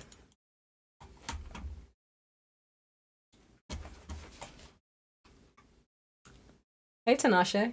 Look at this shit. It's Geralt as an anime woman. They did make a figure of me, is what I'm saying. Are you kidding? Are you kidding? That's literally what I look like whenever I have all his armor on. And then, what that sword do? Oh, you know, kills monsters. And then, holy dick, in my ball sack. Then they released a motherfucking Siri one, and I'm gonna nut. I'm gonna nut. Look at the Siri figure. Look at the Siri figure. I'm salivating. I need to not do that. That's so cringe. That art is so cute of you, bro. Isn't it so cute? Yeah, it's like custom. It's like a big deal. Are you kidding? That's just me. Wait, fuck. All right.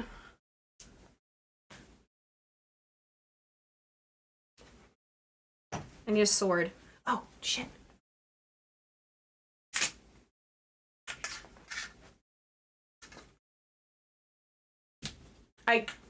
We're done.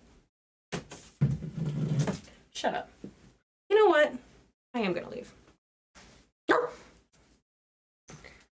No one meowsing a hot girl character. Me! Yep, that's true. And it's because I am. It's because it is me. But also, look at it. They have white hair. And I have white hair. I am Geralt. I'm the Witcher. I'm Geralt. I'm Geralt. What does Scythe do? You want to come over here and find out? I mean, shit. You're getting a little... Ooh. Wait, Tinashe, why are you on... Did you lose your account? Why are you on a different account? Is this your alt account? It's a game too. Yeah, these designs from them are from the game. So Kai, I don't know if you saw, I had a book whenever I was there. I don't know if you ever saw me pull it out, but The Witcher. So it's a book series, and it's also video games. So yeah, so there's like 8 books, and then there's a TV show, and then there's like 3 video games. And the video games and the TV show like aren't necessarily like they're kind of different. You know what I mean? It's not like all based on like the exact same thing. So like the character designs for Geralt and for Ciri in the game, like how these figures are different than like how I recognize them, like from like reading in the book and like watching the show. But I did start The Witcher 2 a couple months ago, but like you know me, because like I don't play games. So it's been few and far between I've gotten to play it, but I want to. But that's why I want a VTuber, because I'll literally stream being a VTuber and like play that game for hours, and I don't give a fuck if anybody thinks it's boring. I don't care. You know why? Because I'm having fun. I'm having fun. Look, it's me as Geralt. That's him. Look, it's Geralt. It's Geralt, and it's me. See, some girls,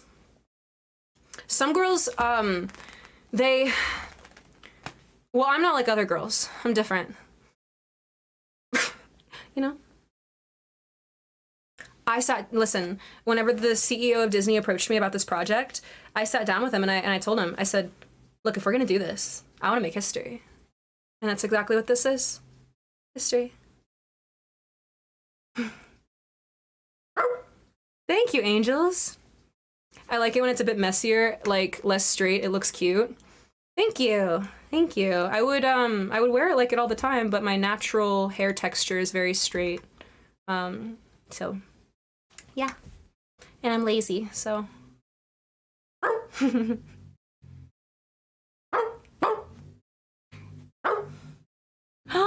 no! You... Why did you get suspended? Damn it, I'm like, can I give you a rainbow paw back? I'm sorry, buddy. Bro, that's a bummer. Bro, that's a bummer. I'm sorry. Wait, is that a red scythe in the background? No. I want to make history. How did your hair do that? This? Like how it is right now? I showered and then I let it air dry in like the outside air. So I showered and then I went to run errands with my hair still wet. And so like I didn't brush it and I like air dried it and then I took a bath later. And then in the bath, I like put up my hair and then it...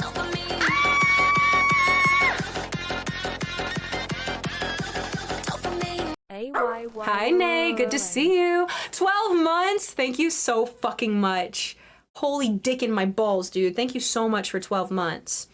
So to have fluffy hair, you need to put it through hell and back. Yeah, so basically what I really think it was is I put it up in a bun with a clip to shower or to take a bath, and I barely sweat to where like I could feel the sweat like on my scalp, but like I wasn't sweating. So like when I got out of the bath, it just like dried, and so I think it like... You don't care. Anyway. Get it? 'Cause hell. Wait, like the place? Thank you for gifting Skojo to Tinashe. Nay, thank you for 12 months. I hope that you've enjoyed hanging out with me for a year. I can't believe that you've been subscribed for a year. Congratulations on your rainbow paw. Oh no, is it rainbow? Yes, it is rainbow. Yeah. I hope you like it. And now Tinashe gets to start their paw journey over. We'll get you back there before you know it. Don't worry. Don't worry.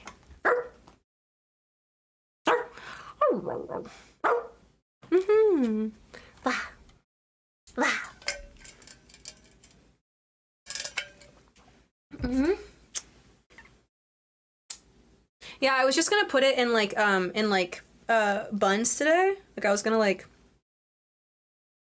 do a little something like this. And like have that as a bun. I was gonna do that. Sometimes hairstyles like don't really mean anything, like whenever I'm wearing my ears, because I feel like you can't tell. Do you towel dry your hair? Yeah. I use the microfiber towel, and that's the only thing that I'll like rub my hair against. But other than that, I just let it air dry. But I believe like the microfiber definitely like makes it not like break, and like it's nice to it. I know a lot of other people will also use like an old t-shirt because it's like also soft material. But typically if like you use like a towel, it's like really rough and it'll just like yank your little hairs. Do you brush it after your shower? I didn't this time. So I'll take another shower and then I'll not brush it and I'll see what it does again. And if it does this again, because like it might be like the humidity and shit that like makes it do that, like, you know, but I didn't brush it this time, but typically I will, and that makes it like dry straight. I didn't even like do my bangs though. Like I just like, these are like doing whatever the fuck too. Like I didn't like fix them or anything. The bath probably did a lot, especially with the hair tied up a while. Wow, imagine being tied up for a while. That's so crazy. I just used an old rabbit pelt to dry off. Graham, that is so alpha core of you. Wow, honestly, I should be taking a note from your book. Not gonna lie. My coily hair could never. Coily. I dry off with human flesh. You would. Dude, I've seen it in your bathroom. I've seen your drawer. I know which, it's the left one. I know. Hi, Rabbit Sheep. Good to see you, buddy. Good to see you, buddy.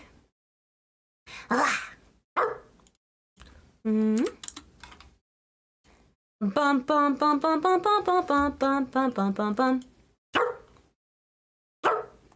I only take sand baths like a desert rat.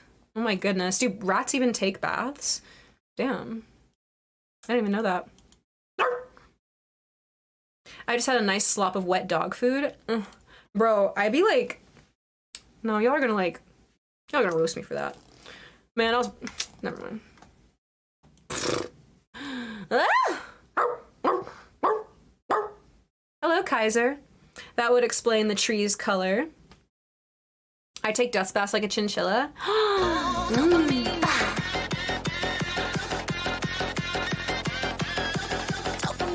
Happy 16th month.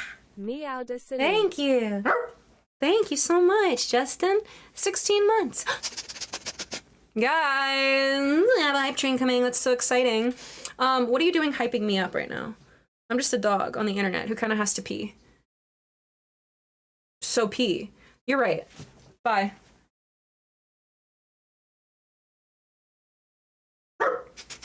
Well, not before I say thank you to Justin, though. Thank you, Justin!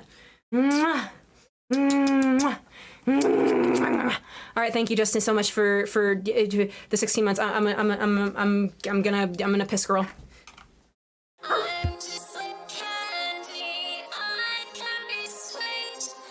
If you're a good boy, I'll be a treat. Thank you so much for that. I'm gonna cry about it while I piss on the fire hydrant in the other room. It is a fire hydrant. I don't use toilets. I use fire hydrants. Okay, last thing. Battle Royale. Ah! Ah! I can't type.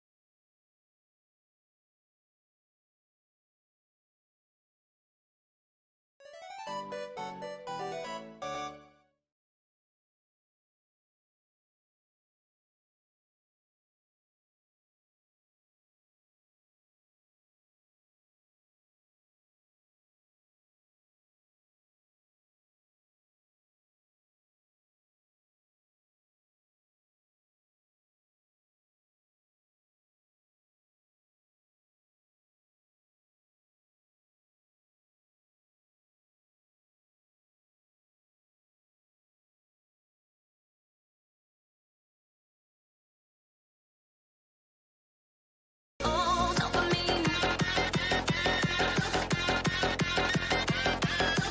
Dopamine. OMG, hi bestie, meowda wag, meowda wag.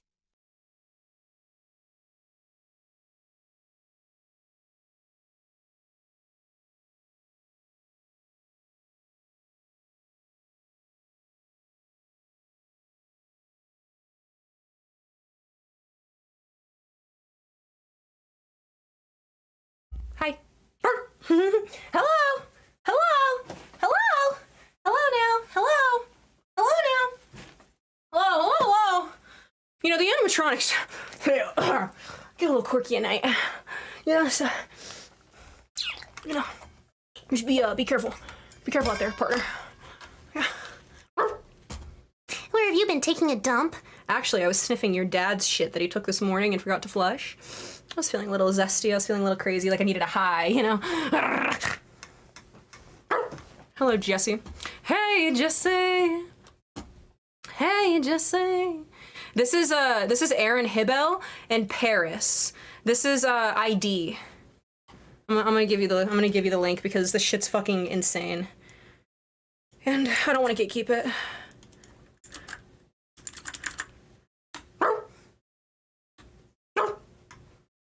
Graham, the prelude of what now? Of who? Hi, Mimi. Good to see you. Tinashe, look at that. Your first stream on your alt, and you won. See, baby, new beginnings aren't always that bad, right? Hi, bestie, Mega Snoop. I have so much love for you, my friend. I hope that you are so well. Hello, bestie. Hi. Thanks for 28 months. There's so many of the months. Why have I streamed for that long? Now we're on the perfect girl mix. Do you... Mega Snoop, I remember very vividly, like, asking you, whenever I first started streaming, I knew you would be so proud, Kai. Bye. I definitely... I remember asking you, like, whenever I first started streaming and I was in your chat, like, I was like, damn, somebody, like, resubbed, and it was, like, for, like, 40 months, and I was like, how the fuck do you, like, does it even feel like you've streamed for that long? And you're like, man, like, I don't know, it's cool, it is what it is. Like, you were just, like, really, like, I just can't believe that, like, wow, 28, that's such a big number. Time flies, and if I think about it, I'll cry, because I'm sentimental. But yeah, time does fly. I think that we're... I think I'm... Oh, this wasn't a Bach piece? The one before it was. Brody! Yes! Are you going, my Australian friend? Because if you are... Oh my gosh. Ah! Guys, he's coming, but calm down, okay? He's the wholesome e-boy. You can take home to your mother, okay? Not like that. Let's calm down, okay? All the way from Australia! That's fucking... Have you ever been to the States? No, that's not Australian accent. That's just British. No, Australian. I need you to teach me. Teach. Yeah, right? Yeah. Yeah, that's never... You've never been? Dude, it's gonna be the best ever. I remember Bort came to TwitchCon last year, Bort FPS, and I know that he planned, like, a bunch of other places that he went to. And I'm really, like, it was really cool to, like, I'm sure, I can't imagine, like, I've never been in another country like that where I could just, like, kind of, like, go places. And so, like, man, this is gonna be so cool. My accent's pretty good. Well, what can I say? What can I say? I watched a lot of Animal Planet. Steve Irwin, bless his heart. I'm from New Zealand. They speak different. Kiwi and Australian people are not the same, from what I understand. It's different places in the world, but it's a very similar accent. Kiwi and Australia. Kiwi. You know what I mean? It's like up in your mouth. That's where you hold the consonant. That's exciting. Oh my gosh, Mimi, please.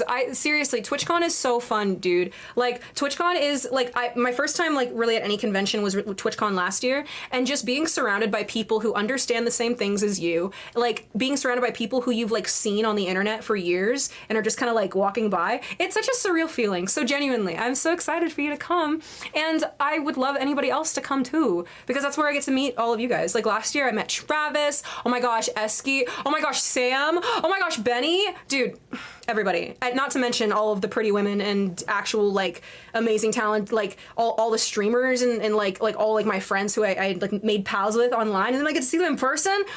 Wow! It's gonna be in Vegas, Las Vegas. Which sounds scary, but I actually think it's going to be a good thing, because I'll tell you this. Last year it was in San Diego. Dude, TwitchCon's gonna be in your backyard, so you know I'll be there. That's so iconic. I'd like to see like where they're gonna have it again next year. I wonder if they're gonna like move it more East Coast. Like, I don't know if like what kind of game they're playing, like back and forth. But I'm really excited because Vegas is open like 24 hours a day. They're like New York. It's like a 24-hour town. Whereas last year in San Diego, it was really nice, but like the bars only stayed open until 2 a.m. I know what you're thinking. Only 2 a.m.? I'm psychotic. I was out until 6 a.m. every day. Not doing that again. However, I was just so excited to hang out with people. Like just like sitting around and like talking. Like that's like, it's just my favorite. So I'm excited for Vegas. I think they're gonna have a lot more like facilities that are open for like all of us to like go to. You know what I mean? Because the con will probably end like early, like around like 7 or 6, which like seems early, but there's so many things to do.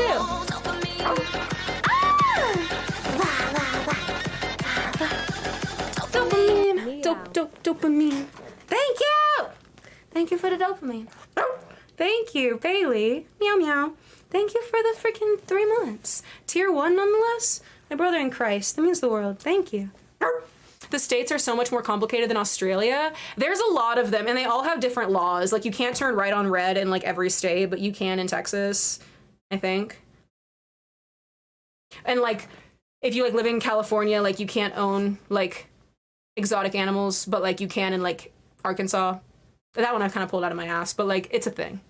I'm so excited. It'll be so fun. I'm so excited to get to meet you, dude. Wait. I'm 6'8", so like, are you gonna be intimidated whenever we meet and I'm towering over you looking down at you, Brody? I'm not trying to make you nervous, but like, just prepare yourself. Okay. Can I pull your tail? Can you never speak to me again? What kind of question was that? That was such a personal... Jesse, we need to cook. Jesse, we need to act respectful toward women on the internet we don't know. I'm literally 5'3". I'm about to e-girl this e-boy. So we are about to. We're gonna make the perfect pair, bro. Oh,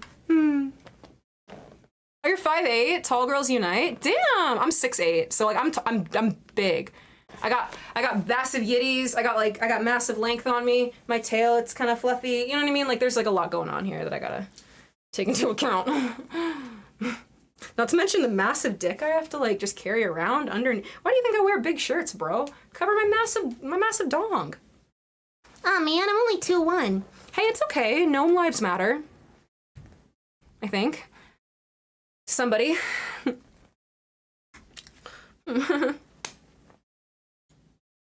You can turn right in North Carolina? Well, damn it. I'll be damned to heaven. Wait, I'll be blessed to heaven. What does that mean? You really got your attention. Pull your fail?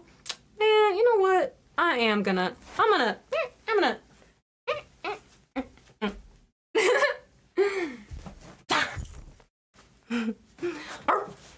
I am very excited. Mega Snoop said everything on the strip is pretty much 24/7. TwitchCon is gonna be, so it's like, God, that's dangerous. I need to sleep though. Like, here's the deal, guys. I need to like actually like be a person. It must be a burden carrying that massive dong around. Yeah. It's, it's kind of awkward whenever I have to explain to hotels that, like, I need a room with a dog bed, and they're like, what? And I'm like, listen, you can either give me a dog bed or a cage, but, like, I can't haul this bitch around. They're like, okay. I'm like, and they're like, what was that? It's weird, like, having to explain that I don't have to pay, like, the pet fee, but, like, I am a dog staying. It's, like, a whole thing. It takes, like, 45 minutes whenever I'm checking in anywhere. It's really annoying.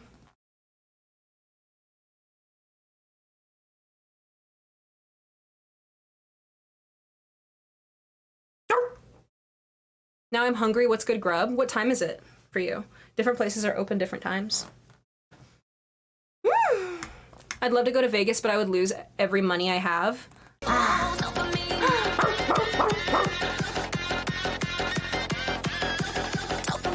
Oh, Thank you. Ow. Mimi.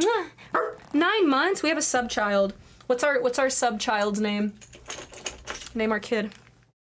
Why not just win instead? Honestly, Thorn is really speaking my language. You're really fucking right. Because like, as somebody who is, like, a winner, I just, like, don't lose, so. Just, like, get good. I don't know what to tell you. Wait, it's Siggy? Girl! Make me act a fool.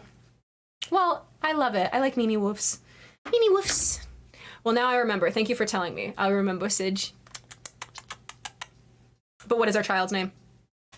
You bought ketamine? Hopefully for your horse.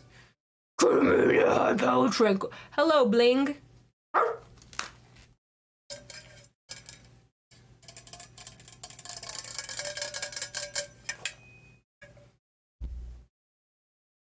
I always win when I play. Stopping when I win though is a prob. Oh my gosh, yeah. I do a lot of like blind box things, like when it comes to like little gotcha things. So I know for a fact I don't think I would like be set up for success in like a casino.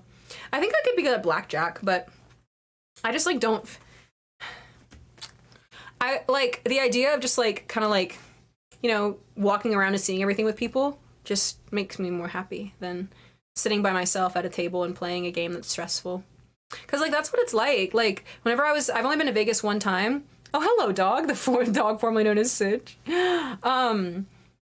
Like whenever I was in Vegas last time, they wouldn't even let you like stand by the table if like you were like somebody's friend. They'd be like, "Damn, like you're not allowed here," and I'd be like they make you stay far away because they think you're gonna cheat, which sucks.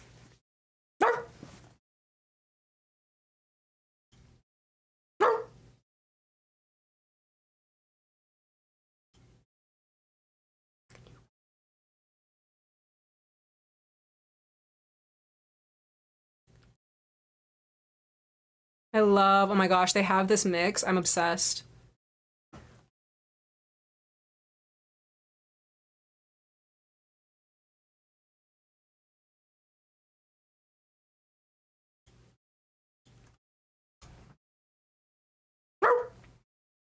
The power scythe in the back is so slay. Yeah, she's pretty cute. She's pretty cute. I need to keep getting good with Geralt's swords. Because I want to like learn how to like twist them around. Actually, let me, you know what?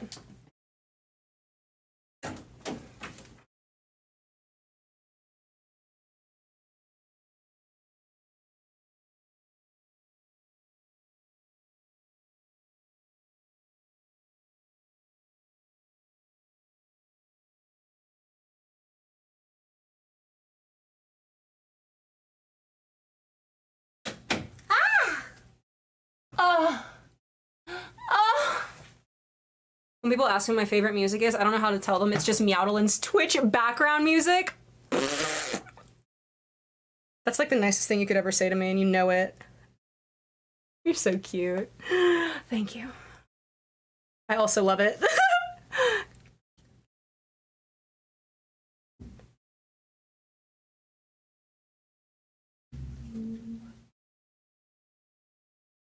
Yeah, casinos suck. I don't like them, but like I like being in them. I want to go inside of a casino dressed as a bunny girl from Final Fantasy, but like a dog bunny. You know what I mean? You know, like a little dog, like a little. Wow.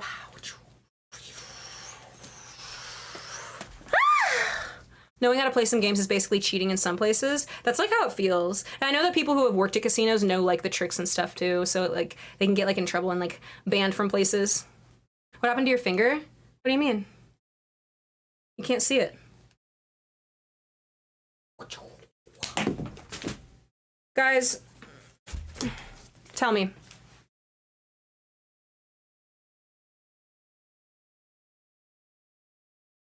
I live by that.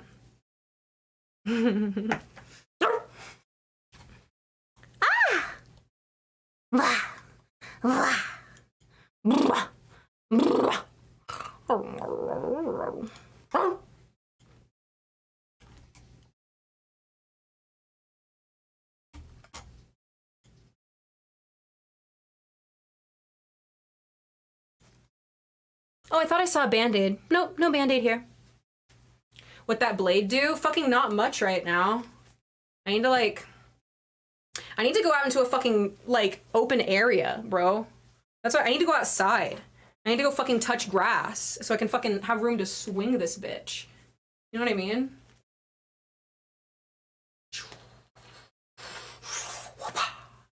I want to like, I have plans, do you know what I mean? And I just need to like do them. But how else am I going to do them if I don't think about them first? You know what I mean? So, it's kind of where I've been at.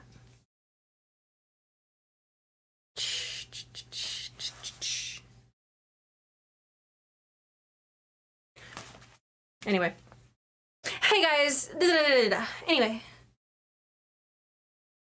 What do you guys think? Think something. Think something.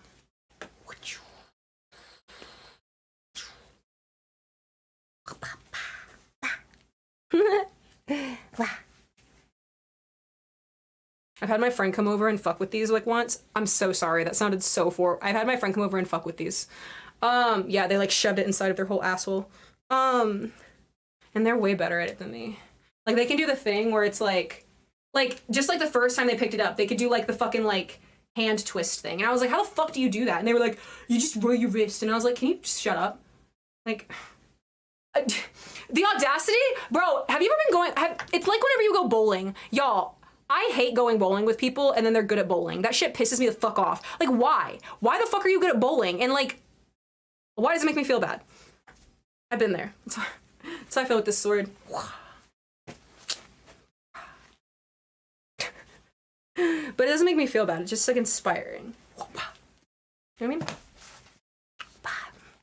I mean? Anyway. So weird. I need to finish building the dresser so I can play some Witcher 3. Some Witcher 3, yeah?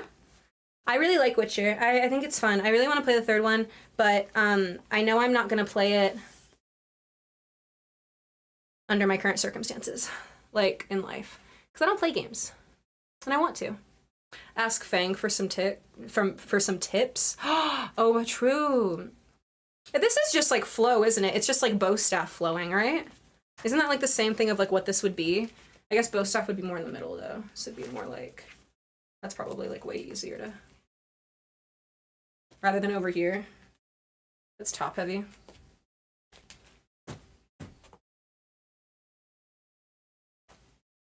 Oh my gosh, also, I just got these. Bro, look at this shit. My paw pads are disintegrating. Can you see that? Why? I just got these and they're fucking disintegrating. I think it's like obviously the sweat in my hands, but like, that's fucked. Similar but a different center of mass.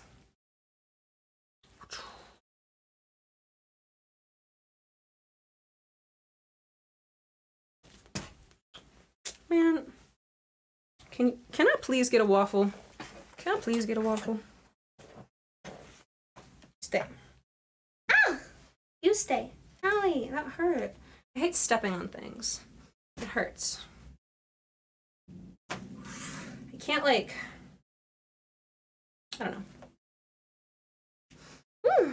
What do you guys think, huh? Do you guys like being back on stream? You guys miss me? I was gone for a while. I was gone for 9 days. You realize, like, I have not been gone that long since, like, February? You were like, I didn't notice. I don't know you. I'm like, listen. I noticed. 'Cause I missed you. I did.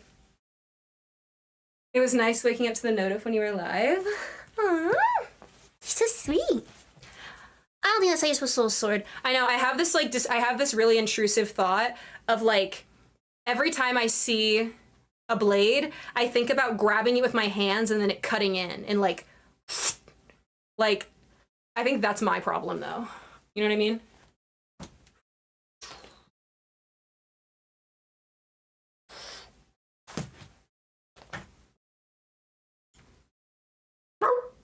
Hi, Evie. How are you, baby? Welcome to my stream. Welcome to my stream. My name is MEOWDALYN, and right now I'm spinning my giant sword. I'll lose purpose. You're gonna lose purposefully to our fight. You would. Bottom behavior. To be honest, I wouldn't know anything about that.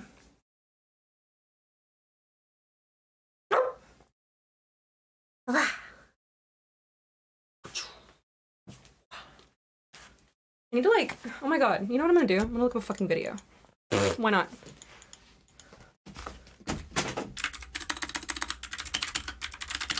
How to swing a sword. If I'm misdoing it. Power bottom, as if you could. Please, I dare you, try.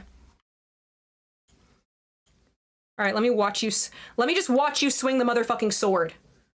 Swing your sword, okay? Swing your sword. Want to have another working session? Yes, please. Yes, please. Yes, please. Can we do it this week? Yes, please. Yes, please. Yes, please. Yes, please. Yes. Yes. I don't like this guy. He wants me to hold my hand behind my back and hold my sword and be like, but like, I can't do that. I don't have the upper body strength for that. Mm-hmm. I want to twist it and just twirl it. I want to throw it.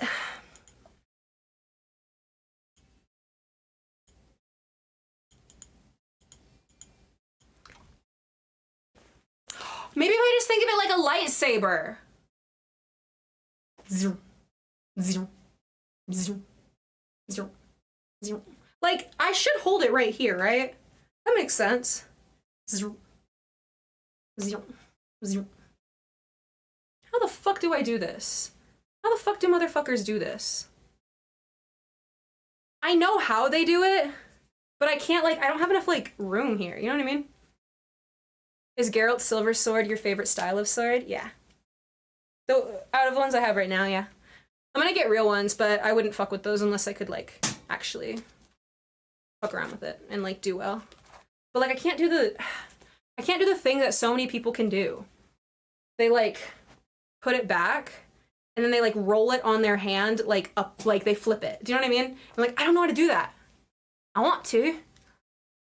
See? It's his twin wolf sword. See it? I like this one. How do you, like... I can't...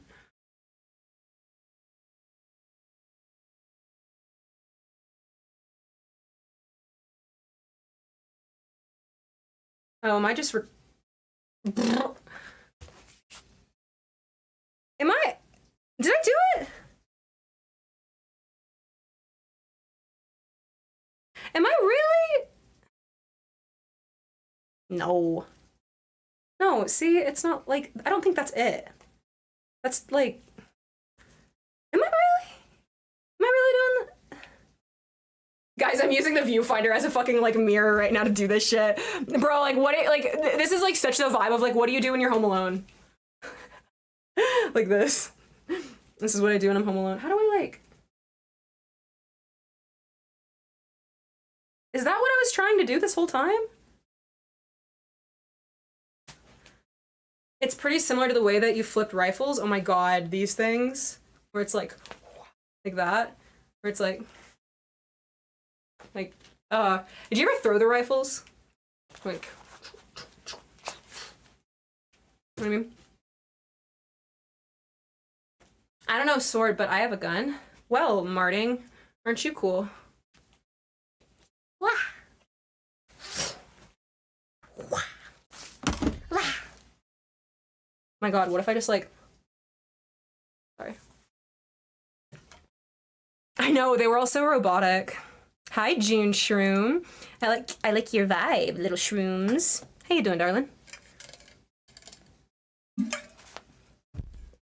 Swing, swing.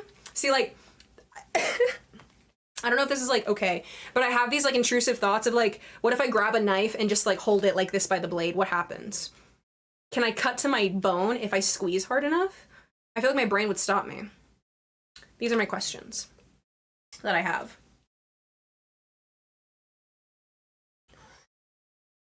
You actually have to lose your grip. I know, that's exactly, Hiffy. I have to like loosen it enough to be able to grapple it again.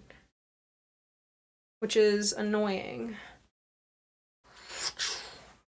It's like, I know, I don't have any fucking, I gotta go out into a field, bruh. I gotta get my IRL shit working so we can go out into a fucking field and stream this shit. See, I just hit it on my kennel.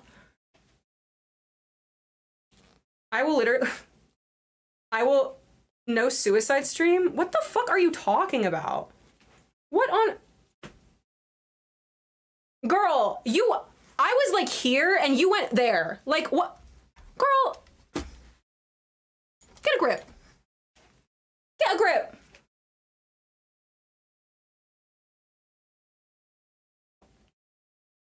I need space to be able to swing this hoe. This foam hoe. Get it together, sweetie.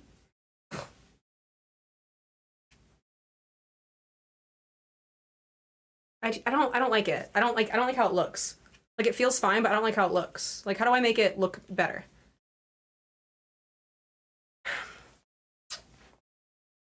Oh my gosh, Graham, the commanders were always so, like, intense and for what? Like, we were, like, high schoolers, for what? Swing. I'm sorry, I misunderstood. Yeah, like, I read that in chat, RZ, and I was like,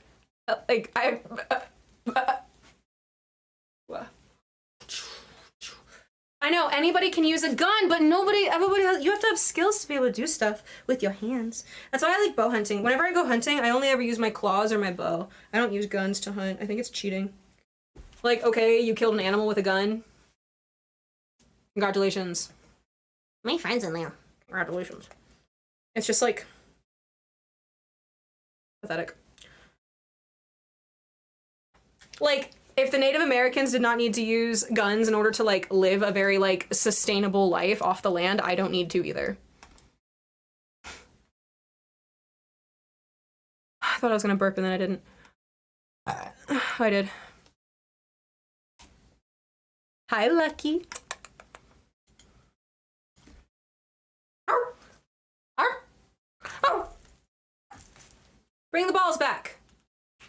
Now.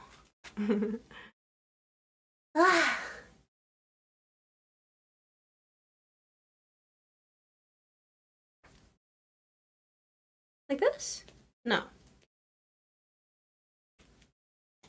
Could you imagine someone without a gun breaking into your house and you came out with a sword? Yeah, I can.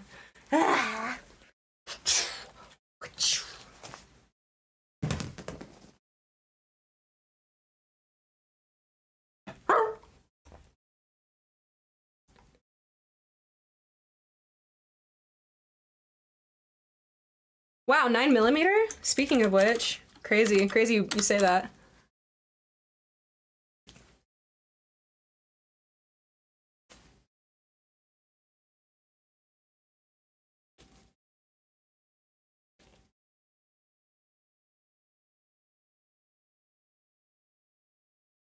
I would just deflect the bullets with my thick blade skills. Yeah, you would. You'd be like the original Deadpool, like Ryan Reynolds' Deadpool in the original thing where he didn't have a mouth. I know that he's like that in the new one too, but like it's the one without the mouth that you need to know about, okay? I don't remember that shit when they sewed his mouth shut.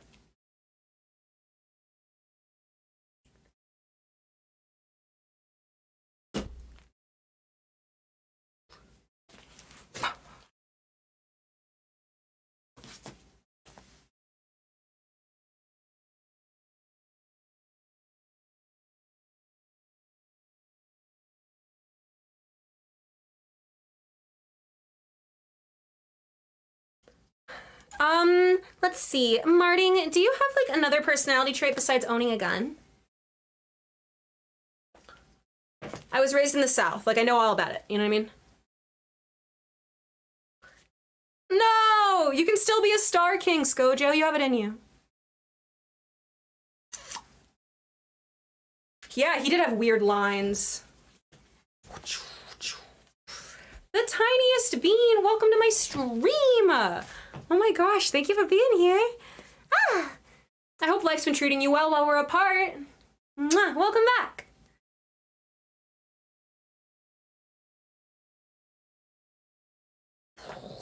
Whatever happened to your PC issues? My brother in Christ, I fixed them. Dude, I fixed those hoes. I fixed those hoes. It was so annoying, but I fixed it. It took me like a month and a half and like 3 trips to Geek Squad that didn't really work, but then they did. It was so bad. It was gnarly.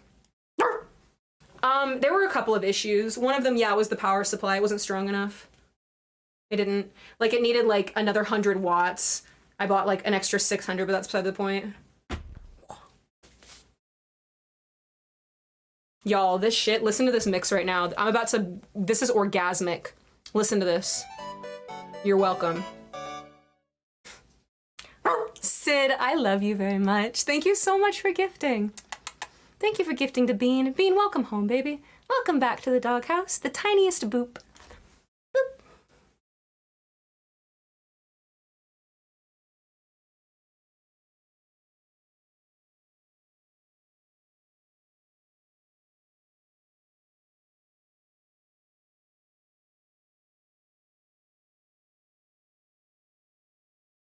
I will not give the link of the mix, but you know what I will do? I'll do you one better. I'll give you the artist. That way you can look them up. Ivana, isn't it? It's whenever I said orgasmic, I really meant it, baby. I really fucking meant it. This guy's insane. This song makes me, I can taste it. I can, to me, oh.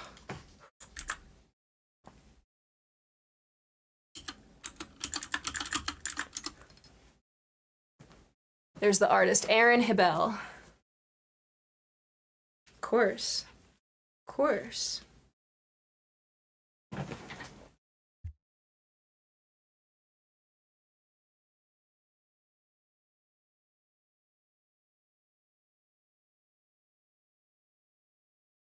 I am much more of an axe. I like an axe rather than a sword, but I'm trying.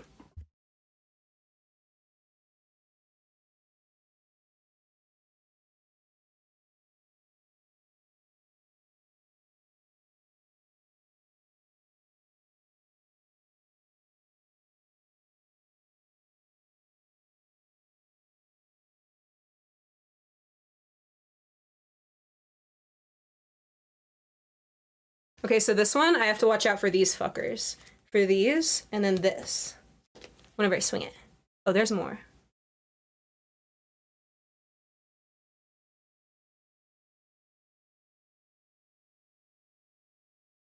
Thank you, Autumn.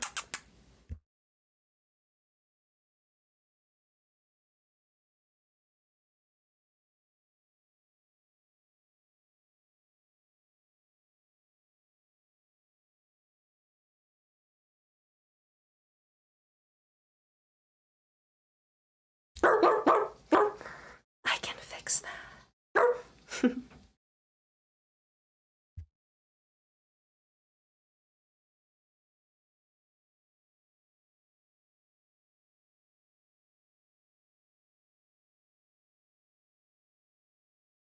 Is that it?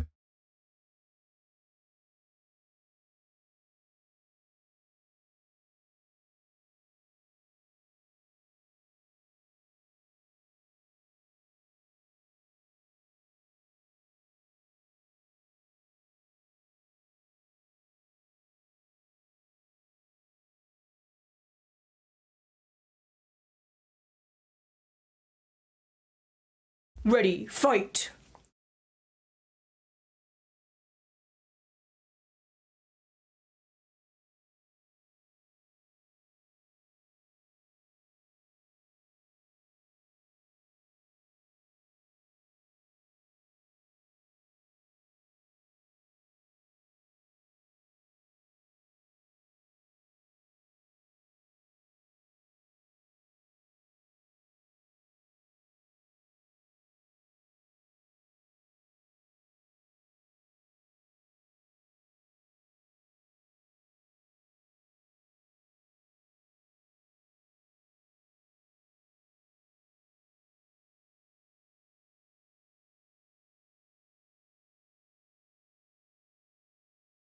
I'm learning. I'm trying. I just gotta like. Oh, perfect.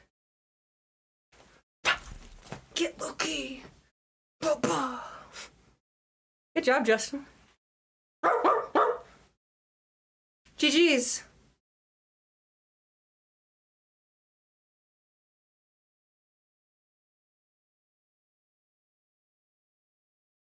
I don't feel like I'm doing it right. Like it fine, but I don't know.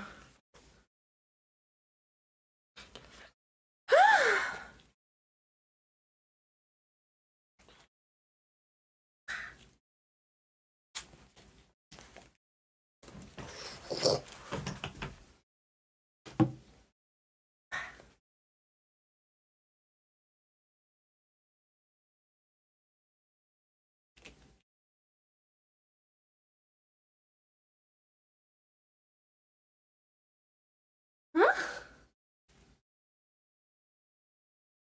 Mm-hmm.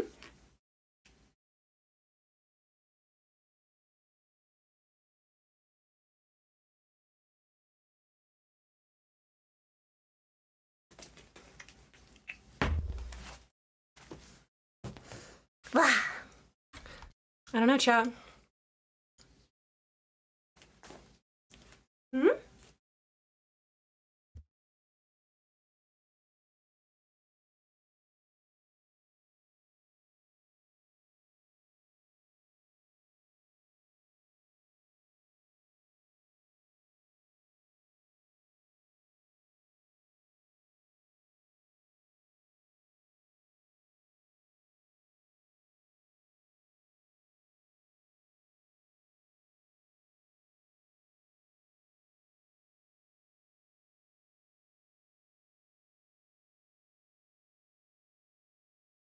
Dog with a sword, I'm a dog with a sword, and I've got a tail and also a sword, and maybe a dick. If you want to see it, my cock is pretty massive. I'm just warning you. All right, you can look at it. See, do you get why it's always so funny? Do you what we get it? It's always so funny because it's a joke. Because it's my cock. But then I would we gwitted on it. It is so funny. That was an iPad kid cough. You couldn't see it, but my tongue was all out, baby.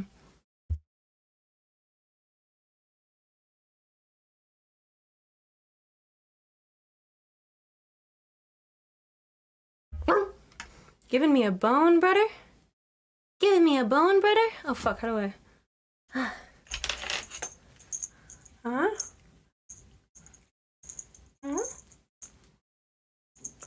There's a sword on the ground, and I think I'm gonna use it. All this power that I found, totally gonna abuse it. Wow. Bars. Bars!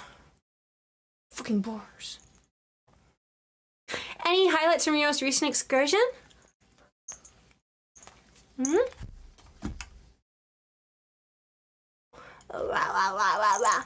Any highlights from your most recent excursion? Yeah. I'm so glad that dropped on the ground and didn't break. Yes. Yes. I like, I don't know. I every time I travel, I get to know more about myself, which I think is really interesting. And I think that's the way that God intended it. So yeah, I was pretty introspective on this one. You know, really like thinking things and hanging out with the homies. It was nice. It was nice to hang out with people. I don't get, so like besides streaming, like I don't get to like talk to people. No. Sounds dramatic, but like, you know what I mean? Like I don't go to an office. Like this is it, you know what I mean? And like especially whenever I'm on like the streaming kind of like brain fart set, whenever like I'm literally just waking up streaming then going back to bed, it's like I only interact with you guys. So it's really nice whenever I travel. Not just with all the Ubers and not just with like all of like the other like, you know, random people, but like with my friends. Like I like to, it's nice being around my friends. Because it like I learn things about myself and like the way that I am in groups and whatnot that is like really important that I wouldn't know otherwise. And so I'm thankful that like I get like a safe environment to get to like do that. You know what I mean? Like with people who care about me, which is I think pretty dope. I think it's pretty dope. And also we did fun things. We went to the mall. And it was really cute because I literally didn't get any pictures because my phone was fucking dead. My phone was dead. And I'm so sad because Kai and I had the cutest outfit. And like, he was all like dressed up in like all like, you know, black and like scary. And then I was like all dressed in like a frilly white dress. And like, I was really cute. And then like, It was so cool. It was like I like being like opposites whenever like we're together, which I think is like super fun. I didn't get to go to the zoo, but I kind of forgot that I wanted to go to the zoo, like until I got home, and then I was like, damn, I wanted to go to the zoo while I was gone, and I didn't. Opposites attract Pog. Yeah, exactly. We did go to the trampoline park a couple of times, which was so fun. Like bouncing around, like a couple of gooba gabs. The opposite is a whole vibe, and I dig it. Yeah, I think that it's really cool. Like I like the aesthetic of it, but I also think that like personality wise, like me and Kai like are really like cool together. Like I think it's cool. So I like it whenever I get to spend time with people. I'm excited, like every time I go out of town, I always kind of like walk away from it and I like learn something like about myself and also about kind of what I want to do. And I'm really excited to like next time that I go out of town, I really want to like bring like I want to kind of have more of like an itinerary, and I've never been an itinerary person, but I kind of want to like plan ahead for myself. Like I want to like plan like one thing that's like scheduled, where it's like I don't have the option to not go, like I scheduled it and I need to go, whether or not it's a fucking, I don't know, a spa massage. I've never been to a spa, but like whether or not it's a spa or it's like I don't know, like some kind of like I don't know, like a nail appointment or like an escape room, or like I buy tickets in advance to go see like a movie or a play. Like I want to like plan ahead more and kind of like take care of future me, because whenever I travel I get really discombobulated, and that's a me thing entirely. Like I'm a little gabagoo. I'm a little funny dog, and I just get a little like whenever like my threshold of like social interaction is like reached, then it's like reached, and like I don't know how to like, yeah, it's like interesting. I feel like I'm more of a capable adult every time I go somewhere. Do you know what I mean? Because I walk away from it and I'm able to be like, okay, like what about this like felt this way, and what about this felt this way, and like how do I like be more of like myself or like more efficient in the future? And I like that. Oh my gosh, speaking of tattoos, Gluttony, we wanted to go get piercings and then we forgot. We wanted to do a lot of things and then we forgot because we were really just hanging out. Like that's the thing. Like whenever you're like actually relaxing with like your friends, you're just hanging out, and it's you're not rushed to do anything, and just being together is enough. And that's what I really value. But on that topic, it's really cool to go do things, and I want to like see more. I want to do more. Hi, Winter Dragon. You are so loved. Hello, hello. Welcome to my stream, baby. It's something they talk about in art, particularly tattoos, creating contrast. Contrast is Pog. Yeah, and I like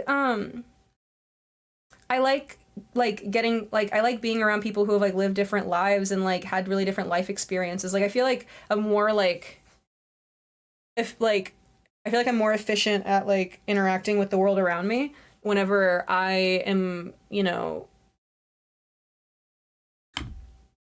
not so self-focused. And that's my big thing, is being able to not be self-focused, like or not get in my head.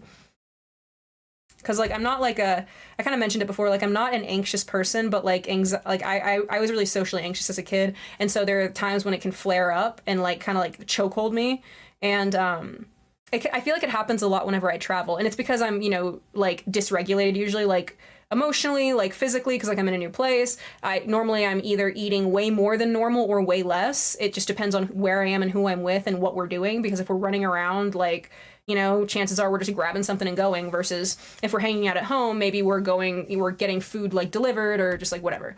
But yeah, so I don't think I've ever like, it's really good that like this year I just feel like has been very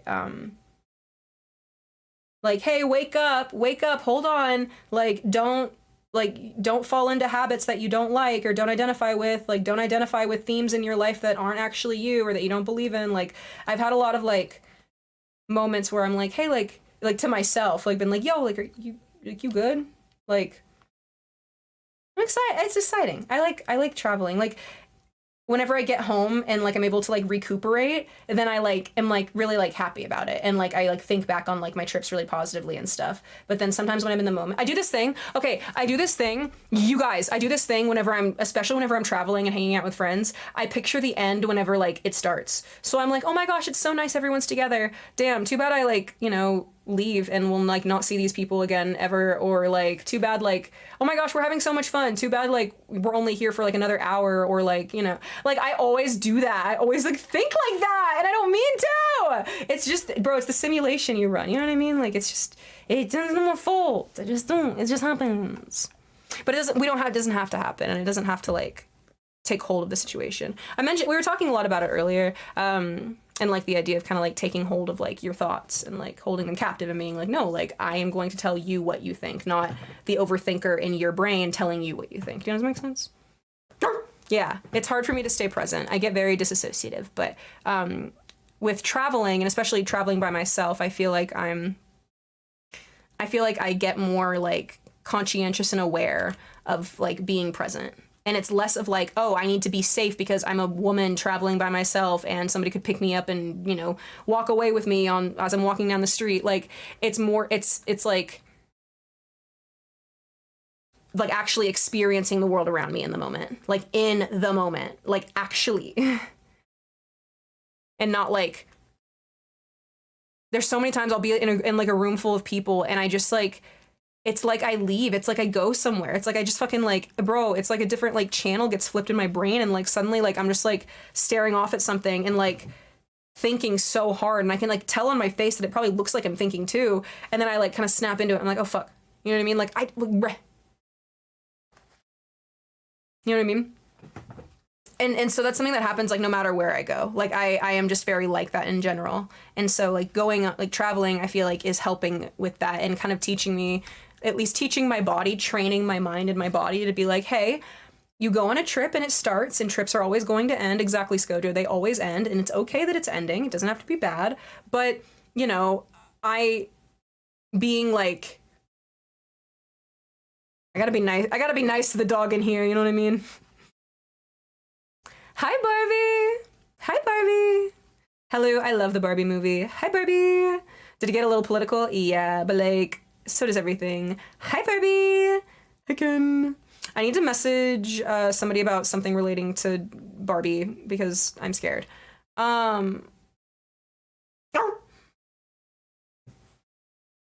Lonely dog. Hello. I really liked Oppenheimer. You should go see Oppenheimer too if you're gonna see Barbie. Barbenheimer.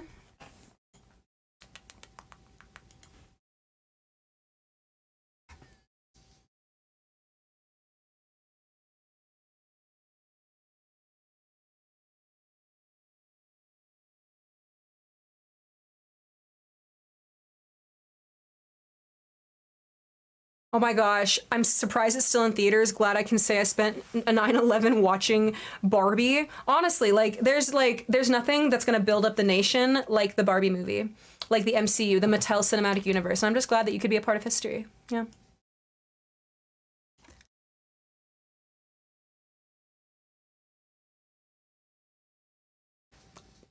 Exactly. Travel plans are harder to make, and the longer you stay too.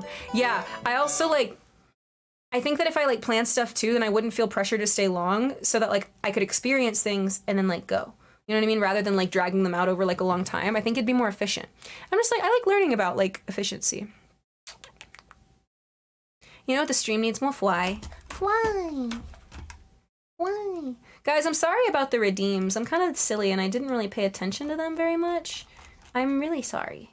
I'm really sorry about that. I'm really sorry. So sorry about that. So sorry. So sorry. So sorry. So sorry. Sorry. Sorry. Sorry. Sorry. Sorry. I'm going through them all right now. Sorry. Sorry. Sorry. Sorry. Sorry. Sorry. I'm sorry. There's so many of them. Your energy is exactly what I need in my life right now. Thank you for this birthday gift. Ori, is it really your birthday? Happy birthday to you. Happy birthday to you. Happy birthday, dear Ori. Happy birthday to you. Mwah. And you. Mwah. And you. Mwah. Happy birthday, baby. I hope it's a special one. Like, I hope that, like, you know what I mean? Like, that it's like, listen, the older I get, it's not that, like, I love aging, but, like, something about birthdays just makes me emotional. So, like, I hope that it's been a day that that you've done things that are special to you and, like, that you, like, make you happy. You know what I mean? I wasn't watching it tonight. Aww. No, it's okay. No, Skojo, I'm the one that needs to be the streamer and, like, pay attention to the fucking redeems. Nay, are you still in chat? Are you still in chat? Ah. Meowda Yays, happy birthday. Yay.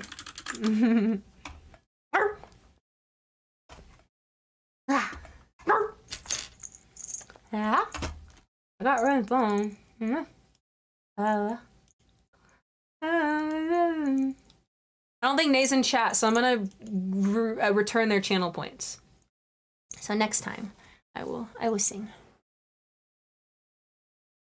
Huh? All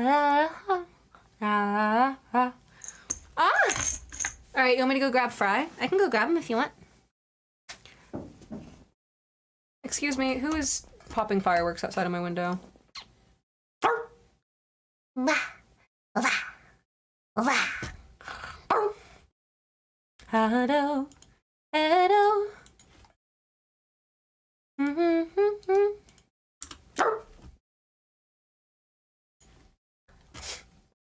La da da da.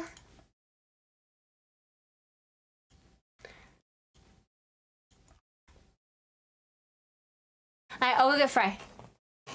Bah.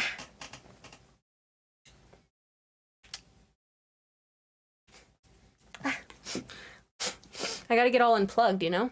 Unplug.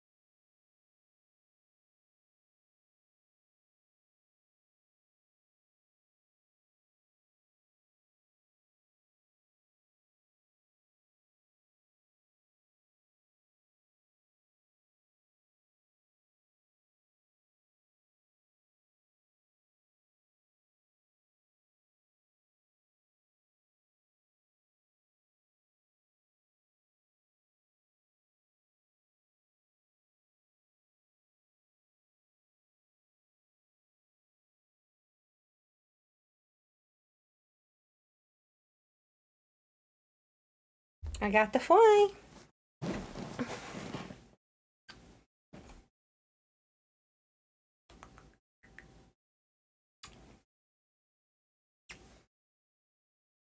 I wonder whatever happened to the guy from the meme video from that song. I always think about people in memes. I really do. I always think about, like, where they are now. And I wonder if people think that about me too. Baby. Like, I wonder if people, like, remember, like, the videos that, like, they've seen of mine before. Like, the viral ones from years ago. And they're like, wait, fuck, what do I know her from?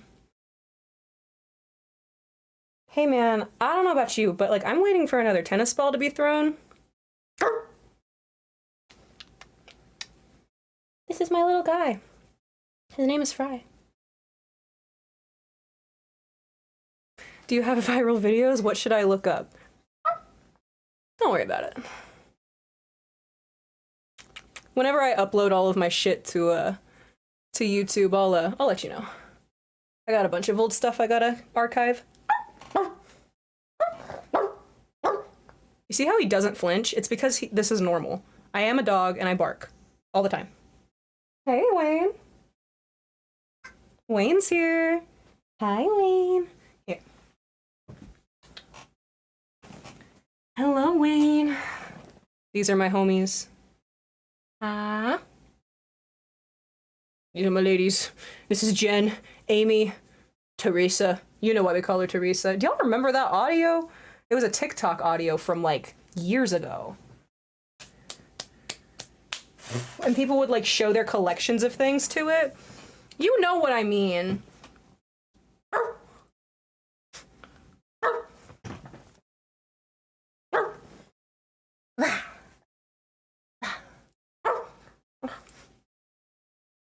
Their lingerie collection. Wait, what was I talking about? Damn, that's crazy how easy that was, huh? Just whoop, right out of my brain, huh?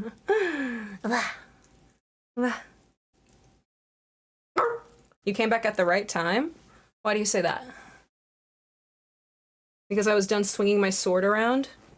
Yeah, you fuckers missed my sword. I whipped out my big, massive, throbbing... Oof. I started getting visions there. Oh, you missed it. Kitty. Like a titty? Titty tat. All right, I've got to. You've got to what? What are you got-toing? What's the meaning of this? What are you doing? I can't believe you've done this. Well, shit my dick. Shit my dick and call me Lorraine. You really wanted this? You really wanted a Ford truck month from me, right, Meow? You know, Wayne, if you don't get... Okay, so I have this basket of dog toys. These are all my dog toys. These are them. And Wayne is trying to dig inside of it. My cat is going after my fucking toys. This is ridiculous. I can't even work in these conditions. Honestly, this is just the worst thing that I think that could ever have happened here on this day. I can't even. Yeah. Ooh. Hello. All right, you want a Ford truck month? You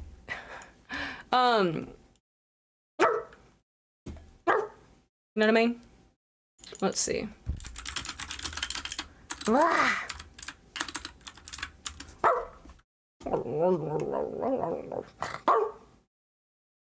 The first time you step into a 2020 Ford something, you'll be kicking and squirming your little jorts.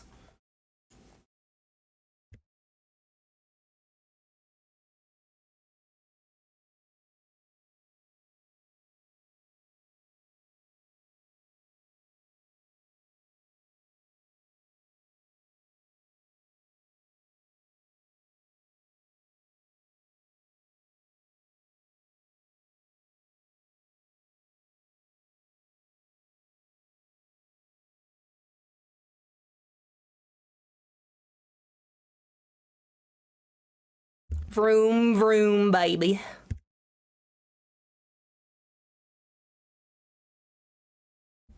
It's true. Whenever I bought my Ford F-150, they asked me. They said, "Are you a woman or just a man?" And I said, "What's it to you, darling?" And they said, "Well, here's the deal. We're gonna sell you a truck, but in order to sell you the right truck, we need to make sure we know what you're packing." And I'm like, "What am I packing?" And they're like, "Yeah, what are you gonna pack in that giant 4 foot by 6 foot F-150 trailer, the bed of your truck, the thing that's in the back, the so there's like a car, and you, so it's like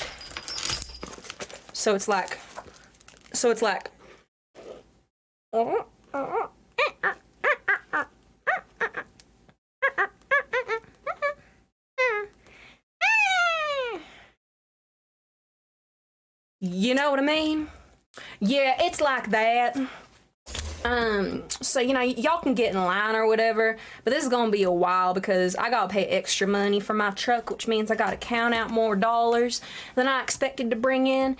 And listen, I brought in a handful of quarters. I'm gonna be honest, I didn't think this would be that much. I thought, what's it gonna be? $20, $10? How much could a bushel of bananas cost? I do not know how much fruit costs in the general grocery environment. I do not know how much fruit costs. I don't know how much shit costs. You know what I'm saying? Like, listen, what I grew up with, I grew up with the great outdoors. You know what I'm saying? Like, they used to call me all sorts of names whenever I was, you know, sniffing around, you know, just trying to do my due diligence, you know, burying my bones in my local suburban neighborhood. They didn't like that very much. The kids around there and the HOA, they got a little bit how do you say zesty? Apparently Zesty is gay now. Since when? I don't. Damn it! Fry, get out of there! Hey, get out of there! Hey, I need you to vacate the premises. I need you to vacate this motherfucking premises. Get out of here. I don't fucking trust you. I don't trust none of you. Huh? What are you doing in here? You sniffing around like you know somebody? Who do you know? Who do you work for? I'm talking to my cats. They're planning a heist again. They're planning a heist. Do you ever step on your pet's tail and it yelp and you feel bad? No. Wait, that's what you... Do you ever step on your pet's tail and yelp and then you feel so bad you start to cry and apologize and tell your pet you would die for them? That's what it feels like to drive a Ford F-150. The F stands for fur. It does. It does. It does. That's why it's fun.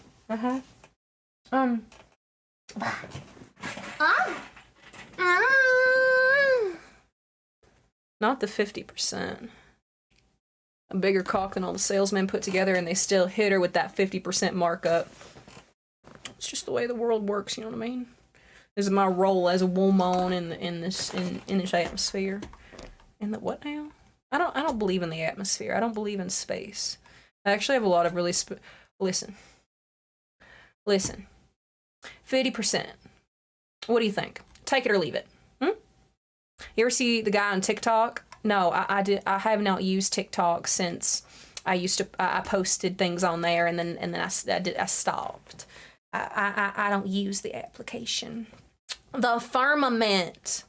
Graham, I like that you know things about things. I think it's a really cool trait that you have. I like that you know things about things, and not only that, I like that you're cognizant enough and healthy enough to say your opinions, because sometimes people will be thinking mad thoughts, but they're just not enough. They hinder themselves because of whatever is afflicting them. And so I'm happy that you're here, man. I think I found you through a TikTok way back in the day. 1 year, 5 months. Damn, that's a long time. Yeah, they were popping back then. They were fun. But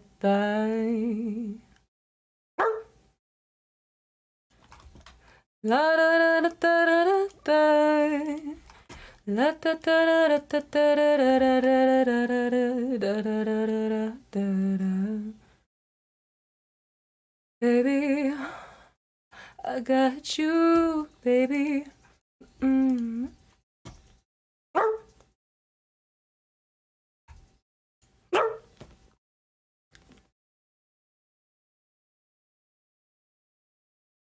You, I got you.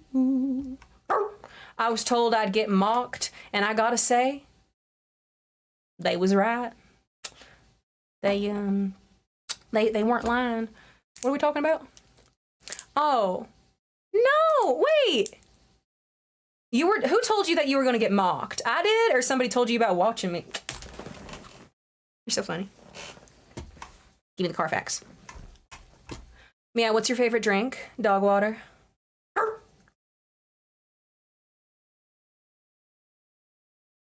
Elizabeth, where do you get your historical facts? Do you get it from Wikipedia, or is it the presidents.org?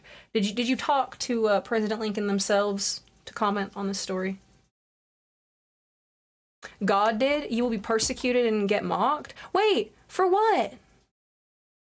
Wait, oh, what did I say? Oh, Graham, this is one of those moments where I forgot what I was talking about. So then you said that, and then I was like, what? And then now I'm trying to remember. One day I'm going to be an attentive streamer, and one day I'm going to be able to... Oh, your friend told you the joke? Did your friend know Lincoln? Or Mr. Booth? I heard they were close. Not Dr. Pep. Did I say Dr. Pepper? I said dog water. Is that dog water for people? I forgot now too. I think that's what's cool about us, is that we all forget and then we just keep it going. You know what I mean? I got you, baby. Oh. Guys, you saw the Witcher figures, right? Like, I showed you those. I know I did. Like, I know that I did, but like, did you see them? Thank you, darling. Skojo, you are just so generous. Thank you, baby. Thank you very much. Thanks for gifting to Santiago. Toxic! Meowdawig. Thank you, baby. Dog water is just Picari sweat with more sweat. I don't even know what that means. What is a Picari? Is that a band?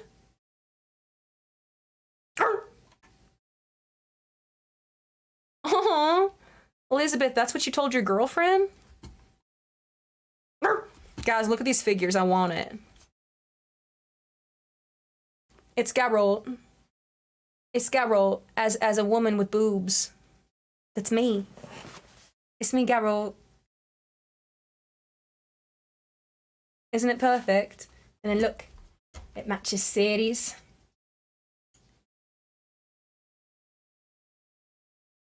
Cirillas. Yeah, look at those tots. Look at those tots. Can I zoom in anymore? Look at these.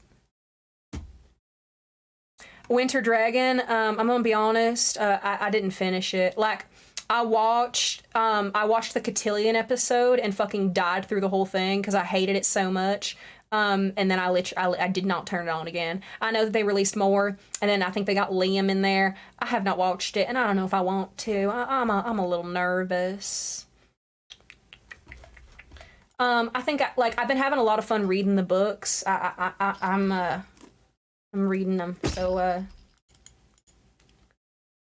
look, isn't she purty? Aren't they purty?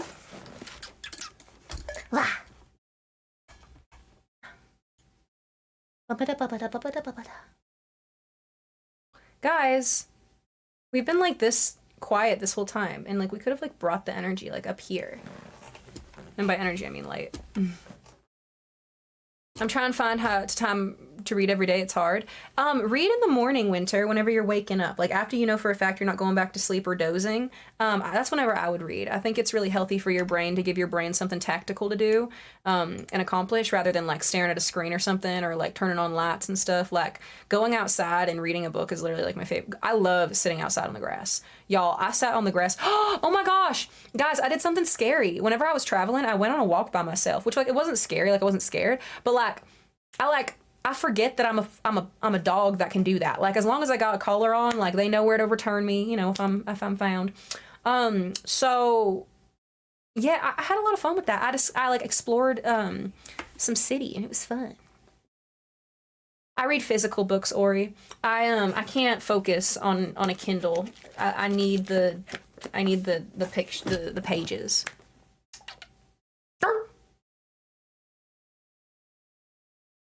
Elizabeth, I feel like you're an NPC.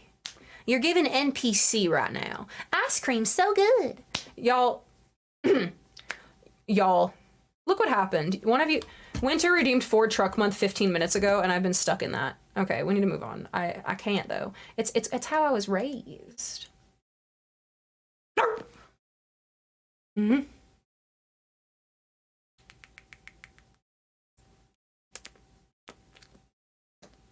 Hello, expired milk. I am doing very dog-like. Oh, winter, winter. I'm not sure that I can do that.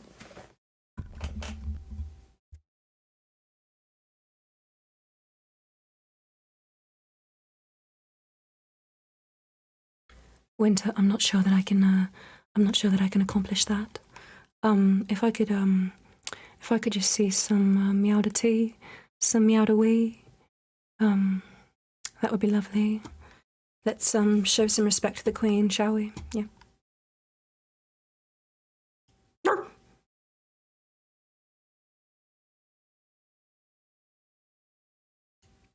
By the way, this is our DJ tonight. Oh my god. Oh my god. I slipped back into it. I slipped. Slipping, grasping, falling. Ah. This is our DJ tonight, everybody. He's really attractive. Oh my gosh, it's the UK. I actually don't know where this is. It's a monastery. Oh, look at him. He's a cutie pie. His name is Aaron Hibel.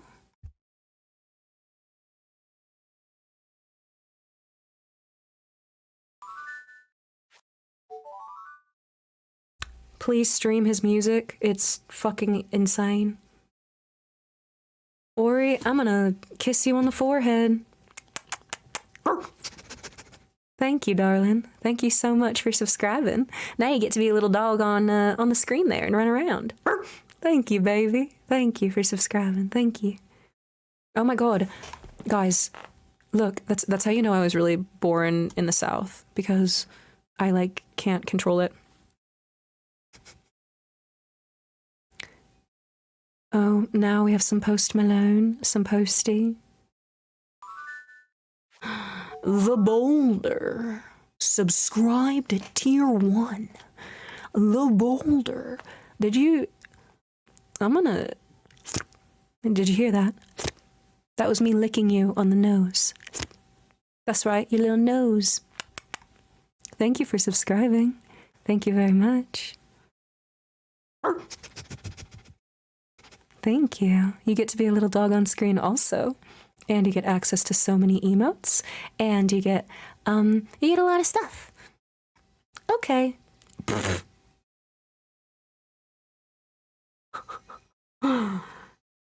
Don't ever lose that energy, all right? It makes you special. I hope you talk to your mother like that. Okay, Boldy, you know I love ya. All right, stay safe out there. Okay. Oh, bruh. All right. You saw this song live with Posty. It is, it's a good one. It's a good one.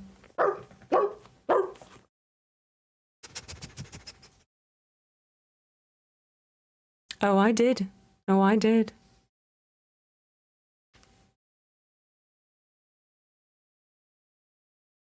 Isn't it gorgeous?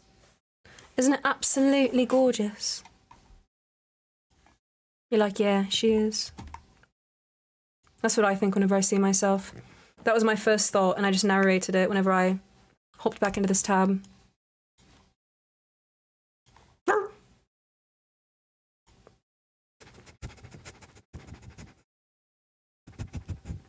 One of you smells good. Which is it? Fess up.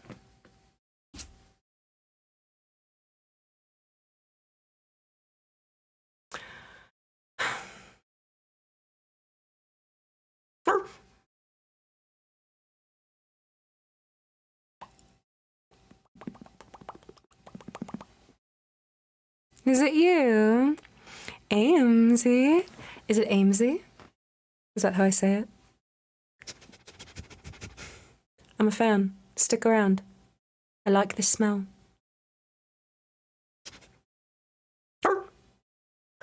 Bill said this person, and Graham said, I smell like patchouli and peanut butter.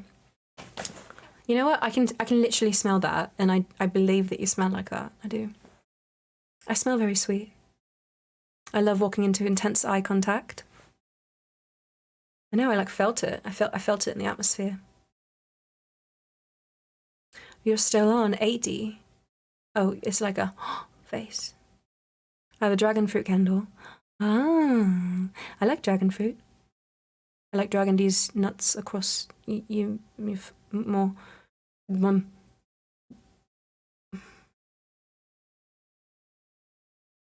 I missed you guys. Amesy. Amesy.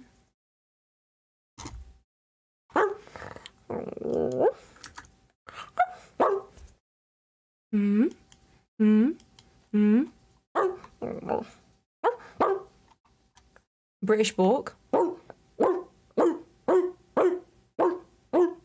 feel like that's what it would be. Yeah, it's loud, isn't it? I like it loud. What can I say? Whoa, whoa. Hmm?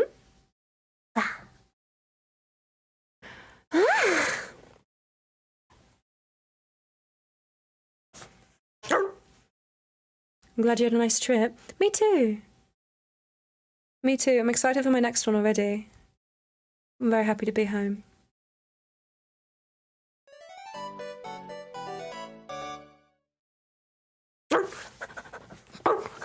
Pyro, do you really mean it?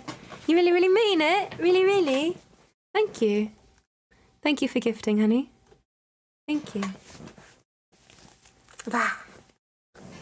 Thank you very much. Thank you, thank you. Emzy, you got a sub now. You got a subscription. So hope you enjoy it. You get to be a little dog on screen now that runs around. Guys, you can customize your dogs on screen. You can customize them into a lion, a tiger, a bear, oh my, a cat, a raccoon, whatever you want. Just, any kind of little animal, little creature. You can customize them underneath the stream. So go for it if you want. It's very exciting. And then they run around and then we play mini games. Thank you for redeem. Huh? Why is there a hype train approaching? Which one of you did that? Which... Girl, put that away. Which one of you did...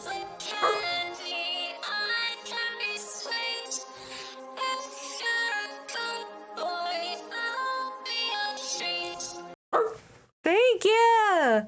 Anka. Thank you. Thank you so much. Thank you for the bits. I eat them in my dog bowl. I go. You like that? You like being so close to me like that? I usually have the mic way up here because naturally I like project. So I figure it's best not to have it so close so I don't yell into the mic. Bye, Graham. Good night, good night, good night. Good night, good night, good night. Good night, good night, good night. Sleep well, love. Sleep well.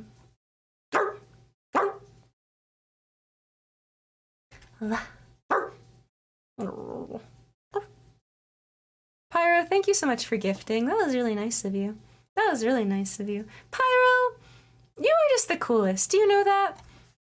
I think you're the coolest. I just do. Every time you're in my chat, I'm just like, wow, I feel like sometimes as a Twitch streamer, it can be really overwhelming, like looking at a chat of people that like you kind of know but maybe mostly don't know, right? And like, talking for long times. So like whenever you guys are just lurking and you just throw out an emote or just like something nice, like being able to read y'all's names and stuff, like it really means a lot. Like I'm a big lurker in other people's streams, and so it encourages me to be more vocal toward like the people that I like care about or like look up to as a streamer or enjoy their content, or if I'm engaging in the stream.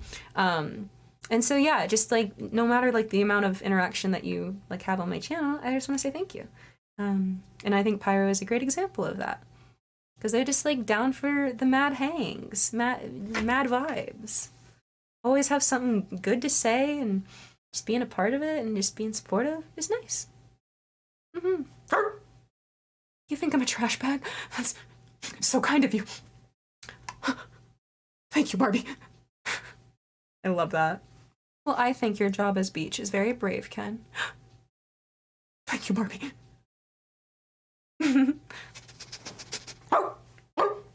55% through a hype train? Let's come on. Every time I join stream, it feels like I'm checking into doggy daycare. And I get to see all my puppy pals. Oh, that's literally how I feel. I get so excited. I'm like, oh my gosh, oh my gosh, oh my gosh, they're here. And then I'm like wagging my little tail. Yeah, I understand. I love whenever you're here, baby. Like, genuinely, it makes me feel so, like, it's genuinely like the whole pack's together. And, like, it's just amazing. It's like we're group howling with every single stream. Mm-hmm.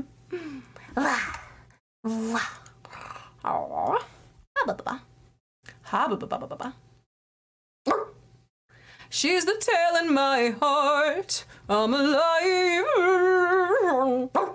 Hi, Callie. How are you? I love your emotes. Hold on. Wait a minute. Hold on. Okay, these emotes. I need to know more. Come on. Those are top tier. Real recognizes real. Good to see you, darling. Good to see you. I'm doing good. I just got home from being away from my home for a really long time, and I feel so like much more like I feel like I love coming home and being able to like recuperate after a trip, like, you know, like R&R, like TLC, and kind of like get back into it. Like, one of your chatters made them for you. It is so adorable. I love them. I think they're iconic. Please, the little bat. Oh, the bad one. Oh, wait, they're so good. Good taste.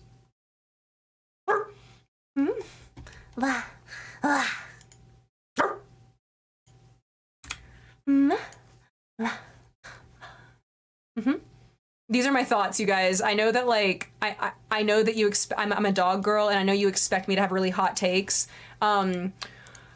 But sometimes I just, you know what I mean? And like, that's all I can, that's all I got. And like, honestly, I think that's enough. Because I have good taste in music, too. So I make up for it, yeah? Give you something else to listen to, huh? Okay, really though, hi. I love being alive with you, chat. I really do. Thanks for being here. And like, hanging out with me. It's cool. I like it. I like it a lot. Thank you for the hype, guys. Thank you. That was really neat. Mwah. Thank you. Level 2 nonetheless. Bitch. Bitch. Oh. Blech. No! This hand had cat hair on it. Blech. Ugh. Ugh. Oh, there's cat fur. Oh no. This is what happens whenever we bring Fry in here. Did you guys see Fry? Did you guys see Fry earlier? He was really cute. Hello, Pixel. What are you doing here? Thank you so much for the hype, guys. If it's all your content for your streams, seriously, like, those are like mad vibes. Like, as in like any occasion, you can just throw those out and they fit. Chilling, playing Apex, enjoying your face. Yeah, I do that too. I do that too.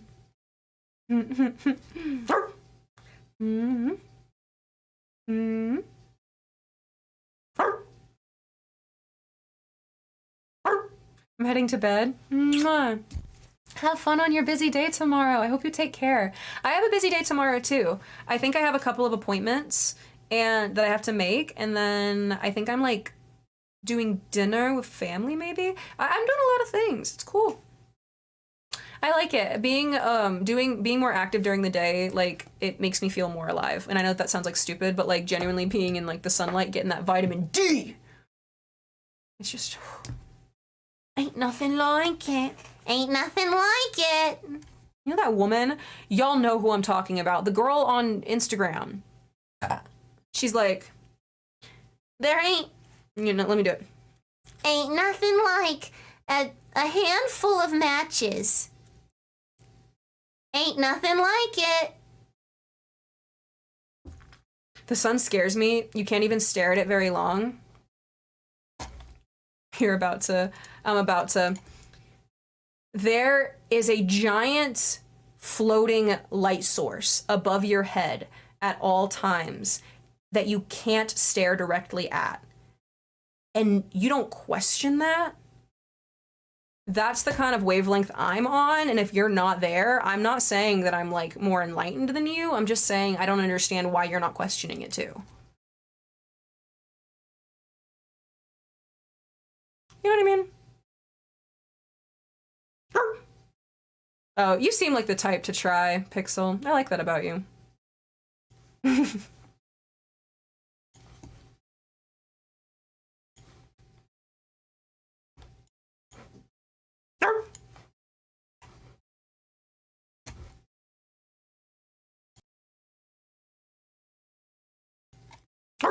It's a huge light bulb because the Earth is flat. Bro, the Earth is definitely not a fucking sphere. That's for damn sure. Mm-hmm.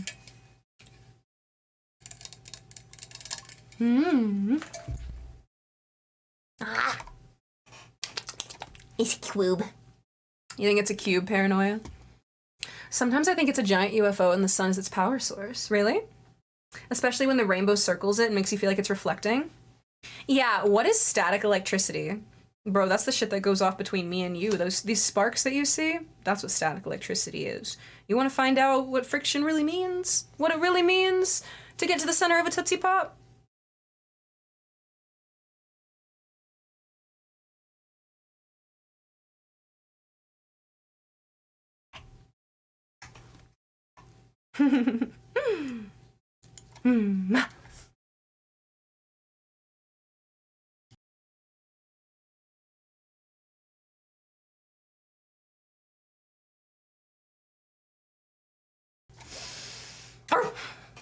You know what I mean?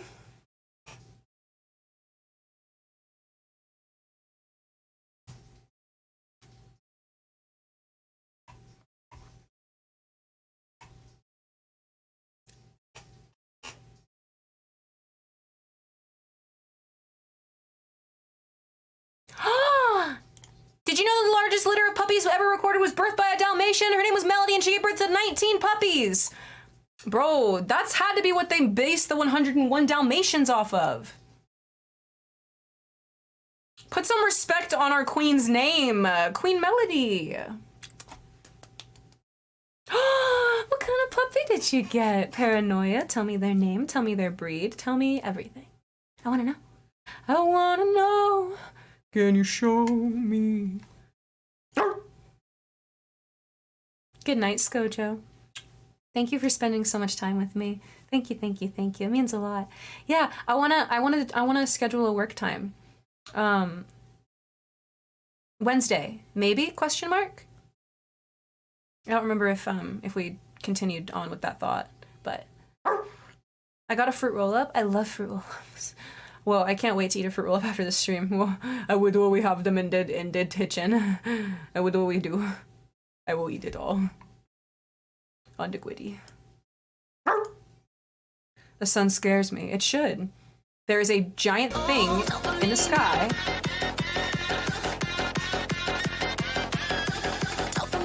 Kick store open. Sup fuckers. Meowda. El Sup, meowda, el fuckers? meowda, el. Why do you have my phone? Fuck you, that's why! Kakashi. Mwah, good to see you, baby. I was gonna say, what did I say before? Fuck, I already forgot. Damn it. I would, we forgot. The Gwitty. You know how kids be like, iPad kid cough? Oh, yeah. There's a giant fucking floating like mass that is like so bright that is always above you over your head, and you can't stare at it for longer than like 0 seconds, and you don't question that. Bizarre.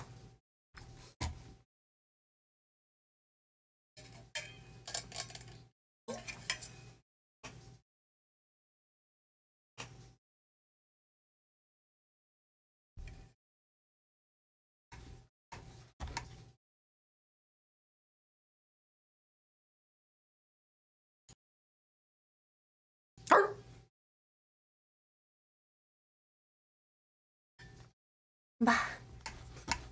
Her name is Shy, and she's a little black puppy. I have no idea what breed. Did you get her from a shelter or what? I want to know everything. I want to know everything. I'm so happy that you have her in your life now. She sounds so sweet. I love the name Shy with the E. It's a giant hologram projector. Oh my gosh, Ames. Okay, so they have that new projector thing in Vegas that's like a fucking sphere ball. Bitch.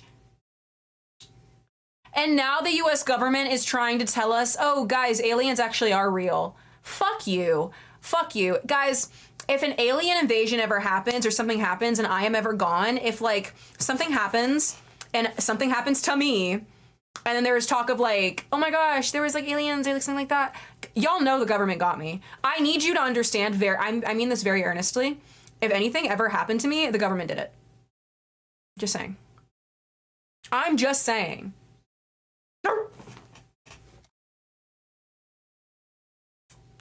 Hey, Meow, you wanna hold hands? I have a paw. You have to say, give me your paw.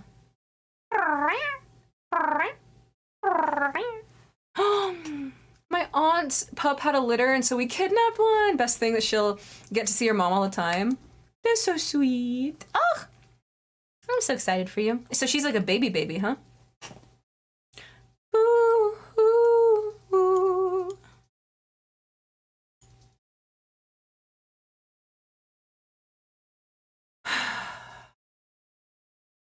I wish we were outside.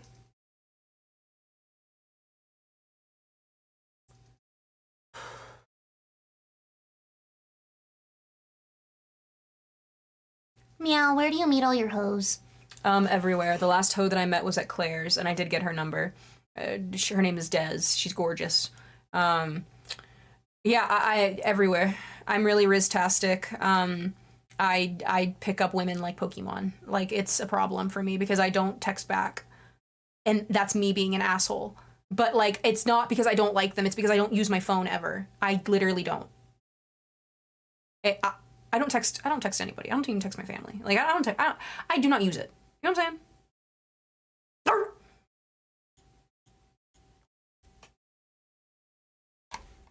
Hmm.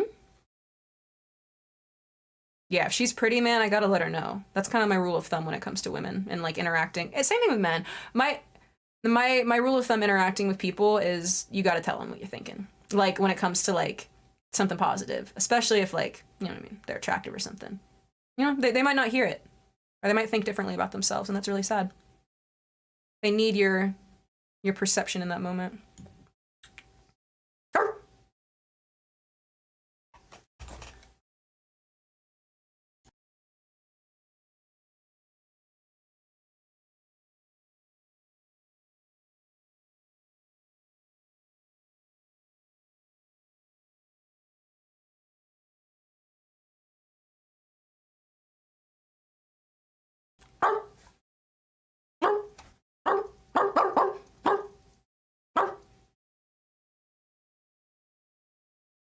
Ah, wow, woof.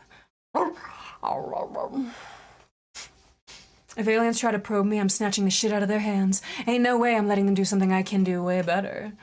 You'll show them how it's done, huh? I like that about you. You got tenacity.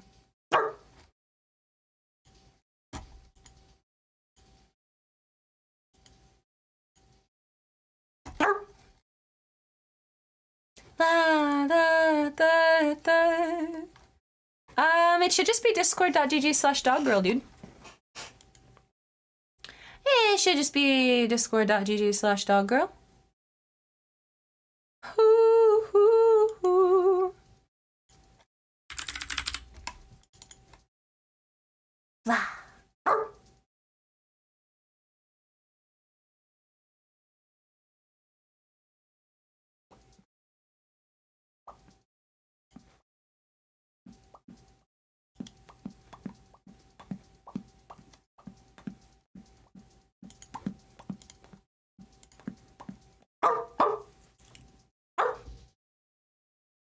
Hi.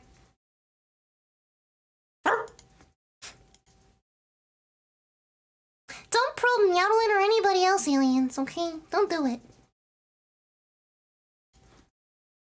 I hold so much love for like almost everyone I meet. I love people so much, but I'm so content not having a one-life partner, platonic love, intimacy, just as beautiful. And all I really need is friends, at least. I just like sharing love with people. What can I say? I'm just a dog.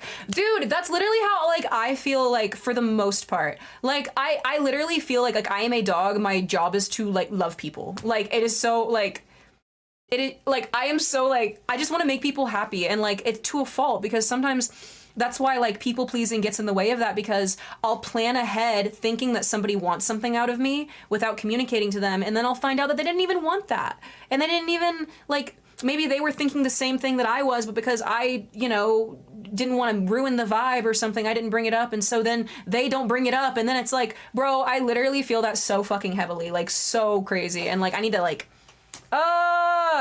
like I am a lover, and I'm a wonderful like person to love you. Do you know what I mean? Like I am so like just a dog, man, like all of it. You know what I mean? Like para tu, para you.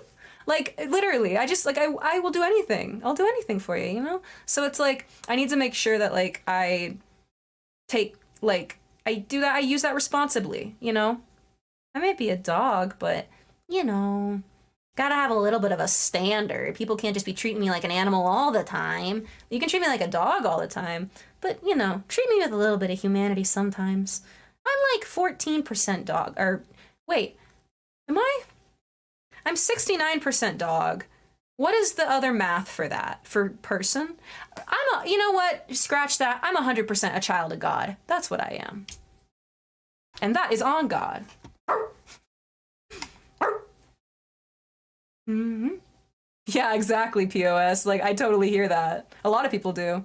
I've worked with animals and children, like human children, like professionally in my life for a number of years. People would ask me, would I rather work with kids or like animals? Bro, are you kidding me? Like, people are so crazy about their dogs. Like, their dogs, like, they are so picky, and like, yeah, a lot of people do treat animals better than humans, and like, so whenever you're like, you know, you like work in that environment and people are like unhappy with your service, like the dog can't say like, oh, like, no, it's like chill, hey mom, like don't worry about it, like they were actually really nice to me, and like I was kind of like, you know, I was being bitey, so like that's why they couldn't like, you know, clip my nails, you know what I mean, at the vet. But instead you get, why the fuck can't you do your job? Like I bring my dog here, you know, to do that. And then you're like, ma'am, like I didn't want to get my face mauled off. And you're like, but that's your job. And I'm like, y'all, I have lived a lot of lives. I have lived a lot of lives. And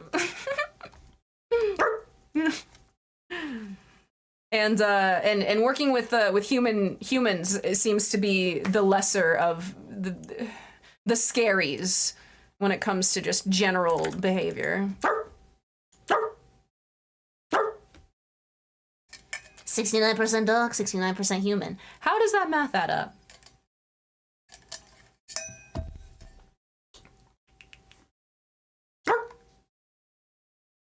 Hmm? Ah. Ah.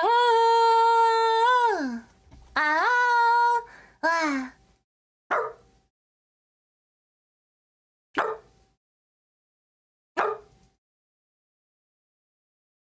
Ah. Are you ready for some poetic riz? Show me.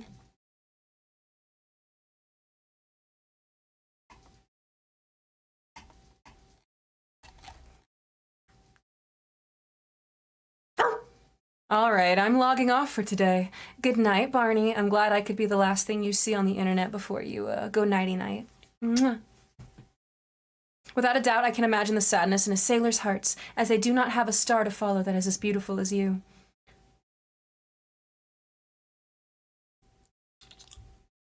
That was... okay. I wasn't ready for that. I wasn't ready for that.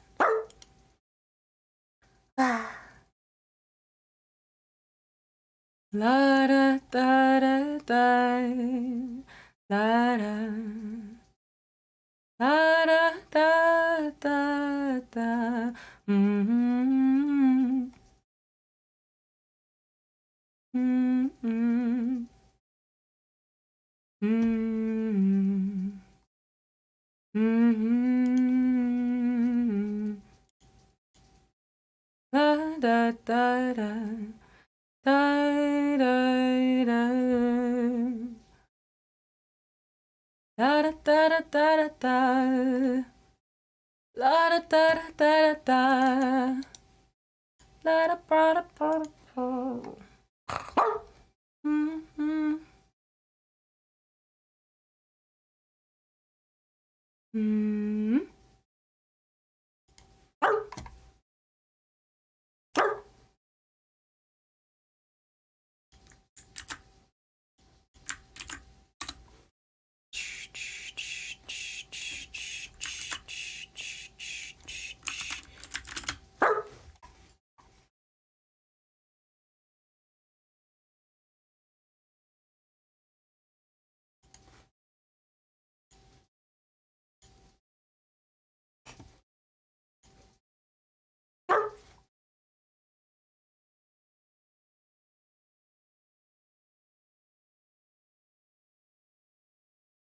Da, da, da, da, da, da, da.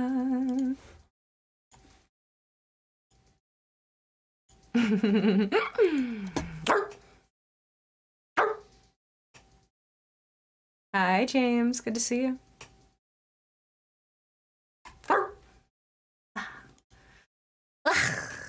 You know what I mean? I know what I mean. That's all that matters. Bro, you think I stream for you? Please. I stream for me. I know what I'm talking about. And that's enough. I know what I'm barking about. Can anybody else bark? Like, can anybody else woof?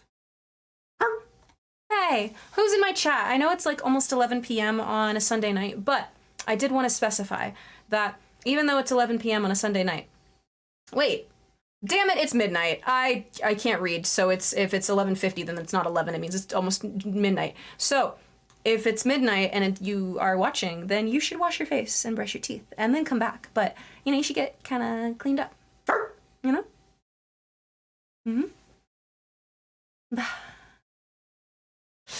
Meow-da-wag. Meow-da-wag, meow-da-wag. Does whatever a meow-da-wag does. Brush your canines, chat. All of them. Wasn't from Yowdalyn, something I wrote down and wanted to share. Well, it was very ristastic. I'll do that before bed in 5 hours. 5 hours? Sid, where are you? Where are you? And why is it 5 hours? You gonna stay up all night? Let's calm down, all right? That was a little aggressive. The jump in that mix was a little absurd. Let me tell you, it's just gee whiz. I mean, just gee whiz, you know what I mean? You're in the Caribbean? You're a pirate. We are the pirates who don't do anything.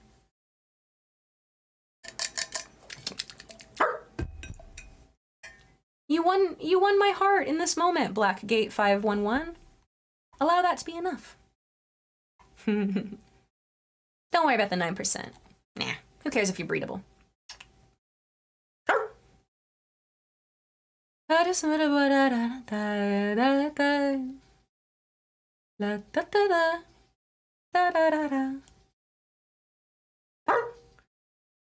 are the pirates who don't do anything. We just stay home and lie around. And if you ask us to do anything, well, we'll just tell you. We don't do anything.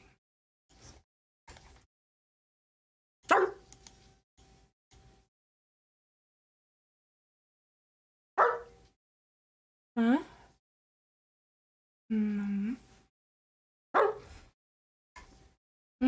Good, Hiffy. La da da da da da da da.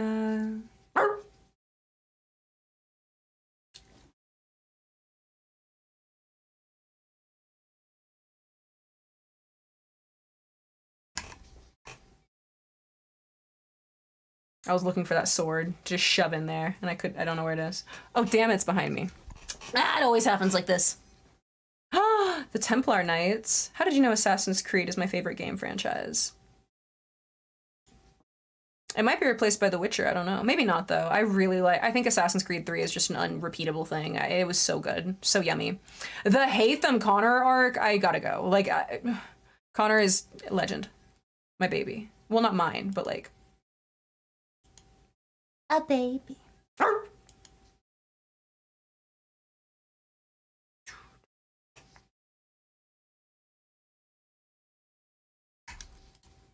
I've literally never met another person with Assassin's Creed 3 as their favorite game. It's mine too.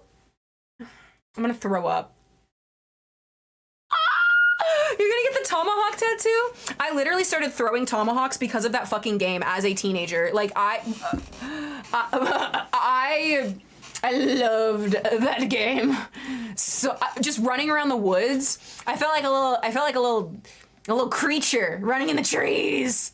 You know what I mean? I love feeling like a little creature, you know. Did you play the DLC too? Was it the one on the 360? Whatever the ones on the 360 were, I did. I didn't play anything else because after I didn't get a computer until like a couple years ago, and then after that I didn't like have other consoles. Mayhaps, you thinking so? I probably did then, but I'm due to play it again because what the fuck? I know that they have it on computer. Do they have? I wonder if they have the DLC on computer. Second Son, Infamous. Ooh, what's it about? What's the storyline for Infamous?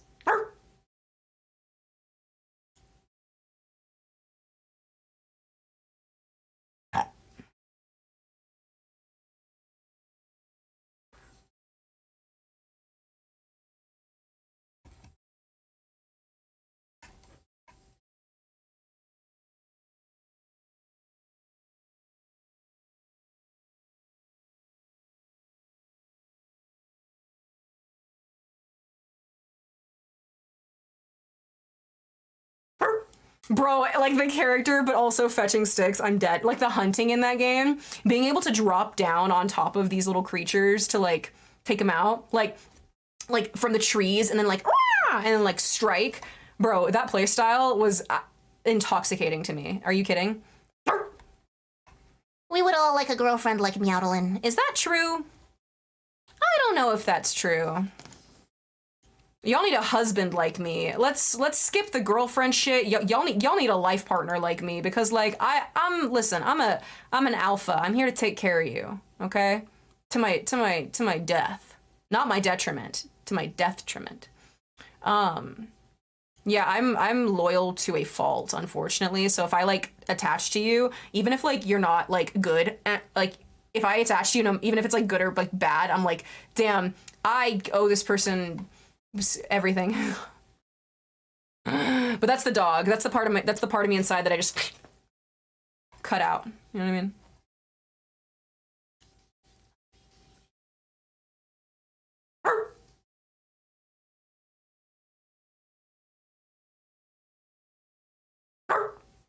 I just finished watching Arrival on Netflix. What is that? What is Arrival? The last thing I watched on Netflix was Suits. Damn it, Donna. So on Infamous, it's metahumans appearing on Earth, each with a unique power. On Infamous, we play as the first metahuman. He gets caught by a nuke blast and wakes up with powers and fights for freedom. The Second Son is a standalone game where the metahumans are second-class citizens, and a Native American dude encounters a criminal metahuman and gains powers. Ooh. I like it. That's cool. Cool storyline. Kind of Detroit Become Human vibe a little bit, which I love that game too. Did you guys play that? Hi, Tom Clampsy. Good to see you, Clams. I'm new here, but how do you do your bark? It's so realistic. That's the thing. A lot of people are like, Meow, you're a real dog girl. What do you mean by that? And I'm like, dude, I just am. It's inside of me. And they're like, what do you mean? And I'm like, I got that dog in me, and that's it. Like I've always been able to do that. I've always yeah, you gotta find your bark, man. You gotta kill the part of you that cringes. I never had that part because I've always just been a dog. So to me, barking is very normal. So like, it's been a part of my life for my whole life. The dog thing. And so trying to like freshly like kind of like reach that, I guess, you just have to kill the part of you that cringes, the part of you that society has like pressured you to like, you know, feel. How did the dog get in you? Did you eat it? How could you say such a thing? I only eat small mammals and creatures, and also really big ones like deer. And then I also eat people on days that end in Y, but not often. And then I also and I live by that. But if I were to bite you, then the dog would get into you. It's like venom. It's like the symbiote. I'm so sorry. What the fuck did... You need to get a grip. This symbiote. It's like venom. Venom. We are venom. You know what I mean? I can't do it. Eat me. Why would I want to eat you? You don't look like Tasty. the Meow AI was lagging for a second. Did you see it? You saw my lag? Shh.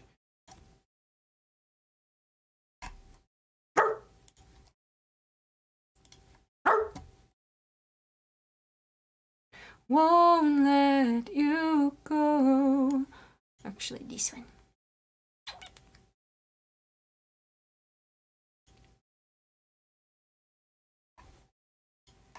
Ren,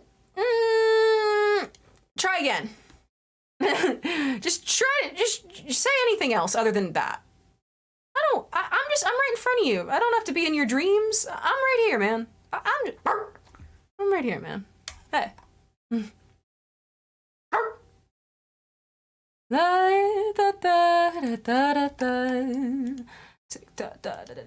Time. Oh my gosh, Killer Snake! I am so sorry about that. That was so scary, wasn't it? I hovered over your name and I clicked it and I didn't mean to, and so it banned you.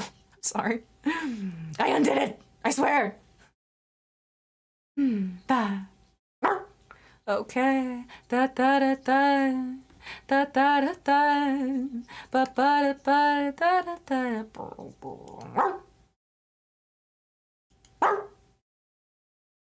Da da da da.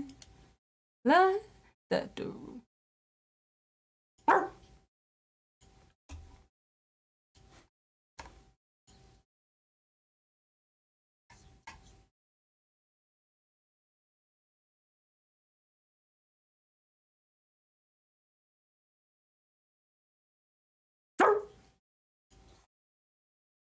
I just took a vitamin D3 pill, alien UFO light, in pill form.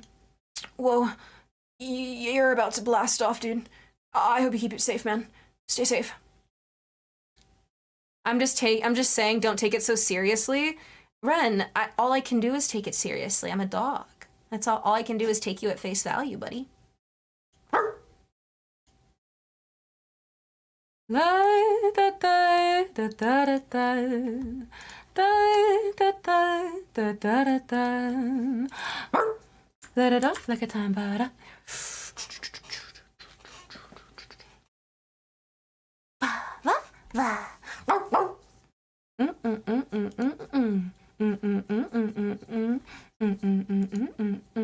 Oh, off like a time bomb. Like 50 years from now. Hey Mom, what did Grandma do for work? Meows puppy. Well, bro, I'll be proud to tell him what I do, bruh. I get to be myself and make a living out of it and connect with the people. You know what I mean? Shit's awesome. La da da da da da da.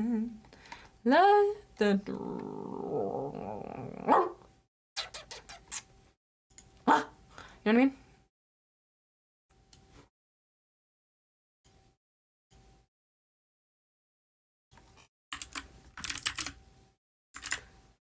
La da da da da da da da da. My bangs look like Elsa from Frozen. Thank you. I like what you said there. I liked that. Thank you. I like to think the cold doesn't bother me anyway too. Kind of like her.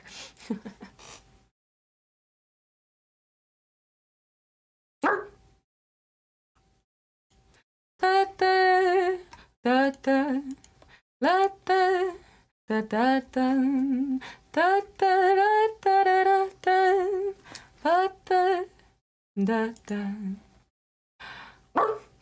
Chat, the next time that I'm gonna be live is actually going to be September 12th. Guys, I'm gonna be live again on September 12th, which is like literally is Widwowie in like 2 days. Widwowie tomorrow. Well, I mean, it's okay. It's already midnight for me, so technically it's just tomorrow. All right, yeah. You gonna be there or what? You gonna be there? You gonna be square? If I have time tomorrow, I'll go live tomorrow, but I think I have to go out of the doghouse. I think I have to run a bunch of errands because I've been out of town for like 2 weeks, so I gotta like do shit. I don't want to leave you because I like you so much, but like, I don't know, I kind of like, oh shit, September 12th is my actual birthday. Are you serious? Well, Ori, listen. What a... And I live by that. I didn't, Ori, no offense, I held back there. We don't know each other yet. Like, we don't know each other yet like that. But we will. We will, yeah? We will. We'll get to know each other on September 12th, yeah? Guys, have a safe 9/11, you know? Crazy things have gone down there historically, so make sure you live a 9/11 of peace, all right? Like, just, you know, take it easy. No, but really, do something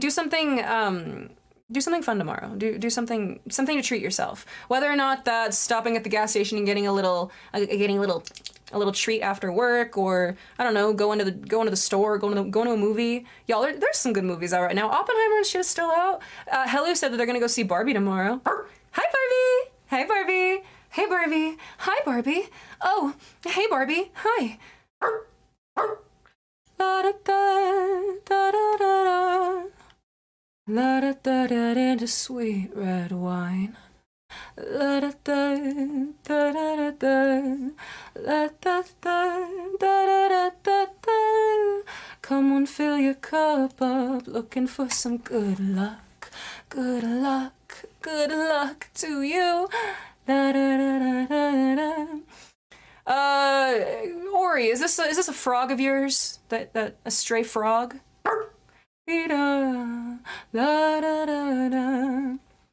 And Ferrari. You're going Ferrari. You're not going Porsche. Okay, bold, I guess. What color is it? The car. I give you all I want. Hey, you know it's true. Saving all my summers for. I've been saving all my summers for you. Like fruit. Like fruit. Plump and ripe. Shepherd's delight. Suckling. Don't bring you into this. Boulder, you were in on this whole time. Well, butter my biscuit and call me Lorraine, but don't you dare call me Carson. Ori, thank you for gifting, honey. The least you can do for your orbiters is gift them. I mean, if you're gonna let them borrow your Ferraris. Vroom, vroom, you know?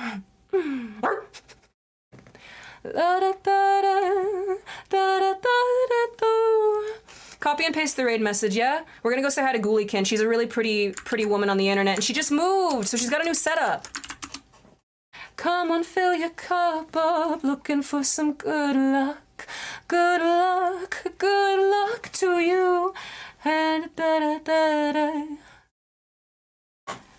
Oh, good night.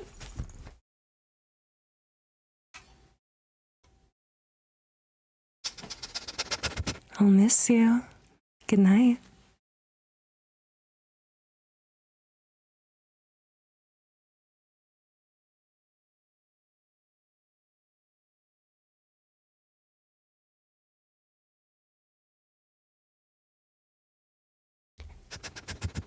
I've been saving all my summers for. I've been saving all my summers for you.